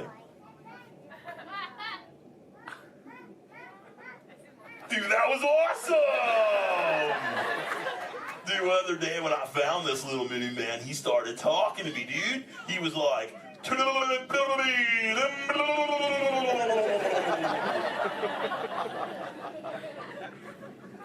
what that means, and he doesn't say it anymore. So do you think Squirt will like this for his next Hatch Day, dude? Say chaw. Chaw. Excellent, I'll totally give it to him. And thanks for your help, dude. You so totally rock. Dude. Does anyone else have a question for the Crush Man? Raise your fin, dude. Oh, dude, let's just go right to the other side, right down front. Looks like a little dudette in a white shell right here, dude. Totally. What's your name, dude? Mallory. Nice to meet you, Mallory, dude. So what would you like to know? Well, if I could breathe into water, would you let me ride on your back? Dude, totally, dude. That'd be the most excellent ride ever, dude. I've always wanted to know what it's like to ride on my shell. If I'm always riding in my shell. Dude, I bet so too. Well, if you ever learn the superpower of breathing under the water, dude, totally find me in the Pacific Ocean. I'll be waiting. I'll try. Excellent, dude. You're awesome. Hey, it was totally nice meeting you, dude. And for the rest of you humans, this has been excellent. I've learned so much. But I gotta give all this Mondo knowledge back to Squirt. But before I leave you, let me give you some of my ancient turtle wisdom. Remember, human dudes, in the big ocean of life, never make an enemy out of a sea anemone. A sea anemone.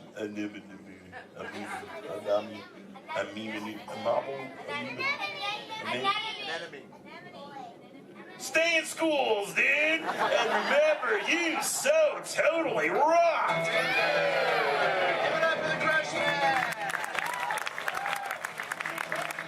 Alright, give it to you. Your exit ready. And the scabbing, the doors in the back.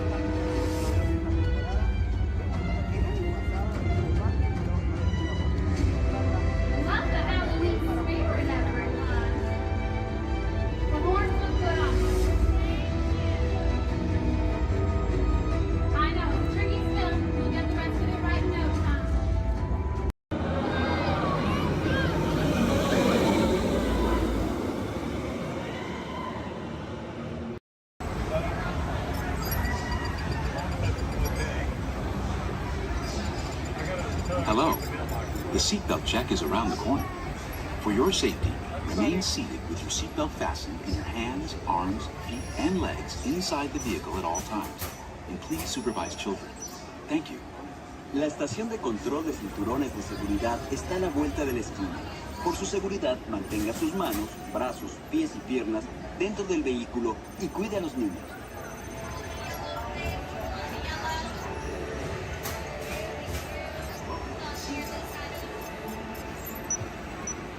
Automated driving technology activated. Welcome to the sim track.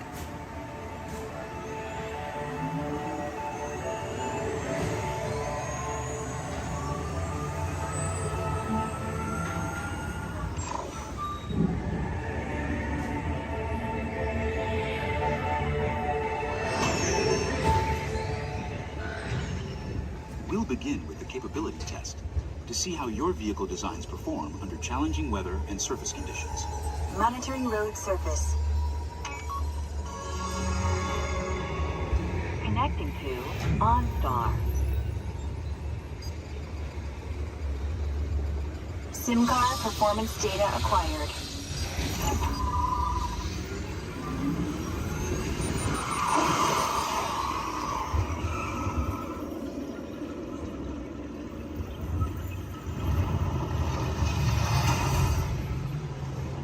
Let's see how your designs hold up now.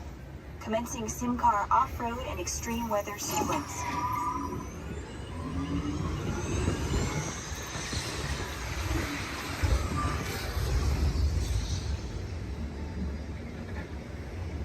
Capability test results displayed and verified.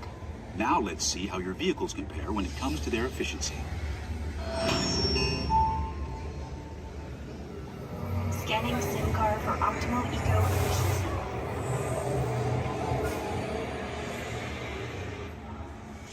Engaging eco-scan for aerodynamic efficiency.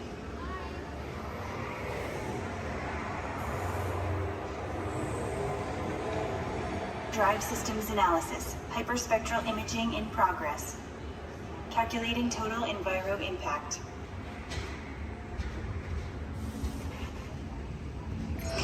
Commencing responsiveness test. Okay, the responsiveness data is now being synchronized. Automated driving technology verified and active.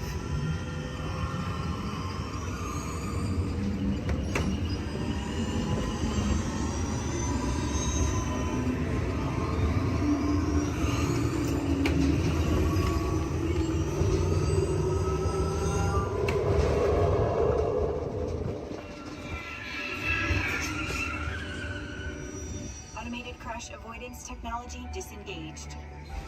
Displaying responsiveness data.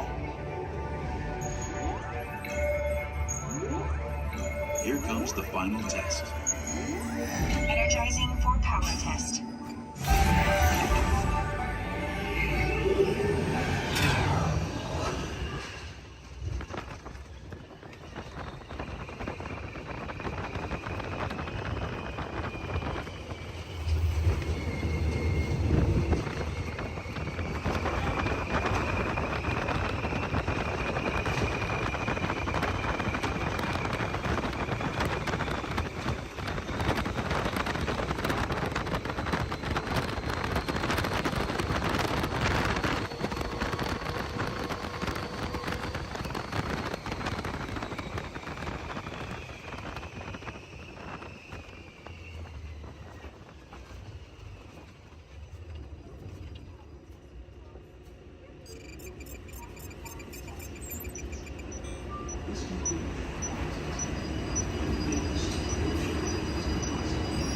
Displaying power test results. SimTrack performance testing complete. This concludes your performance testing. You'll be able to see how your Chevrolet custom concept vehicle designs compared with the sim car after you disembark.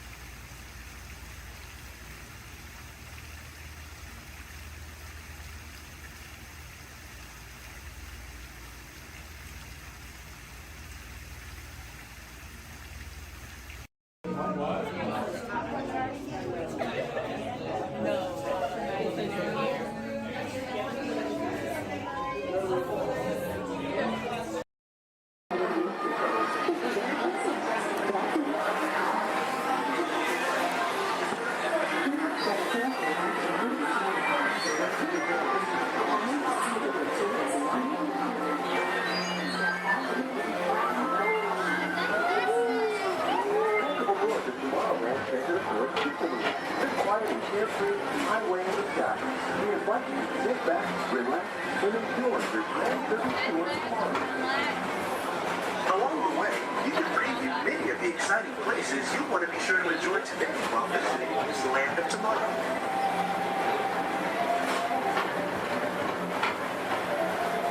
The People Mover is the perfect vehicle for people watching, so keep your eyes peeled.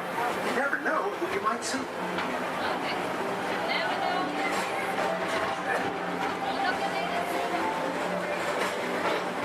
Coming up, Stitch's Great Escape, where you can report your duty as a security agent for the Galactic Federation.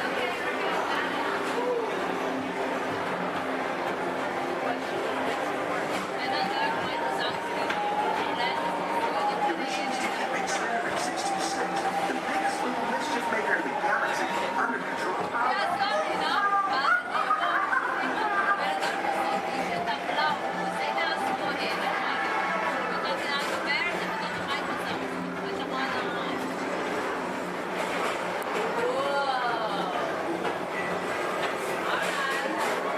And now, Tomorrowland Transit Authority proudly presents Progress City. Walt Disney's dream for an experimental prototype community of tomorrow. Progress City was the inspiration for Epcot, and many of its forward-thinking ideas have been realized throughout Walt Disney World.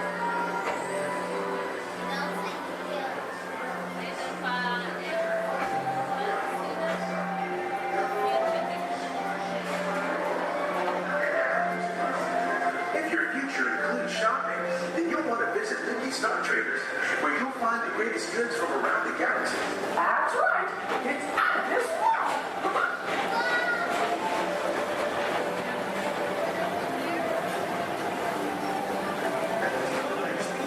Put the pedal to the metal and speed towards the checkered flag in your very own race car.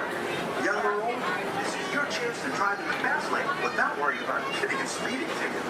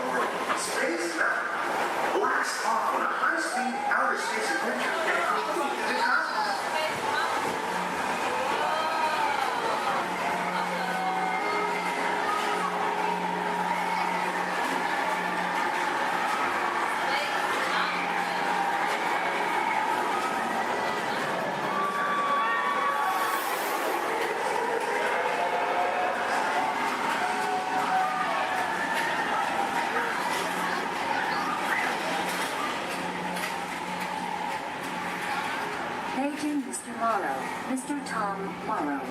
Please contact Mr. Johnson in the control tower to confirm your flight to the moon.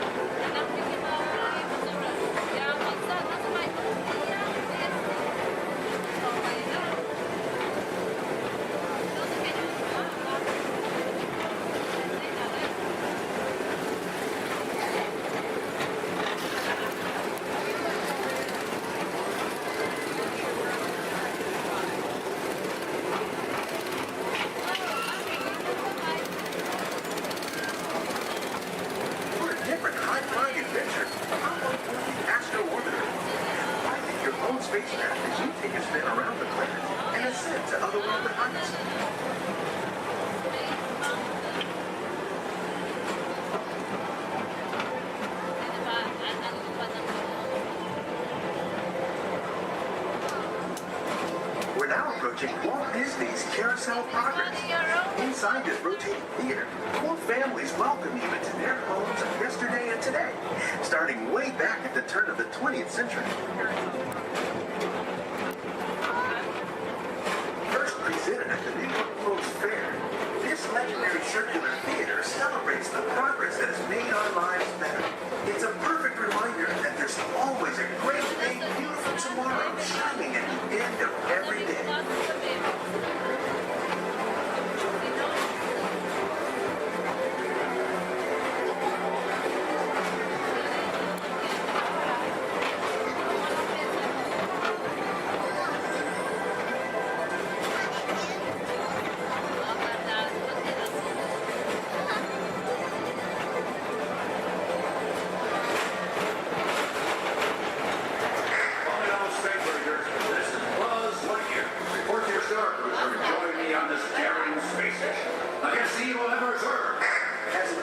Space Ranger, you'll use your own personal laser cannon to save the entire galaxy.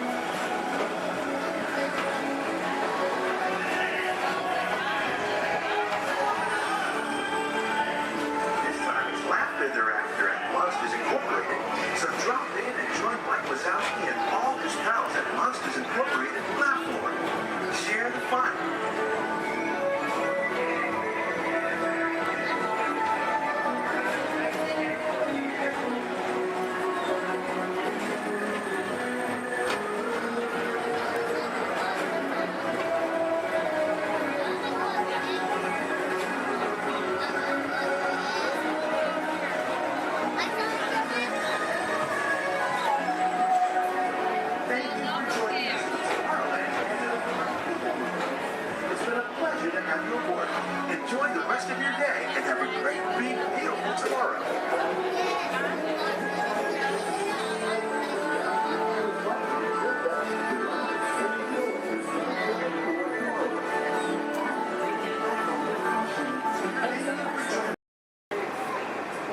Please stand clear of the door. Por favor, manténganse alejados de la puerta.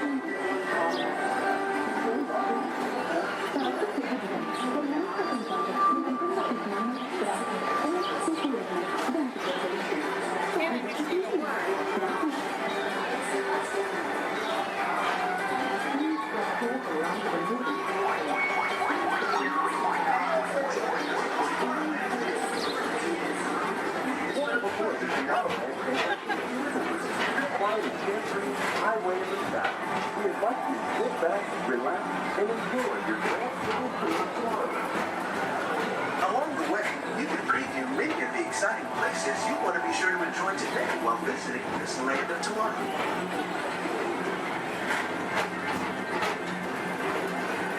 The People Mover is the perfect vehicle for people watching, so keep your eyes peeled. You never know who you might see.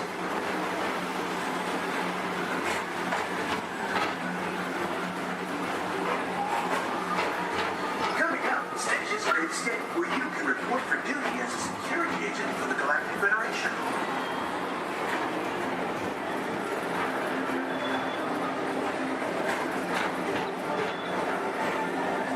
The mission is to keep Experiment 626, the biggest little mischief maker in the galaxy, under control.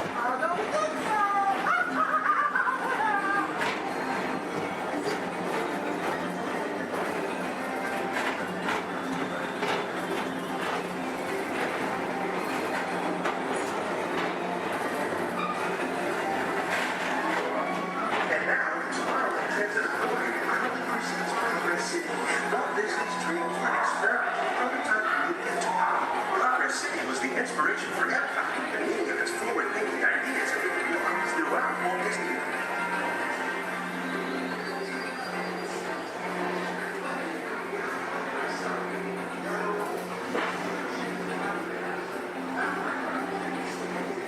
If your future includes shopping, then you'll want to visit Mickey Star Traders, where you'll find the greatest goods from around the galaxy. That's right. It's out this world.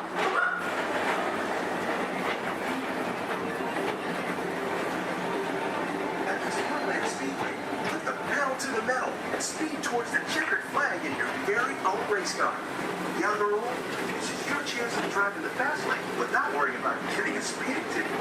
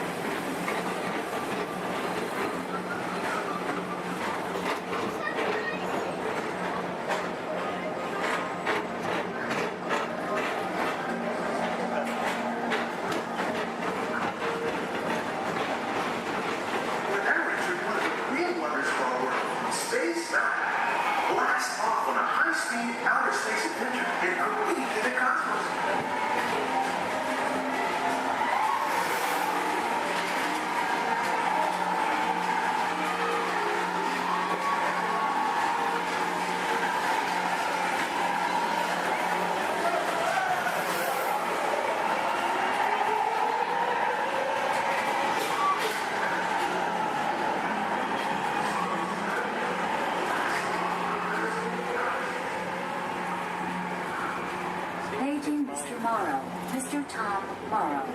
Please contact Mr. Johnson in the control tower to confirm your flight to the moon.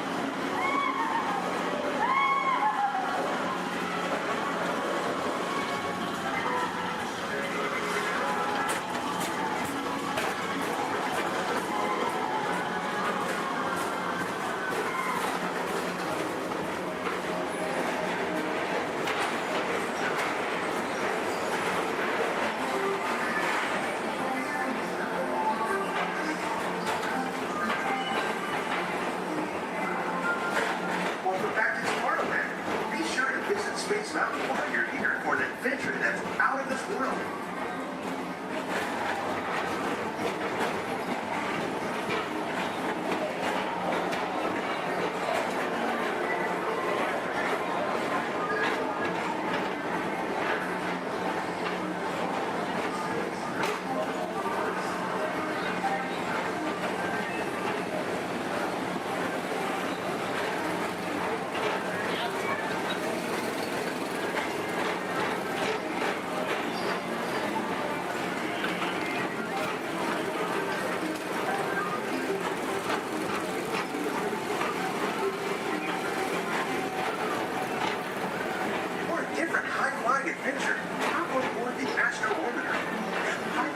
Spacecraft as you take a spin around the planet and ascend to otherworldly heights.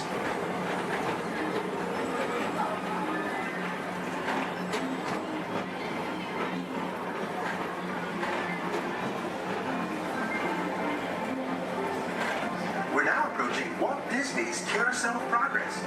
Inside this rotating theater, full families welcome you into their homes of yesterday and today, starting way back at the turn of the 20th century. Presented at the New York World's Fair, this legendary circular theater celebrates the progress that has made our lives better. It's a perfect reminder that there's always a great, big, beautiful tomorrow shining at the end of every day.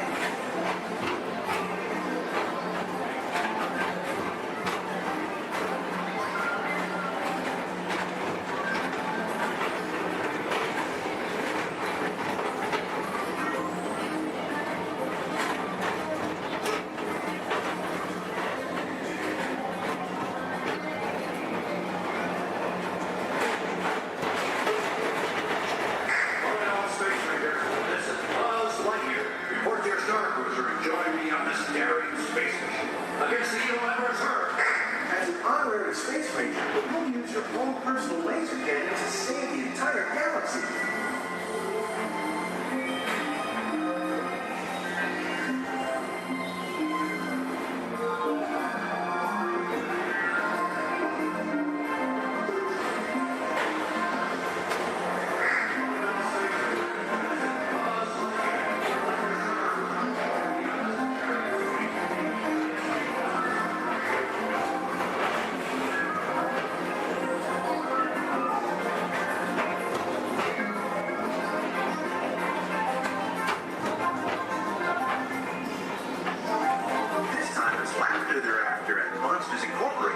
So drop in and join Mike Wazowski and all his pals at Monsters Incorporated Laugh Floor. Share the fun.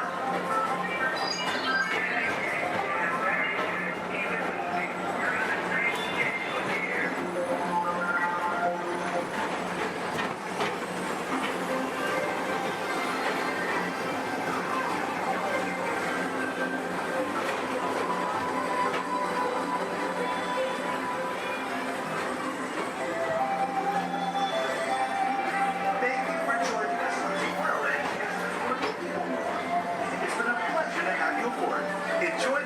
your day and have a great, big, beautiful tomorrow.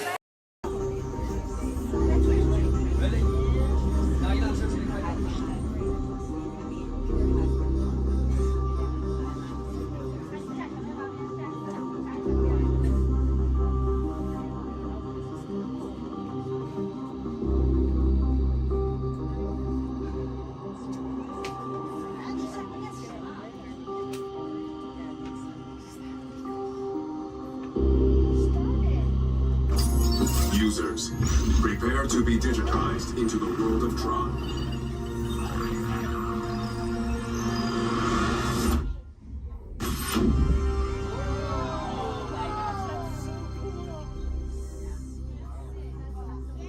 Team Blue, welcome to the grid. Proceed to gates.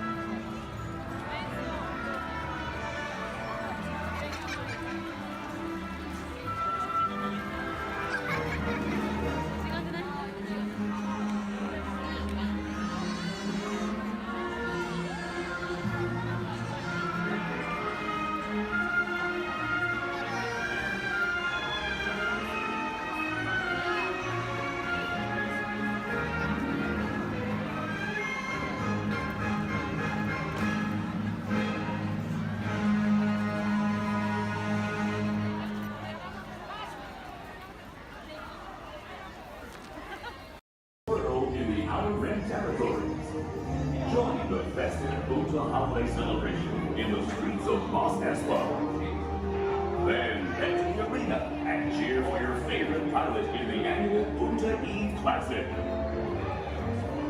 Or set sail on the Dune Sea in a luxurious sail barge. Then rent a land speeder and head over to the colorful outpost of Mos Eisley. No visit is complete without having a drink at Tatooine's infamous Mos Eisley Cantina, where you will never find a more wretched hive of scum and villainy. That's right, a Tatooine vacation has everything under the sun. So call Star Tours and book message to Tatooine today. Reports of Freud being close and checked back. I can honestly say that I have not seen a thing. Honestly. As if anything would ever get past me.